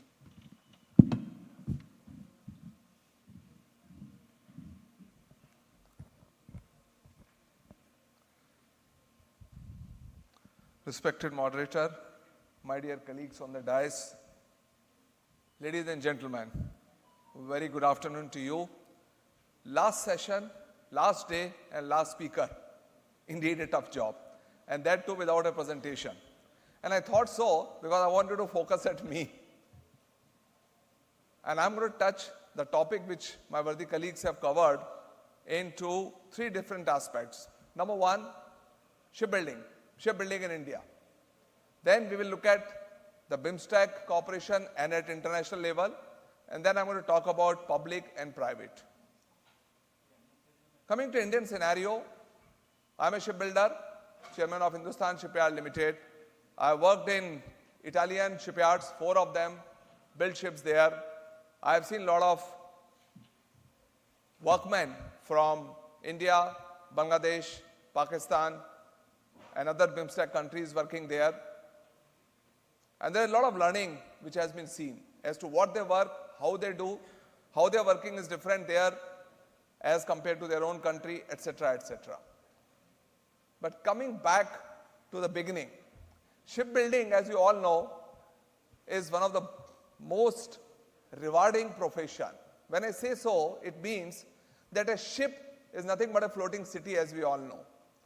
And therefore, it requires all kinds of disciplines or skills which is required. Engineer, electrical, electronics, IT, cyber security, you name a thing, chemical, painting, everything goes into it. And therefore, this provides largest number of employment to the countries. And in Bimstec region for India, employment generation is a primary requirement, is one of the key requirements. We together can become the exporters of skilled manpower to the world. There we know their demography is changing, their birth rate is down, they need skilled workforce, but the question is they need skilled workforce, not just the workforce. And this gap was very well identified by this government, and for last 4 to 6 years, there has been a lot of focus on skill development in our country. There is a Ministry of Skill Development, there are offices, centers at the state level, and a lot of focus is being given. Yet, when I am building ships, I have a footfall of 3,500 in my company. I want to take it to 5,000. I am not finding people, number one. So there are no enough number of workmen. You call them welders, technician, electricians, pipe fitter, and so on and so forth. Number two, that there is an adequate lack or non-availability of skilled manpower. We all know it is finally the man behind the machine which is important. We have seen in Operation Sindoor, it was the man, it was the motive, it was the intent with which both sides were fighting the war. And therefore, proper training, right motivation, right objective, right value system is very, very important. I leave aside the soft skills, the leadership, the positivity, the ethics. Let's leave that aside. That's available all around. We all are aware where it can be gained. I am talking of hardcore engineering, hardcore skill. And that is very difficult to get. Whomsoever we train and who acquire skills are moving on to Gulf countries, to Europe for better pay package. And therefore, nothing wrong in it. Therefore, the need is to have a river, a pool of youth flowing into the shipbuilding industry, getting skilled, working hands-on on the shipbuilding, and moving ahead towards, towards greener pastures. This has to continue. In skilling, there are 3 aspects: reskill, upskill, and multi-skill. And all these need to be focused. When we are building ships and offering it for trials, we find that the quality is not as good as we desire. There are n number of observations in all disciplines, whether it is cabling, piping, so on and so forth. Which means very obviously that the degree of skill, the quality of work has to be the best. Today, it is the market of the customer. Customer is God. It has to be customer delight. And customer wants perfection, number one. Number two, we are competing at global level. And therefore, if we have to compete at global level, we got to compete with respect to quality, time and cost. The quality has to be at par, if not better. The timing has to be much better, or at least the same, and the cost has to be less. Otherwise, why will somebody look at India to build, ship and export? And all these three aspects need to go into. Again, looking at these aspects, it is workman is not only, we always focus on quality, but even the job that he does in the time is equally important. Similarly, the workman has to be also aware of the cost, and how to cut cost is also important. All these have to be ingrained during the training and during the hands-on training. Now, feeling the need, let's see what we have done on ground.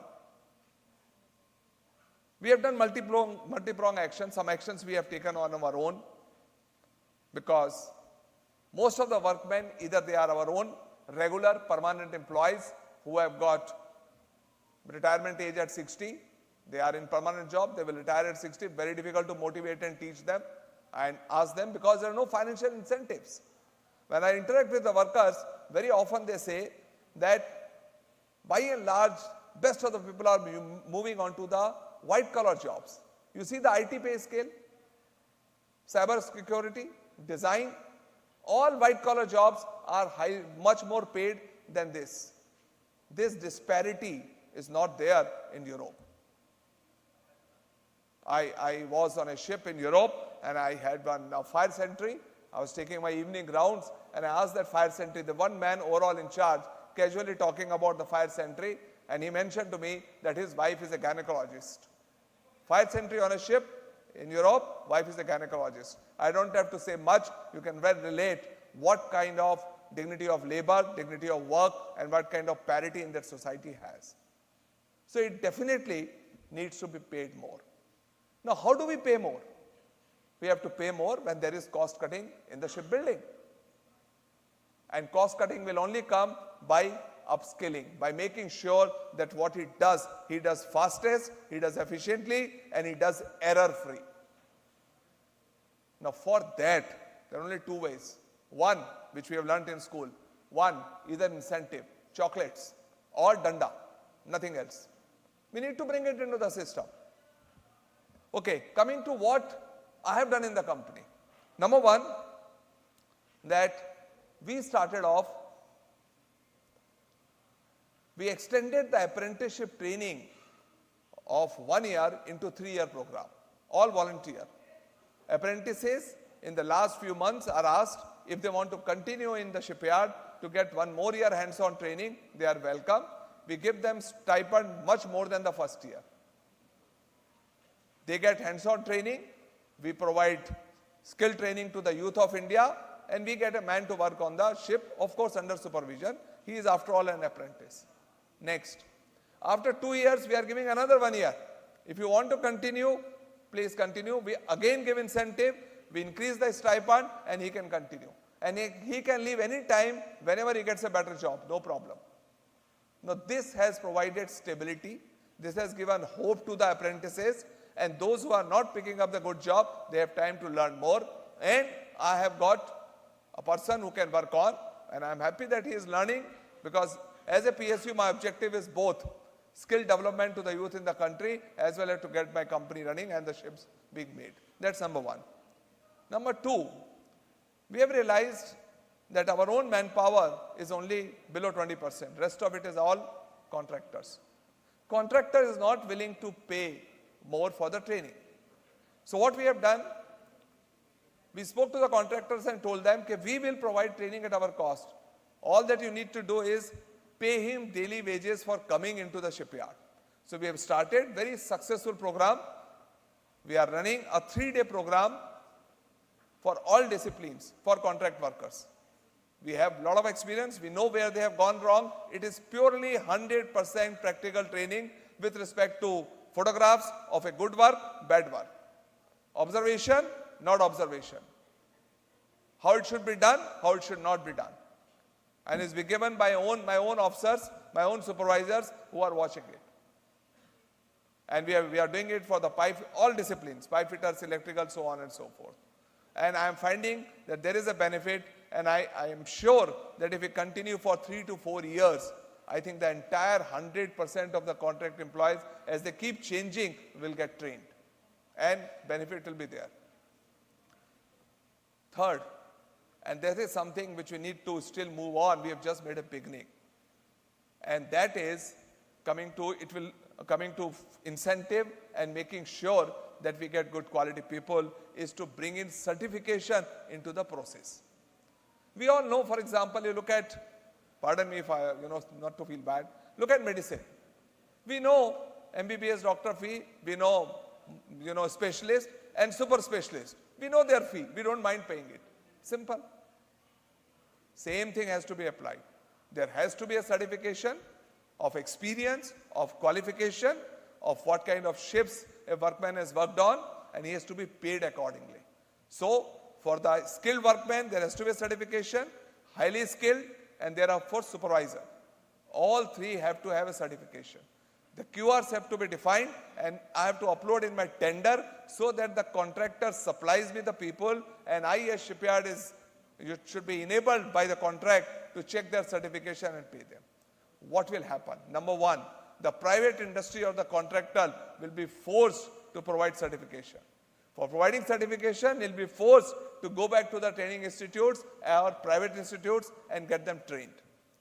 Number 3, as the certification goes up, he will have to pay them more. And number 5, when he pays more, he has all the right to demand better quality and the work on time. And this will initiate a cycle that we will get quality product in time and with cost reductions. So this is the third step in which we are moving on. It's a long exercise. There are various institutes of training. There are, lot of syllabus being discussed, so on and so forth. But finally, it is the training on ground. It is, hands-on work which is important. After all, we are talking of a labor-oriented job. We are not talking of conceptual level skill. We are not talking of design. We are not talking of training which is required for officers. That's a different ball game, probably not in this. But that again is very different and require focus. We all know, you call a OEM from Kongsberg, from MA in Germany, they come with a laptop, $15,000 per day. Connects up, work 8 hours. 8 hours means 8 hours, not 15 minutes less. And he doesn't say, I need an electrician, I need an engineer. Connects up laptop, sorts out everything, delivers. Same service engineer in our country costs much less. We want to pay more, but the skill level has to go up. So officers and engineers also need to upgrade to a different level, that they are the best and they are the masters. They know the product. And that has to again come with multiple things, and training, exposure, learning new things, artificial intelligence, machine design, 3D printing, etc., etc. Whatever is the taste, whatever is the flair, whatever is the skill, but it has to be masters. The era is of masters. The era is of experts. Jack of all trades and mediocre is not. And how do we differentiate between them? Can only be by certification, which will lead to a higher financial reward. So that's the essence. Finally, in the end, it works down to commercial, nothing else. It's the money that matters, and it is that which will decide how things move around. Well, coming to, Bimstec cooperation, etc., which is very relevant. I think, India has tremendous training institutes, and when I was doing engineering in, 1985, 86, in my own engineering college, Naval College of Engineering, I had Sri Lankan officers, I had officers from Bangladesh, I had officers from Nigeria, I had officers from Tanzania, etc. So almost all Bimstec officers in the Army Institute, I have seen Bhutanese officers coming, I have seen Nepalese officers quite a lot. So amongst the Bimstec, as a part of our central government policy now, it is much more, that is look east policies, neighbor first, simple. So I think we don't find a difference, both on person-to-person level as well as the national level, that we are one and welcome our friends in the neighborhood with open arms. So whichever training institutes are there, there are many developing, there are many mushrooming, the syllabus is being fine-tuned because of the focus which is there. There is a think tank working on it, whether it is IMU think tank or it is ministry's think tank. Lot of focus is being given and things are evolving. And we have no option but to do that. Because if we have to meet at global level, we got to cover the distance which they have covered in 20, 30 years. We got to do it in next 5 to 6 years time. And therefore our speed, our pace, our rate of transformation has to be much, much more. So a lot of things are happening. We need to keep track of it. And from the Bimstec countries, friends, their reps are most welcome to come and join these training programs. I think while the organization of Bimstec and the forum, etc., which has been talked about, will facilitate connect, but finally it will have to be done between institute to institute, because the modalities need to be worked out, the commercials need to be worked out, the mutual benefits need to be worked out, the mutual training needs need to be worked out, so on and so forth. So that will work. Coming to public-private partnership, as I have said with some examples of vendors, private players have to pitch in if they have to employ people and build ships. And they will pitch in when they see a commercial benefit of it. There are two ways to look at it. One, the private industry can be asked to consider training as a part of CSR, to consider providing training to Bimstec students as a part of the CSR. I mean, corporate social responsibility or corporate national responsibility, whatever we may call it. That's one way. The second way would be probably with some mutual benefit. It is not necessary that, if a private company trains people in electronics, they need to send their people to other country to train in electronics. We all have our own strength. Our Bimstec partners have their own strength. I think mutually work out, and there is a need on both sides. A mutual benefit solutions, a mutual need solutions are easily possible. Everybody is open to it, and I think this can take us forward. Coming to the last point, all these aspects, and including what all has been covered in the previous sessions, is very important to give a kickstart and pick up pace in the shipbuilding industry.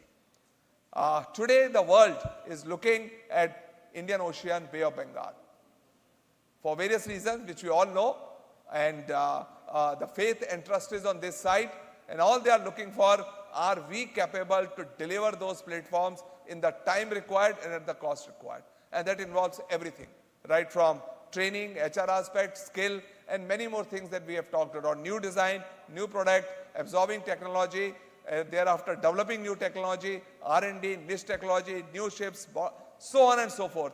But the field is open, opportunity is now, people are looking at Bimstec, people are looking at India and neighboring countries, and together we need to join hands and take it on. And towards that, I think I would really like to appreciate the Ministry of Shipping. I would like to appreciate the Bimstec, the CMEC, and all stakeholders who have actually brought us together, made this program, and have sown the seed of thought and thinking as to what is needed, how much is the scope, how much is the future, and what urgency is required to move in this direction. Thank you so much. Thank you, sir. Thank you for the wonderful presentation. You have highlighted right from the problems that are existing and also explained about the opportunities that are available. Thank you very much. Ma'am, do we have time for questions? We do? Okay, thank you. So I'll take the first chance. Sir, I'm basically an academician. I have no exposure to the industry. So I have got a couple of basic questions. You are explaining about these certifications, common sort of certifications among the Bimstec nation. Now, how is it possible? Because one, as most of the members have expressed, one country issuing a certificate will not be valid in another country, probably. Now, if the Bimstec countries go and opt for a common certification, will that be internationally acceptable? Or are we doing something to map it with those standards? Well, as I said, that certification part, we are ourselves evolving and trying to introduce, on which we need to work. Because academically, we have certificates for ITI pass out, diploma, 10th pass, 12th pass, and so on and so forth. In the industry, shipbuilding that I have worked, we promote a highly skilled workman to supervisor based on some years of experience. But we need to put it as a QR, both in terms of experience and in terms of qualification. And this will have to be continuously revised because technology is changing. So first we have to make it acceptable to the industry. Probably a policy from the center can help us, like there is an IGOT program on the web portal by Ministry of Skill. Ministry of Skill Development is providing certificates for online training on skill development, 2 weeks training, 4 weeks training, they are providing. But these short courses are not good enough. We need certificate which can certify a chap that whether you are a labor, you are a semi-skilled, you are a skilled, you are a highly skilled, or you are a supervisor class 1 or supervisor class 2. We need to define this. Once we define and the people get paid accordingly, and the people, the shipbuilders and the customer sees the result of it on the ground, it will develop credibility. And once credibility is developed, and these people go and work in the Bimstec countries, it will develop credibility there also. Thereafter, exchanging our certificate will start getting accepted. Today, dollar is accepted everywhere for the last 5 decades. Nobody signed any agreement. So it is the credibility which will go beyond the boundaries. Thank you, sir. Thank you. My one common question to all the members is, how do you see the workforce placements in the next 5 years? Especially for the Bimstec nations. Thank you very much.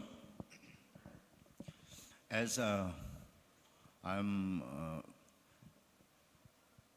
from Bangladesh, the Paira port, I can say my port, the first jetty is being built, and we are going to commission our port on next July 2026. So then onward, there are more 7 to 8 jetties coming in. They are in the pipeline. My jetty length is 650 meters, but the whole jetty line will be 9.4 kilometers. We have 6,000 acres of land, so there will be port-centric industrial zone. So I can see within next 5 to 10 years, the workforce generation, the investment which we are expecting is huge. So likewise, those ports are being developed nowadays. They are actually waiting for the investors for the PPP or joint venture or whatever. Once they agree, it will start, and it will actually, I must say that it should be more than magnet, that they will be attracting various skilled personnel and industry personnel, including laborers. So it will be huge workforce generation within next 5 to 10 years. Thank you very much. Yes, thank you, Doctor. Before I discuss about the beyond 5 years, I would like to add regarding that accreditation. So in the maritime workforce, the training is, we can divide into main 2 parts. The one is the ground workforce and the other is onboard workforce.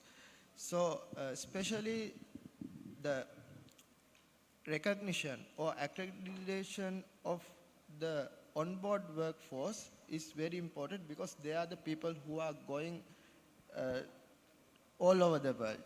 So as an international standard, the training of seafarers is conducting according to the IMO regulation and especially STCW standards. So in STCW standards, there are some extent of the requirements, the basic requirements, and beyond that, the countries can define which extent we have to go. So that is the point we have to be collaborate as a Bimstec collaboration, because in this regarding, the Sri Lanka, we have several bilateral MOUs with several countries, for example, United Kingdom and Australia. So both countries accept our training certificates for the seafarers.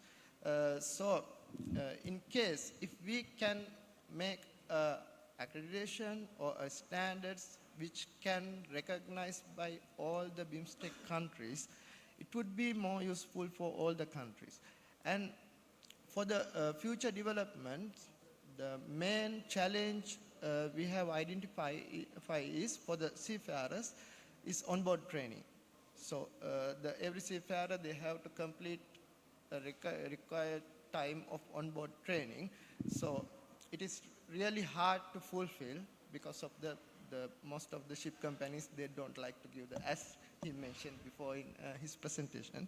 So we can focus on the collaboration with Bimstec countries. For example, the countries who has bigger fleet, bigger ship registry, to help to the other countries who doesn't have bigger fleet to provide some training opportunities for the cadets and other ratings. So those are the challenges we are facing. And the other one is to update our curriculum to, for the green shipbuilding and carbon emission and AI technology and for the new technology. So if we think about how we develop our workforce for the next 5 years, so those are the points we have to focus as a collaboration. Thank you. Thank you.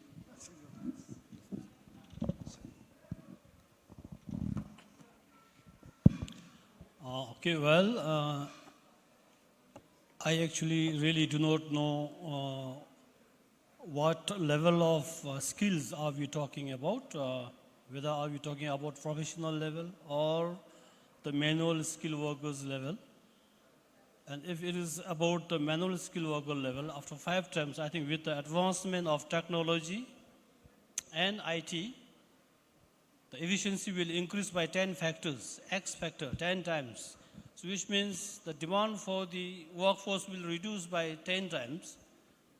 And definitely for the professional, it will increase more because the work, all the works will be done with the knowledge based people only. So therefore, the skill job will be taken over by the automation. That's what I feel. Thank you, sir. Thank you for thoughts. We have got around 2 to 3 minutes now. So if there are any questions, please, sir. Yeah. Hi, good afternoon. I'm Captain Yogesh from IMU, and I don't have a question. Basically, what our Sri Lankan counterpart said, I just wanted to comment on that. We have already proposed Bimstec Maritime Academy and Research Forum, something like that. And when you say, even though SCW recommends a common module, what is important is the training imparted by particular academy and another academy need not be same. So there has to be a monitoring of the quality before we say that the certificate should be accepted by all the Bimstec countries. So the quality of training imparted is also important. It is of quality we have to ensure. And one very logical point that you raised is putting the cadets on board ship for training is a challenging thing. So in this regard, I propose that if Bimstec countries come together and float a training ship where Bimstec country cadets can go and complete their training, that will be a great initiative for Bimstec region. Thank you. Thank you, sir. Any other question?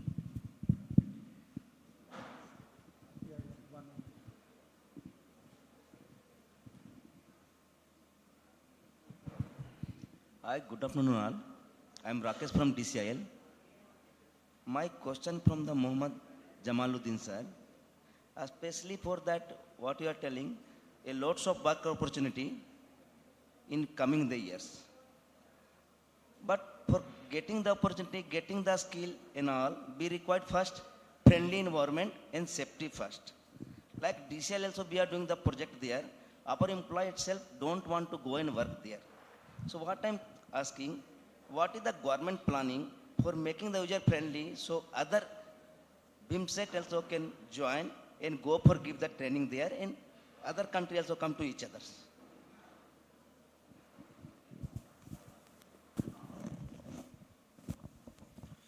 Thank you very much for your question. Actually, he said that what are the prospects within next 5 years. In respect to that question, I replied accordingly.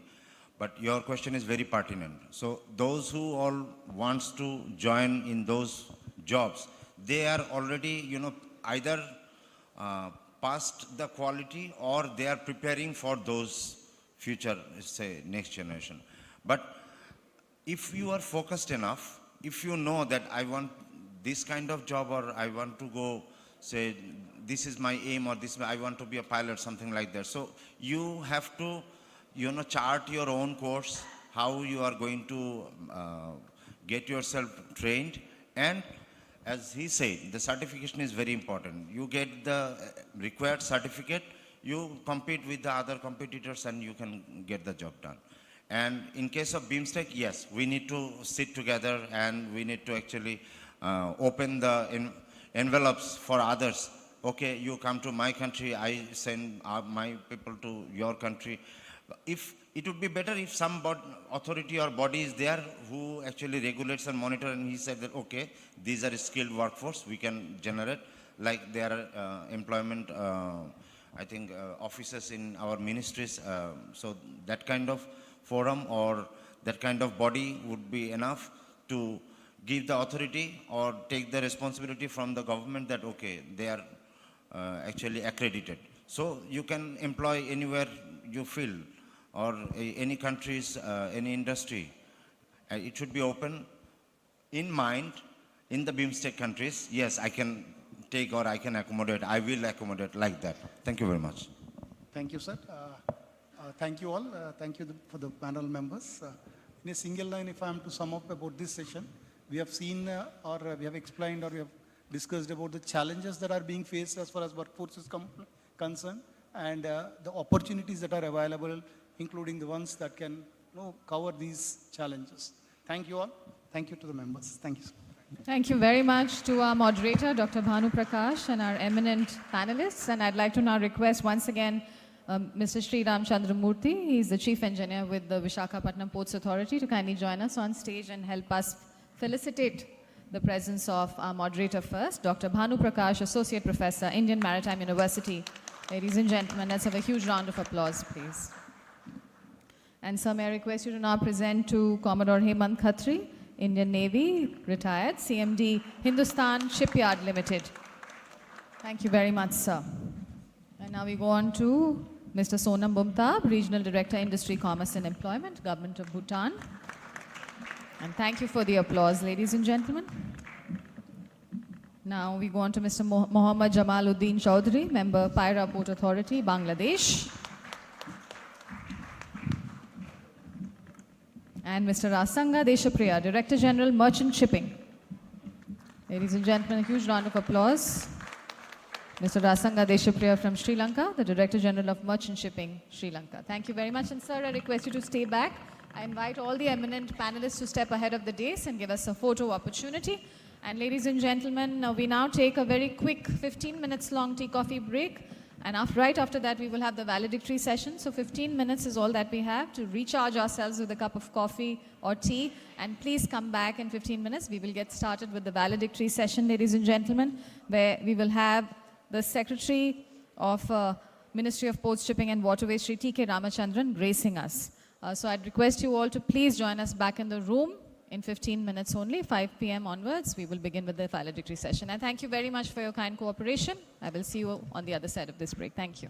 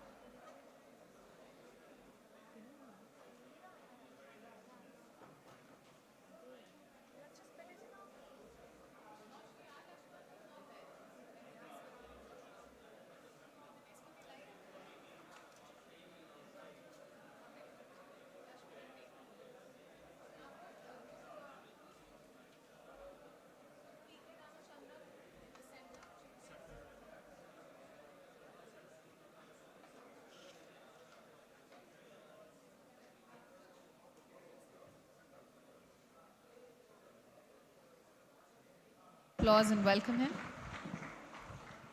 We are also being joined by Shri S. Venkateshpati, Joint Secretary Shipping, Ministry of Ports, Shipping and Waterways. And we'd like to extend a very warm welcome to Rear Admiral T.V.N. Prasanna, Joint Secretary Maritime Security, NSCS, National Security Council Secretariat.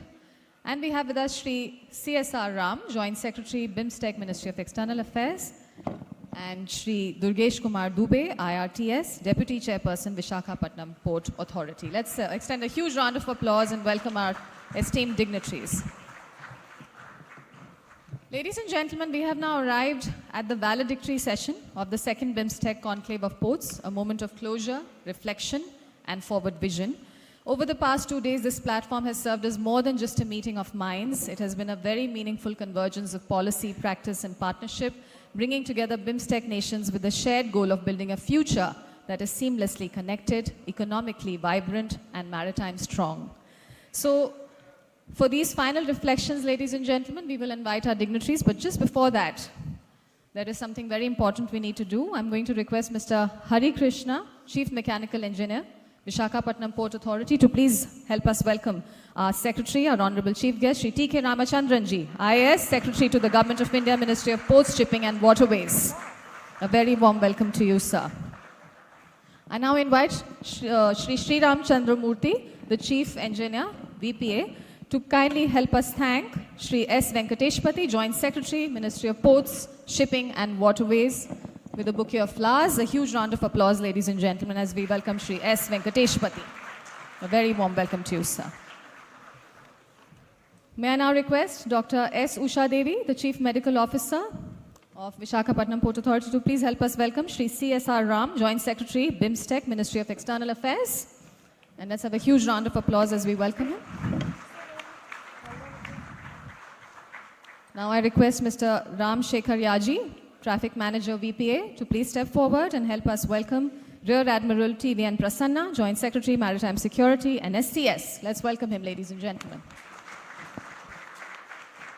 And may I request Captain S. Divakar, the Chief General Manager, Dredging Corporation of India, to please thank Shri Durgesh Kumar Dubey, IRTS Deputy Chairperson, the Deputy Chairman of Visakhapatnam Port Authority. Let's have a huge round of applause. Thank you very much.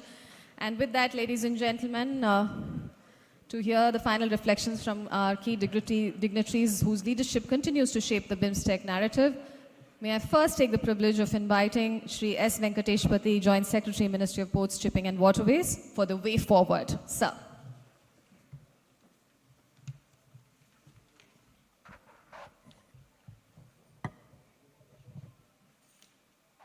Good evening to one and all. It is with great pleasure and deep satisfaction that I address the distinguished gathering at the conclusion of the second Bimstec Port Conclave. Over the past 2 days, Visakhapatnam has served not only as a gracious host, but as a vibrant hub of ideas, intent, and shared purpose. This conclave brings together the combined expertise of our region, governments, port authorities, academics, and development partners, united by a common goal to chart a future of collaborative, sustainable, and resilient maritime growth in the Bay of Bengal region. I extend my sincere gratitude to the esteemed delegation from all the Bimstec countries, Bangladesh, Bhutan, Myanmar, Nepal, Sri Lanka, and Thailand, for your active participation and insightful contributions. This conclave is not only a forum of discussion, but a platform to shape actionable points. It allowed us to reflect on our current realities and collectively define actionable priorities for strengthening maritime and port connectivity across the Bimstec region. I am pleased to note that these sessions were rich in content and united in purpose. So I think I'll have a small PPT run through. Next slide, please. Okay. So just to give an overview of Bimstec Port Conclave, this happened in 2019 with the same set of countries. And the region has 1.7 billion people, which is approximately 22% of the world population. And we are closing at USD 5 trillion. And first Bimstec conclave again happened in 2019 in the same place where we are doing it again, 2019. And this was on regional maritime connectivity, fostering economic cooperation through strategic MOUs. And it had the Sagar vision wherein water was the base concept. The Ports Conclave 2025, for the last 2 days, we have been discussing with all the delegates. Excellent points have come up. The underlying theme is water is something that doesn't divide us. It actually unites us. We have to look at from a different perspective, as has been given by our Honorable Minister. And I have collated some of the specific points that have been given by the states and the countries. Bangladesh, you have spoken thoughtfully about global logistic hub through ports upgrades, digitalization and PPP driven expansion. We fully agree with you, and that's the way ahead to go. And Bhutan gave a fantastic thought process into it, mountain to cruise. We have never thought in that manner. Definitely, we will take our cruise, land it somewhere near Visakhapatnam and then come to Paro. And India, we have made a commitment of a trade of 1 billion grant, which is aligning with our Vision 2030. Myanmar, you have spoken about the multimodal corridors. Again, PPP has come up in your discussion, digitalization, and you focused on green and coastal shipping. We are having a Bimstec agreement on coastal shipping, and we believe that all these points have been covered to some extent, and we are trying to execute it. Hopefully the SOP will be approved by all the countries and this will become a reality. Nepal, you have focused on the procedural part, the process and the procedure, which is customs digitalization, cross-border logistics and inland depots. We agree that there should be standardization, harmonization and lesser procedures. Sri Lanka, you have proposed a Bimstec Ports Coordination Center and annual conclave mechanism. We believe that continuous dialogue is what we require at this juncture. And Thailand, advancing trust-based maritime integration. That the word trust us, we will do it. So I'll go into the sessions, but I'll touch upon few points only. So the session started with successful models, PPP models, that each of the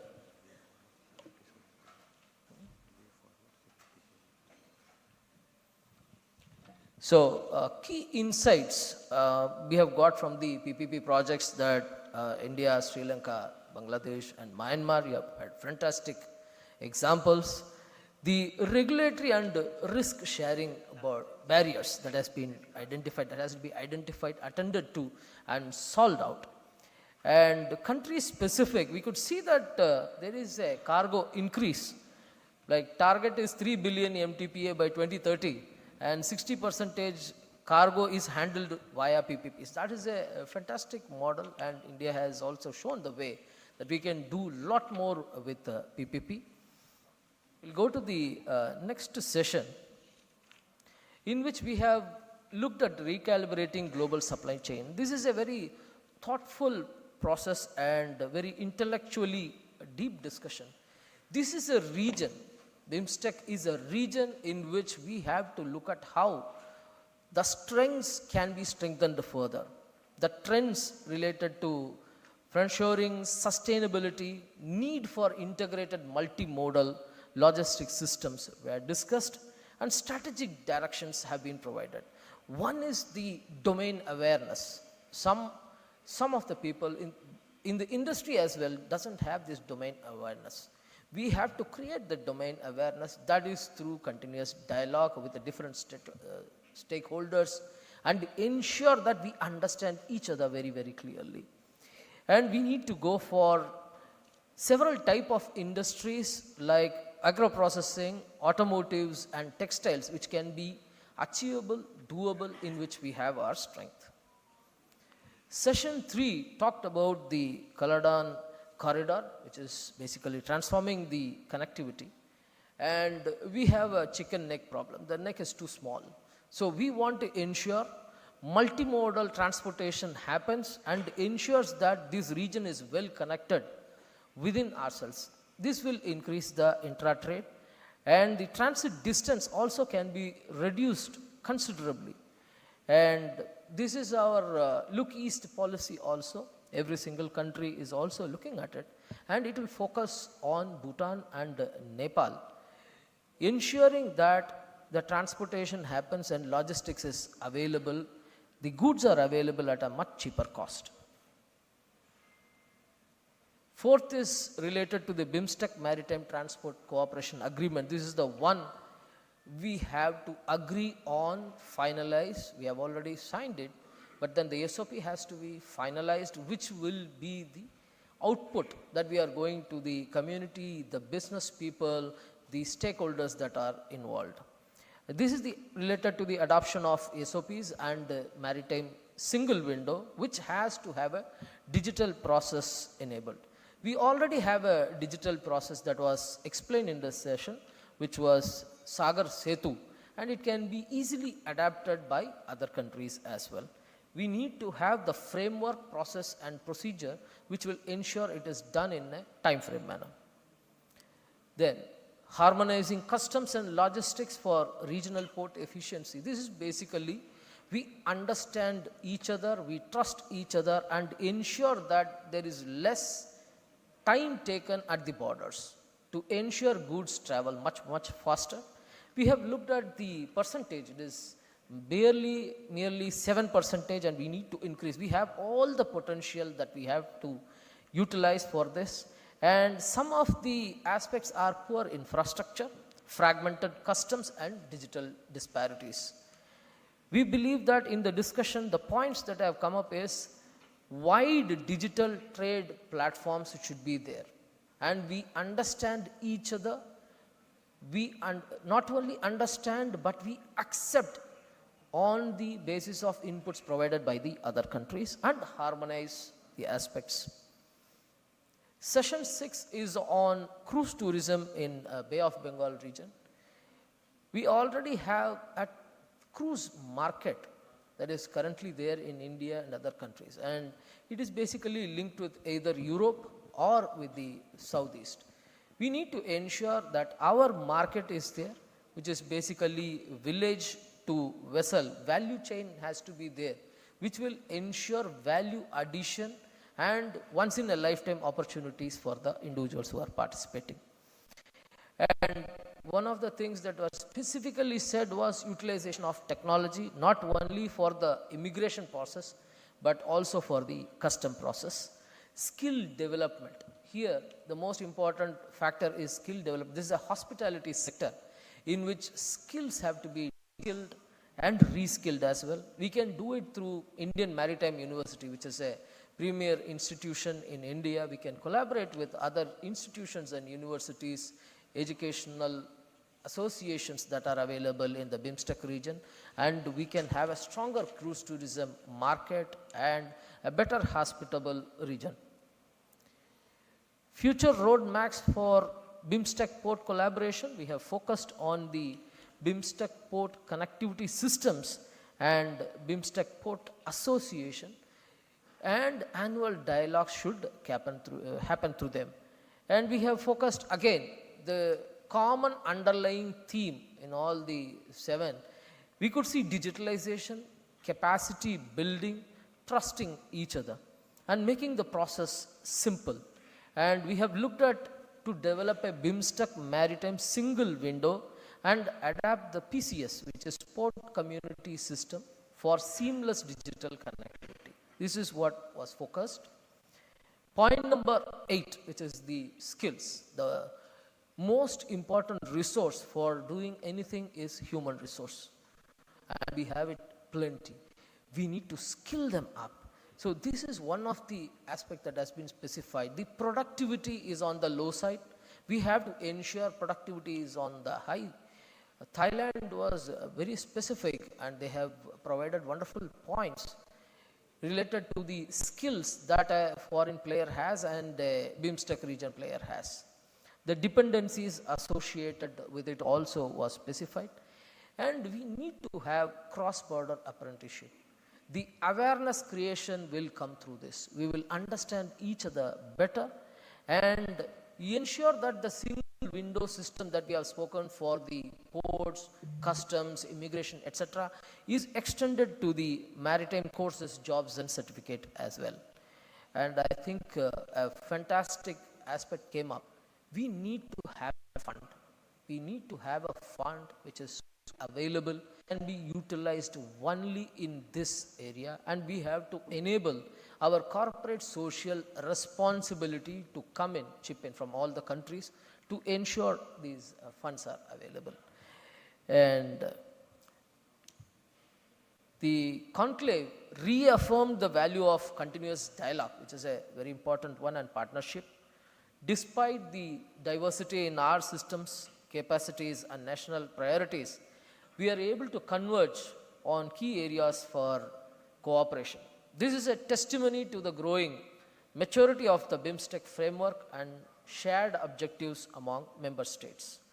Before I conclude, I'd like to once again extend my sincere appreciation to all the member states, the Bimstec Secretariat, our host, Visakhapatnam Port Authority, CMEC, the knowledge partner, the session experts, speakers, officials, media partners who have made this conclave and this hotel, a fantastic location on the beachfront, Novotel, who have made this conclave meaningful and memorable. Let this gathering be not the end, but the beginning of a new phase of cooperation, one that is anchored in connectivity, powered by technology, and guided by sustainability. Jai Hind.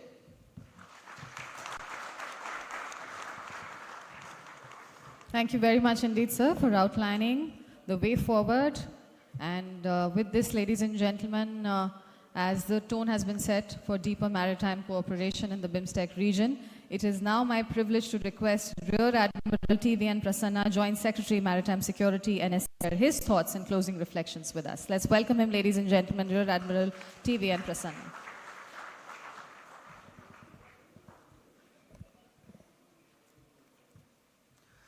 Secretary, MOPSW, distinguished delegates, subject matter experts, industry leaders, and esteemed colleagues. As we draw the curtains on this year's Bimstec Ports Conclave, allow me to express my deepest gratitude for the rich discussions, collaborative spirit, and visionary ideas shared over the last 2 days. It has been an honor to witness such a gathering of maritime minds and regional stakeholders united by a shared commitment to shaping the future of port connectivity and maritime cooperation across the Bay of Bengal. With 1/5 of the population here and just $5 trillion as a GDP, there is a huge potential for cooperation, collaboration, and growth in this region. The earth has given this region a fertile agricultural land, a great manufacturing base, and with our population, a phenomenal consumer base. Therefore, the Bimstec region has immense potential for growth, which we need to capitalize. The Bay of Bengal also has a unique geography. It's almost a closed space, which is our Bimstec is, the Bay of Bengal belongs to the Bimstec nations, and it is along the busiest of the waterways and energy corridors. The only way to progress is to look at it, as was brought out earlier, as a highway and not as a waterway that separates us. Collaboration in the maritime sector has a multiplier effect and is a catalyst for growth in many other sectors as well. And it has been amply brought out during the last 2 days that ports are our waterways or gateways. Ports are not merely points of trade. They're always a gateway of opportunity and engines of economic growth and symbols of collective resilience. Keeping this in mind, India had proposed to host a Bimstec Ports Conclave to explore and evolve avenues for cooperation amongst the ports across the Bay of Bengal region way back in 2019.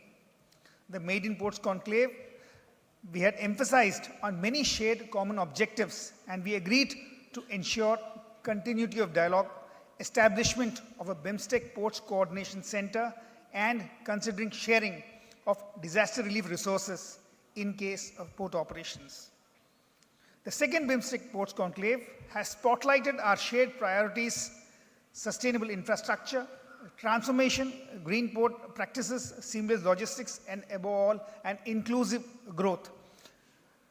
The various panels that have covered the topics that have been covered were amply by the JS Shipping, so I won't go deeply into that. I would just want to commend all the speakers and the members who had given their visionary ideas and contributed to these discussions. And before I conclude, I would like to definitely bring out the aspect of security. Maritime threats, be it human migration, smuggling, contraband, or IUU fishing, and even piracy that we come across, are all generally transnational. Therefore, only international cooperation can solve or bring solutions to these problems. Further, in general, the nations take cognizance of such problems only when the manifestation happens on land. And ports are the landing points. Therefore, security of ports in particular and maritime domain awareness in general will remain critical to the success story that the Bimstec nations are trying to write. The arrangements forged or the understanding reached and the connections made during this conclave will, I'm sure, translate into lasting partnerships, great friendships, and bring together tangible progress. I would like to extend my heartfelt thanks to the organizers, the Visakhapatnam Port Authority, and MOPSW for organizing this wonderful event in an excellent manner, and to all the participants for your contributions and insights. Your presence has not only enriched our discussions, but has also laid the groundwork for a more connected, resilient, and dynamic maritime future in the Bay of Bengal. Thank you. Safe travels till we meet again in the next Ports Conclave.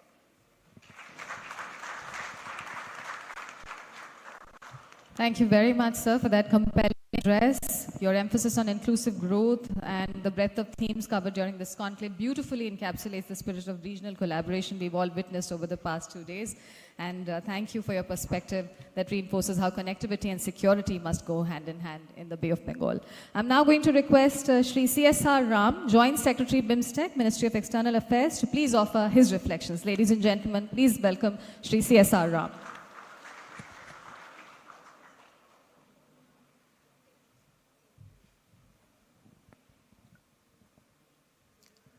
Namaste, good afternoon, good evening actually. While we have reached the valediction of this 2-day Bimstec Port Conclave, I'm certain that we have discussed and brainstormed various issues of the theme of the conclave. We have exchanged information, shared ideas, best practices, and more importantly,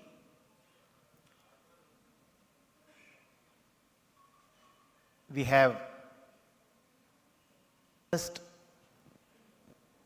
what kind of collaborative effort that the Bimstec nations need to put together and in what way to strengthen the maritime transport connect in the Bay of Bengal region.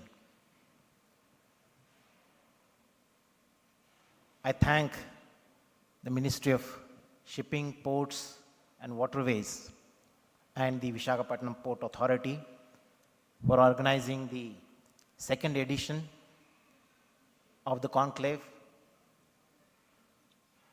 I thank the National Security Council Secretariat, which in fact has been the prime mover of the idea of organizing the Bimstec Port Conclave. Our National Security Advisor in 2017, in the first meeting of the Bimstec Nationality Security Chiefs, proposed for organizing such a conclave with the larger picture of having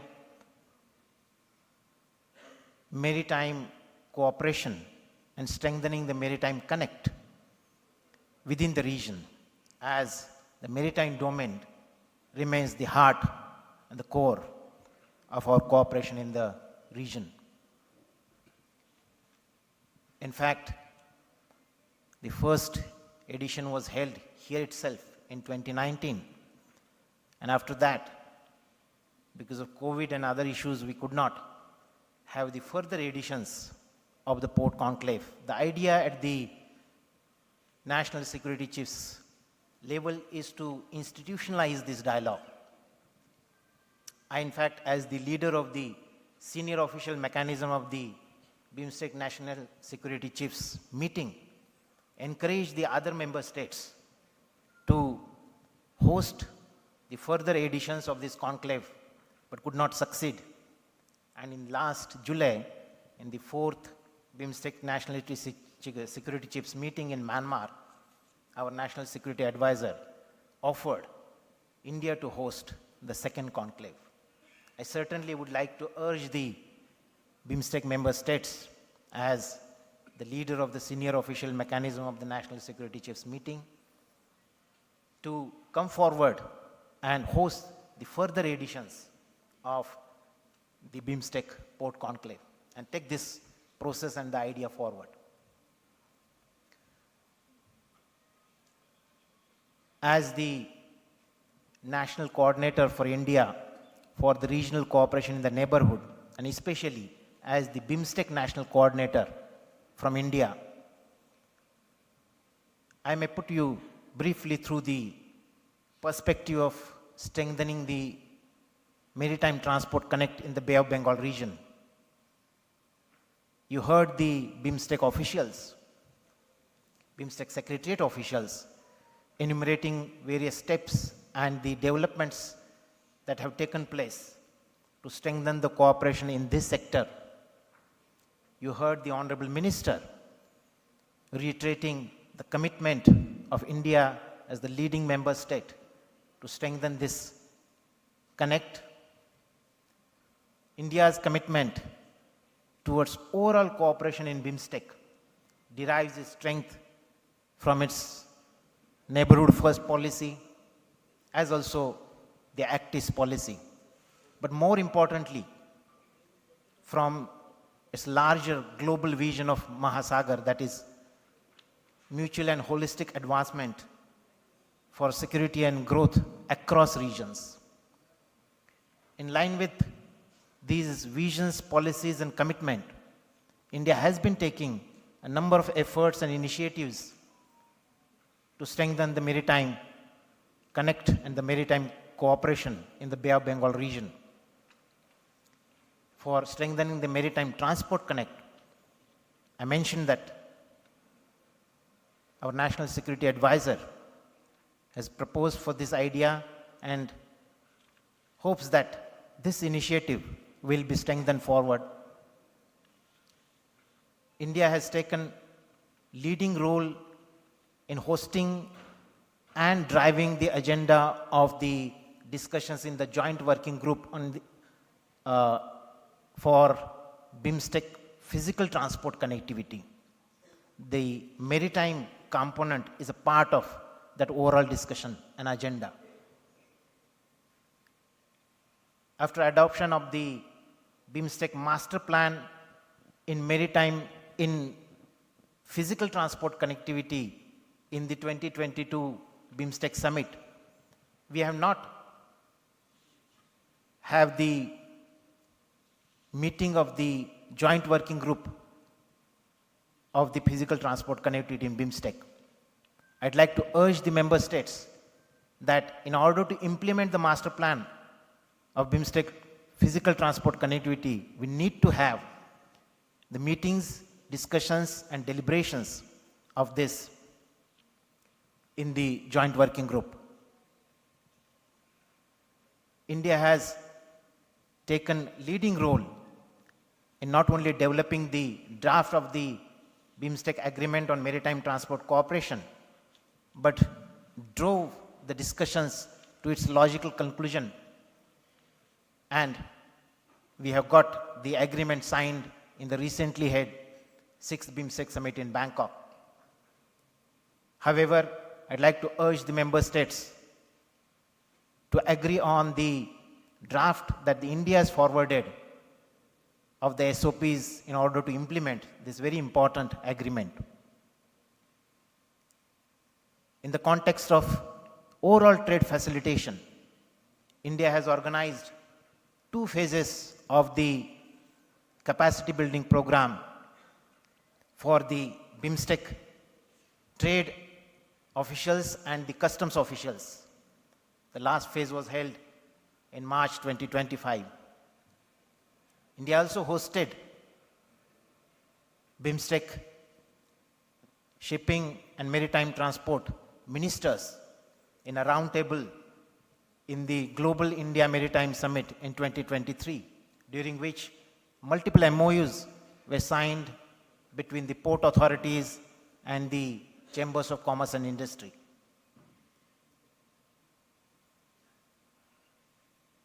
Lastly, in order to institutionalize various aspects of the overall sustainable maritime transport in the Bay of Bengal region, the Prime Minister of India announced India hosting the Center of Excellence for Sustainable Maritime Transport in the recently held Bimstec Summit.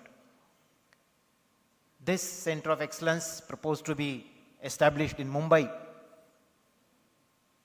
will work on whole spectrum of cooperation in the sustainable maritime transport, including in green shipping and adoption of technologies. You all have discussed over these 2 days several issues of cooperation, including the nuanced and detailed challenges. The challenges in terms of the plethora of policies that we have, which are not only in diverse and large in number, but at times at variance with each other's.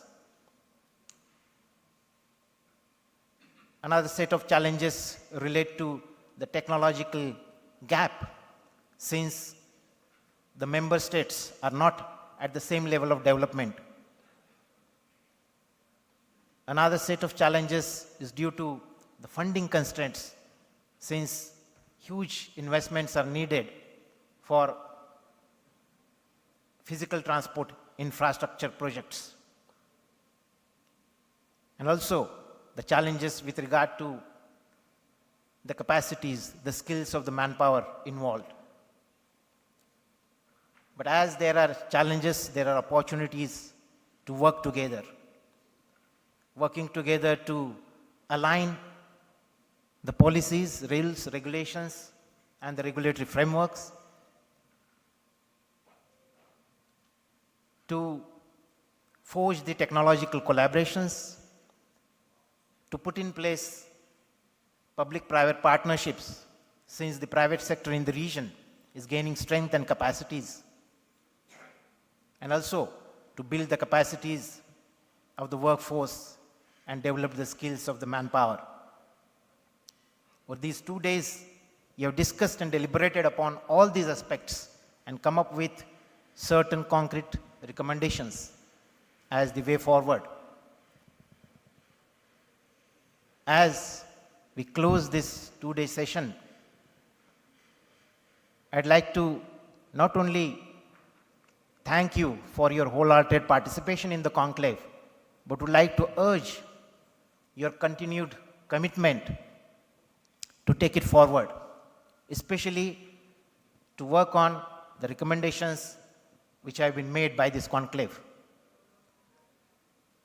It will not only take the Bimstec dialogue forward, but will make Bimstec more vibrant, dynamic, as also sustainable and resilient. Thank you. Dhanyawad.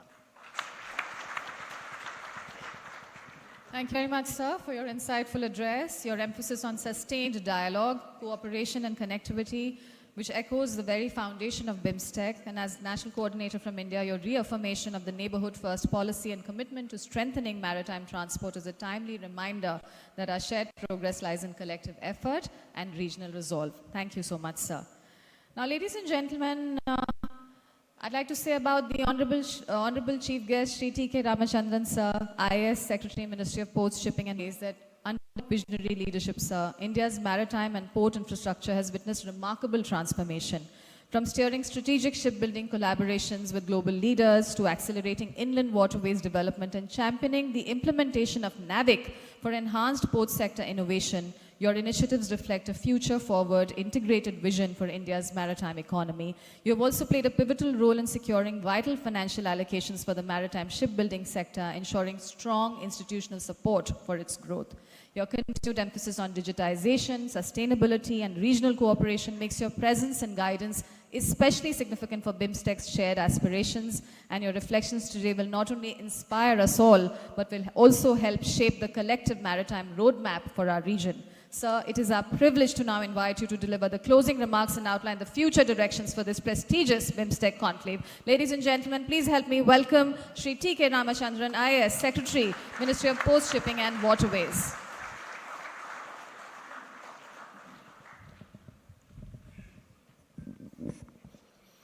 Namaskar, good evening to all of you. My colleagues,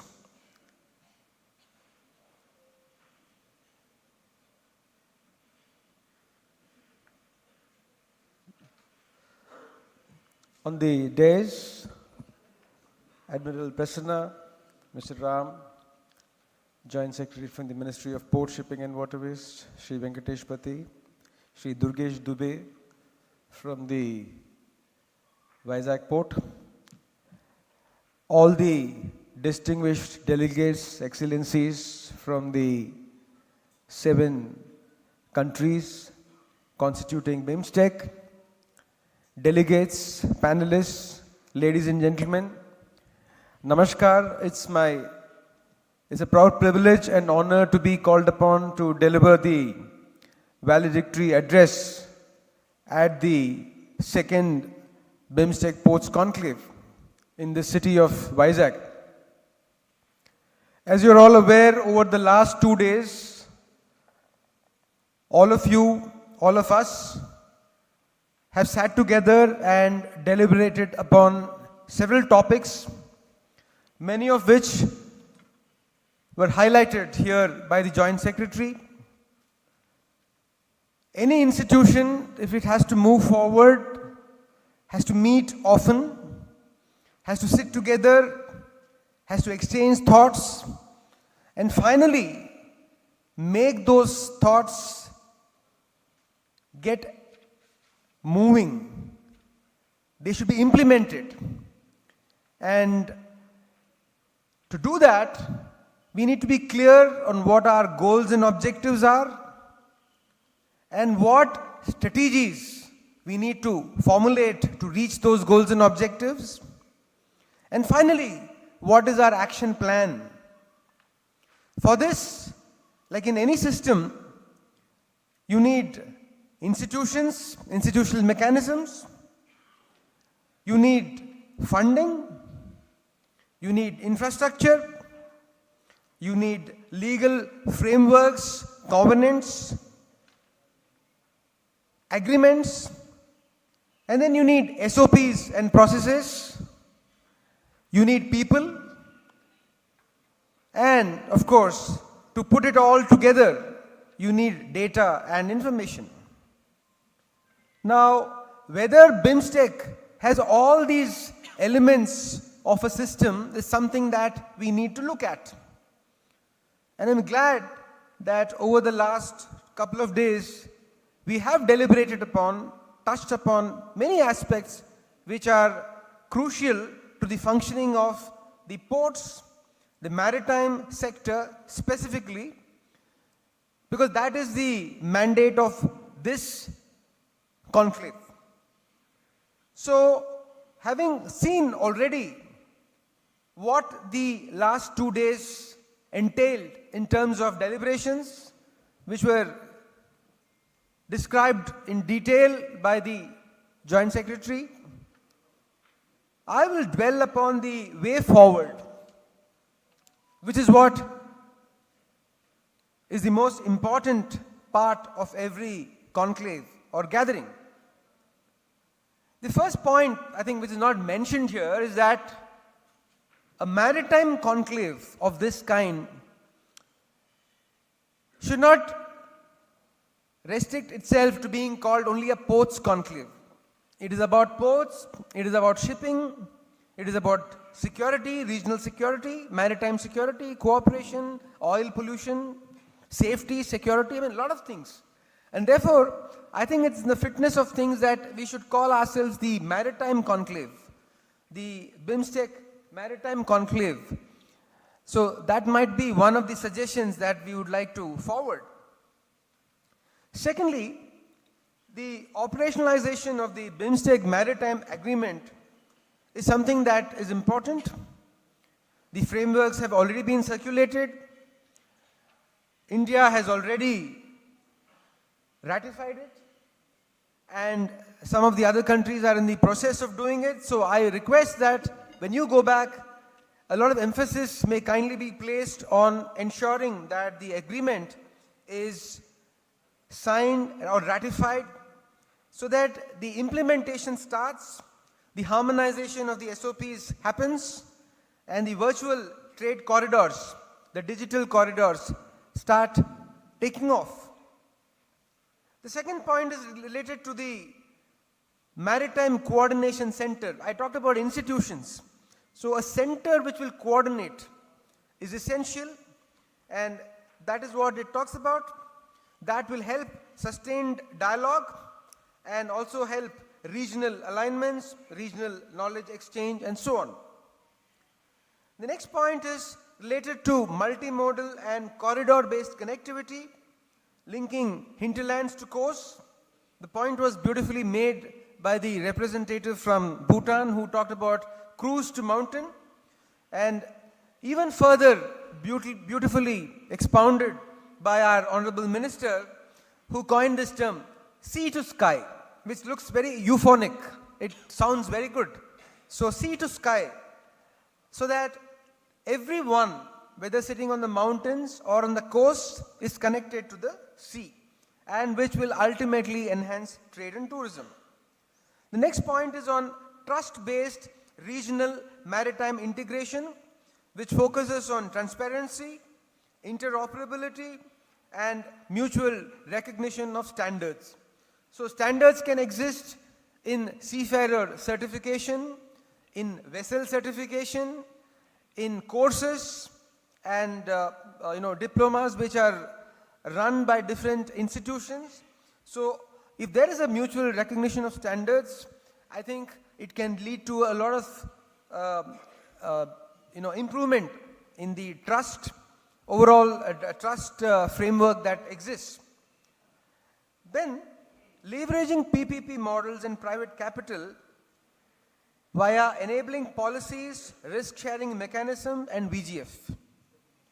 Now, as you are aware, at least in the Indian port sector, we have reached a state where 60% of our cargo is handled by private operators, PPPs. And our aim is to go to almost 100% in another 5 years. And this is a viable model. Let's recognize that, let's understand that, and let's strengthen that. Because PPPs are here to stay, and working with the private sector enhances operational efficiencies and also leads to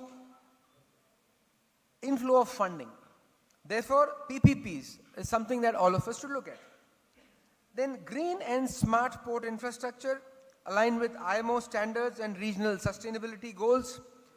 There is no conclave on earth today which does not talk about green.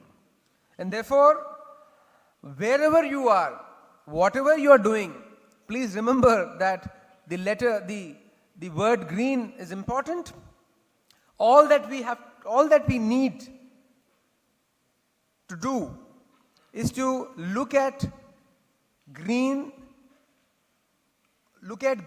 in a manner that it is part of every single aspect of our lives, and ports are no exception. So green ports, green shipping, green waterways, green SOPs, green vessels. So everywhere it has to be green, and therefore India has, as you might have heard in the last 2 days, taken several steps. So we welcome you all to collaborate with us, to learn from us, or we can learn from you, and we can all move together. There can be a lot of exchange of knowledge and ideas in this sector. Technologies. Then the next point is on fostering human capital development through collaborative skilling, R&D, led by institutions such as IMU, the triple helix model, so-called triple helix model of government, industry and academia.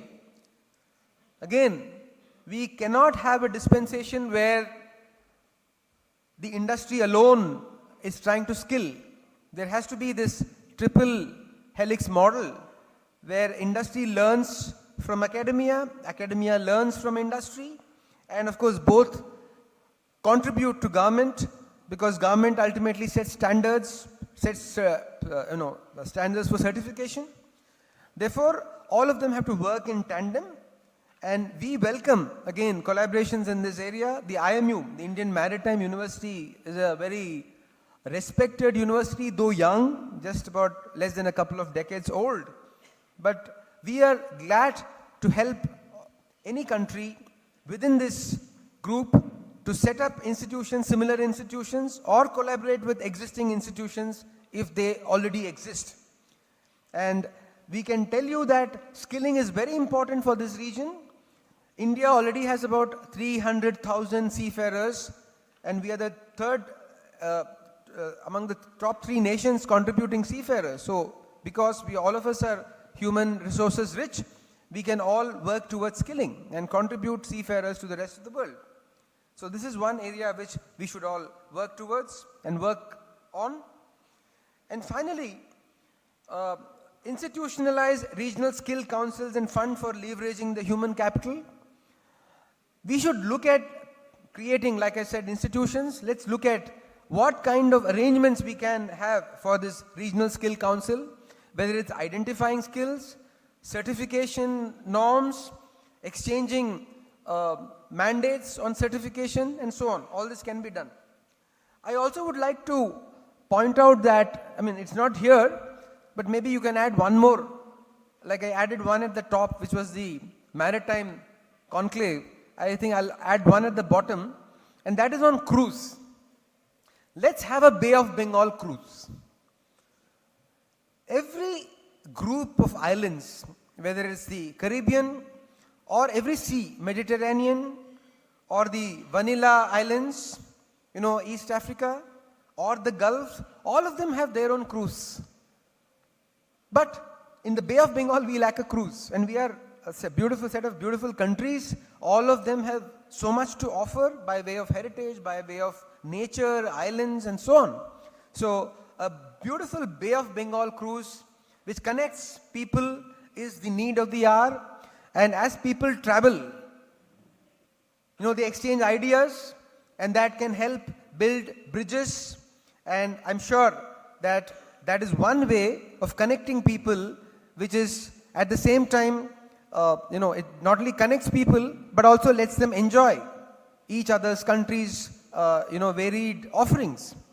Therefore, I would again, at the end of this conclave, I would like to thank the delegates from all the 7 countries who have participated, all the 6 countries apart from India, and especially like to thank each and every delegate. If possible, we'll meet you personally, and I hope you had a very fruitful stay.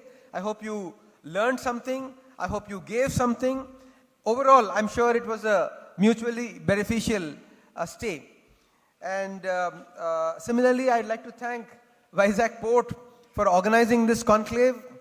As you're all aware, ikkada Vizag Port nunchi chaala mandi vacharu. So for everything you need a lot of funds, and Vizag Port Vizag port is our, one of the pillars of our major port system, and the entire staff, మీకు అందరికీ ధన్యవాదాలు తెలుపుకుంటున్నాను on behalf of our ministry as well as on behalf of the MEA and all the rest of us in the organizing committee. And then the panelists did an exceptional job, and I think the rapporteur has done a very good job. Rarely do we find such a well compiled set of deliberations at the end of the conclave. Something is hastily put together, but here you have a very properly worded and put together set of observations and recommendations. So compliments to them. And finally, to the government and people of Andhra Pradesh, I think we owe a special thanks, because the arrangements, the support that they gave was exceptional. I must thank all of them. And of course, the MEA, this is MEA and the ASEA, the Bimstec Secretariat. We've had several such rounds of discussions over the last few months, not just in relating to Bimstec, but many other multilateral organizations. And MEA has always been the solid bulwark. They have helped us in every manner. Sometimes in the last minute, they have given us so much of support, and without which we could not have concluded this conclave in such an efficient and grand manner. So I thank the MEA and of course all of you for having participated and made it so rich with your comments, observations and support. Thank you once again. Jai Hind. Thank you very much. Thank you very much, sir, for your visionary and inspiring valedictory address. Your presence and perspective have truly elevated the spirit of this conclave, providing us with a renewed sense of purpose and leaving us energized and aligned for the path ahead. Thank you so much once again. And with that, ladies and gentlemen, it is now my privilege to formally conclude the proceedings. Invite Mr. Durgesh Kumar Dubey, Deputy Chairman, Visakhapatnam Port Authority, to kindly deliver the word of thanks. Sir, please. Good evening, sir. I am privileged to be part of this valedictory session and giving vote of thanks on these occasions. First of all, I feel on behalf of VPA to be privileged that MEA and our ministry selected VPA for this Bimstec conclave, sir. Secondly, sir, I am thankful to Venkatesh, JS Prasanna, sir, from MEA and SCS, CS Ram, sir, from MEA. I am also thankful to Secretary, sir, who spared his time for this valedictory session, because from the morning he was engaged. He had gone to NSDCL for Naval Ship Design Center. Then he had interaction with our Honorable Minister on the future vision of DCI. And then he came and gave a way forward and future direction for how we can go ahead, carry forward Bimstec as a group, as an organization, as a corporation. Distinguished delegates, speakers, esteemed guests, and our partners, on second day of this Bimstec Port Conclave, when we are concluding, I extend my heartfelt gratitude to all of those who contributed to make this a grand success. Your presence, expertise, collaborations have enriched these proceedings. We started with our session under the august presence of our distinguished Bimstec delegates. My sincere thanks to our Honorable Minister, Sarvanand Sarwal, sir, who focused upon tourism and insisted the basic theme of Indian culture, Atiti Devo Bhava. I am also thankful to Shantanu Thakurji, our Minister of State, for focusing on coastal tourism. We are thankful to Secretary Sir, who insists upon that how MOPSW is contributing to this Bimstec organization. Through Sagarmala, through PM Gati Shakti, we are investing a lot in physical infrastructure, in multimodal transportations to speed up our efficiency of our ports, which will in turn help this whole country alongside the Bay of Bengal. Sir, today, yesterday and today we had 8 sessions. We see a good participation, excellent interactive sessions and discussions where our ports, chairpersons, ministry officials, GS Port, GS Shipping, chairman from Calcutta and Paradeep and NMPA, New Mangalore Port, the IMU organizations, IPGPL, and delegates from Bimstec nations.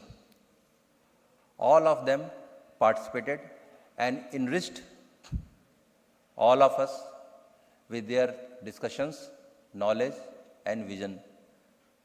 All these things, whatever we have discussed, will definitely form a part of our future plan. This will be very important to have a future plan, and these insights given by all of you will definitely help us.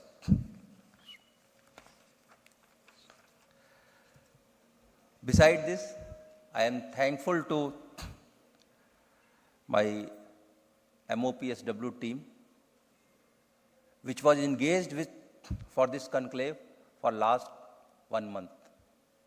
There was intensive talk along with GS Shipping, duly participated by MEA and NCS representatives. I am also thankful to my VPA and DCI team who are working for this to make this conclave a success for last 1 month. Finally, I am also thankful to this hotel, Novotel, event management team, and last but not the least, print and electronic media for their cooperation, support and publicity. Once again, I thank you all for your active involvement in this Bimstec conclave. We believe that again we'll meet in future. Thank you, sir. Thank you very much, sir, for your most gracious vote of thanks. And with that, ladies and gentlemen, we now would like to take a moment to express our gratitude to our chief guest and our other esteemed dignitaries gracing the stage with small tokens of our appreciation. I'm going to request Sri Durgesh Kumar Dubey, Deputy Chairman, Visakhapatnam Port Authority, to please help us thank our chief guest, Sri T.K. Ramachandran, IAS, Honorable Secretary, Ministry of Ports, Shipping and Waterways.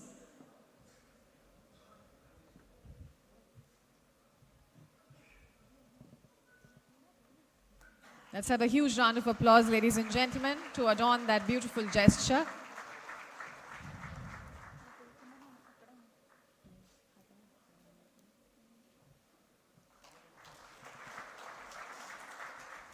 And now I request Sri S. Venkateshpati, Joint Secretary Shipping, Ministry of Ports, Shipping and Waterways, to kindly help us thank first Sri C.S.R. Ram, Joint Secretary, Bimstec, Ministry of External Affairs.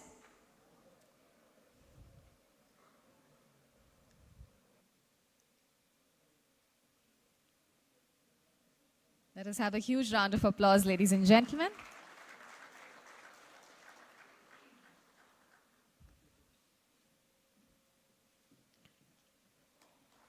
Thank you for the applause and thank you, sir. And we request you, Sri Venkateshpati, sir, to please also help us thank Rear Admiral T.V.N. Prasanna ji, Joint Secretary Maritime Security, NSCS.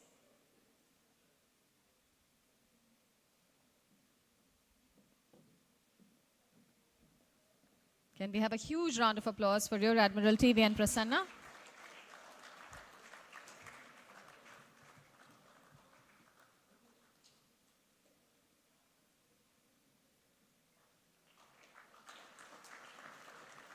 And now I request Shri Durgesh Kumar Dubey, Deputy Chairman, Visakhapatnam Port Authority, to help us thank Shri S. Venkateshpati, Joint Secretary, Ministry of Ports, Shipping and Waterways.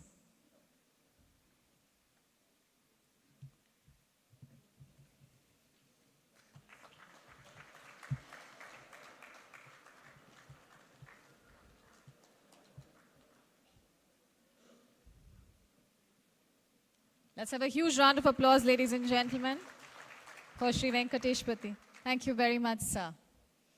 And with that, I will now request esteemed dignitaries to kindly grace the dais. Please step up ahead of the dais and give us a photo opportunity together. And ladies and gentlemen, as we bring this enriching second edition of the Bimstec Conclave of Ports to a close, we invite you to join us this evening for a celebration of culture and camaraderie. The cultural program, followed by dinner, will begin at 8 p.m.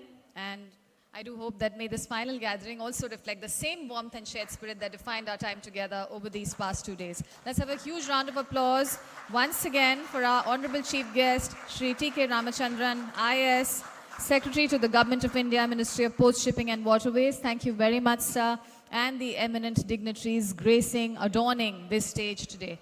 Thank you very much once again, ladies and gentlemen. We will see you 8 p.m. onwards in the same room for a cultural program followed by dinner. Thank you.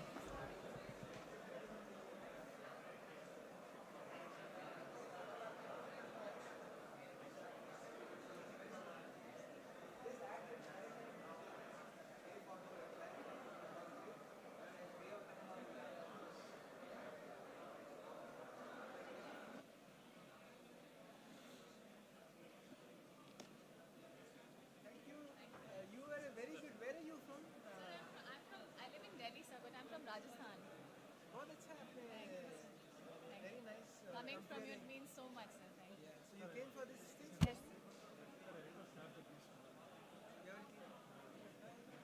Sir, see you. Sir, 8 o'clock and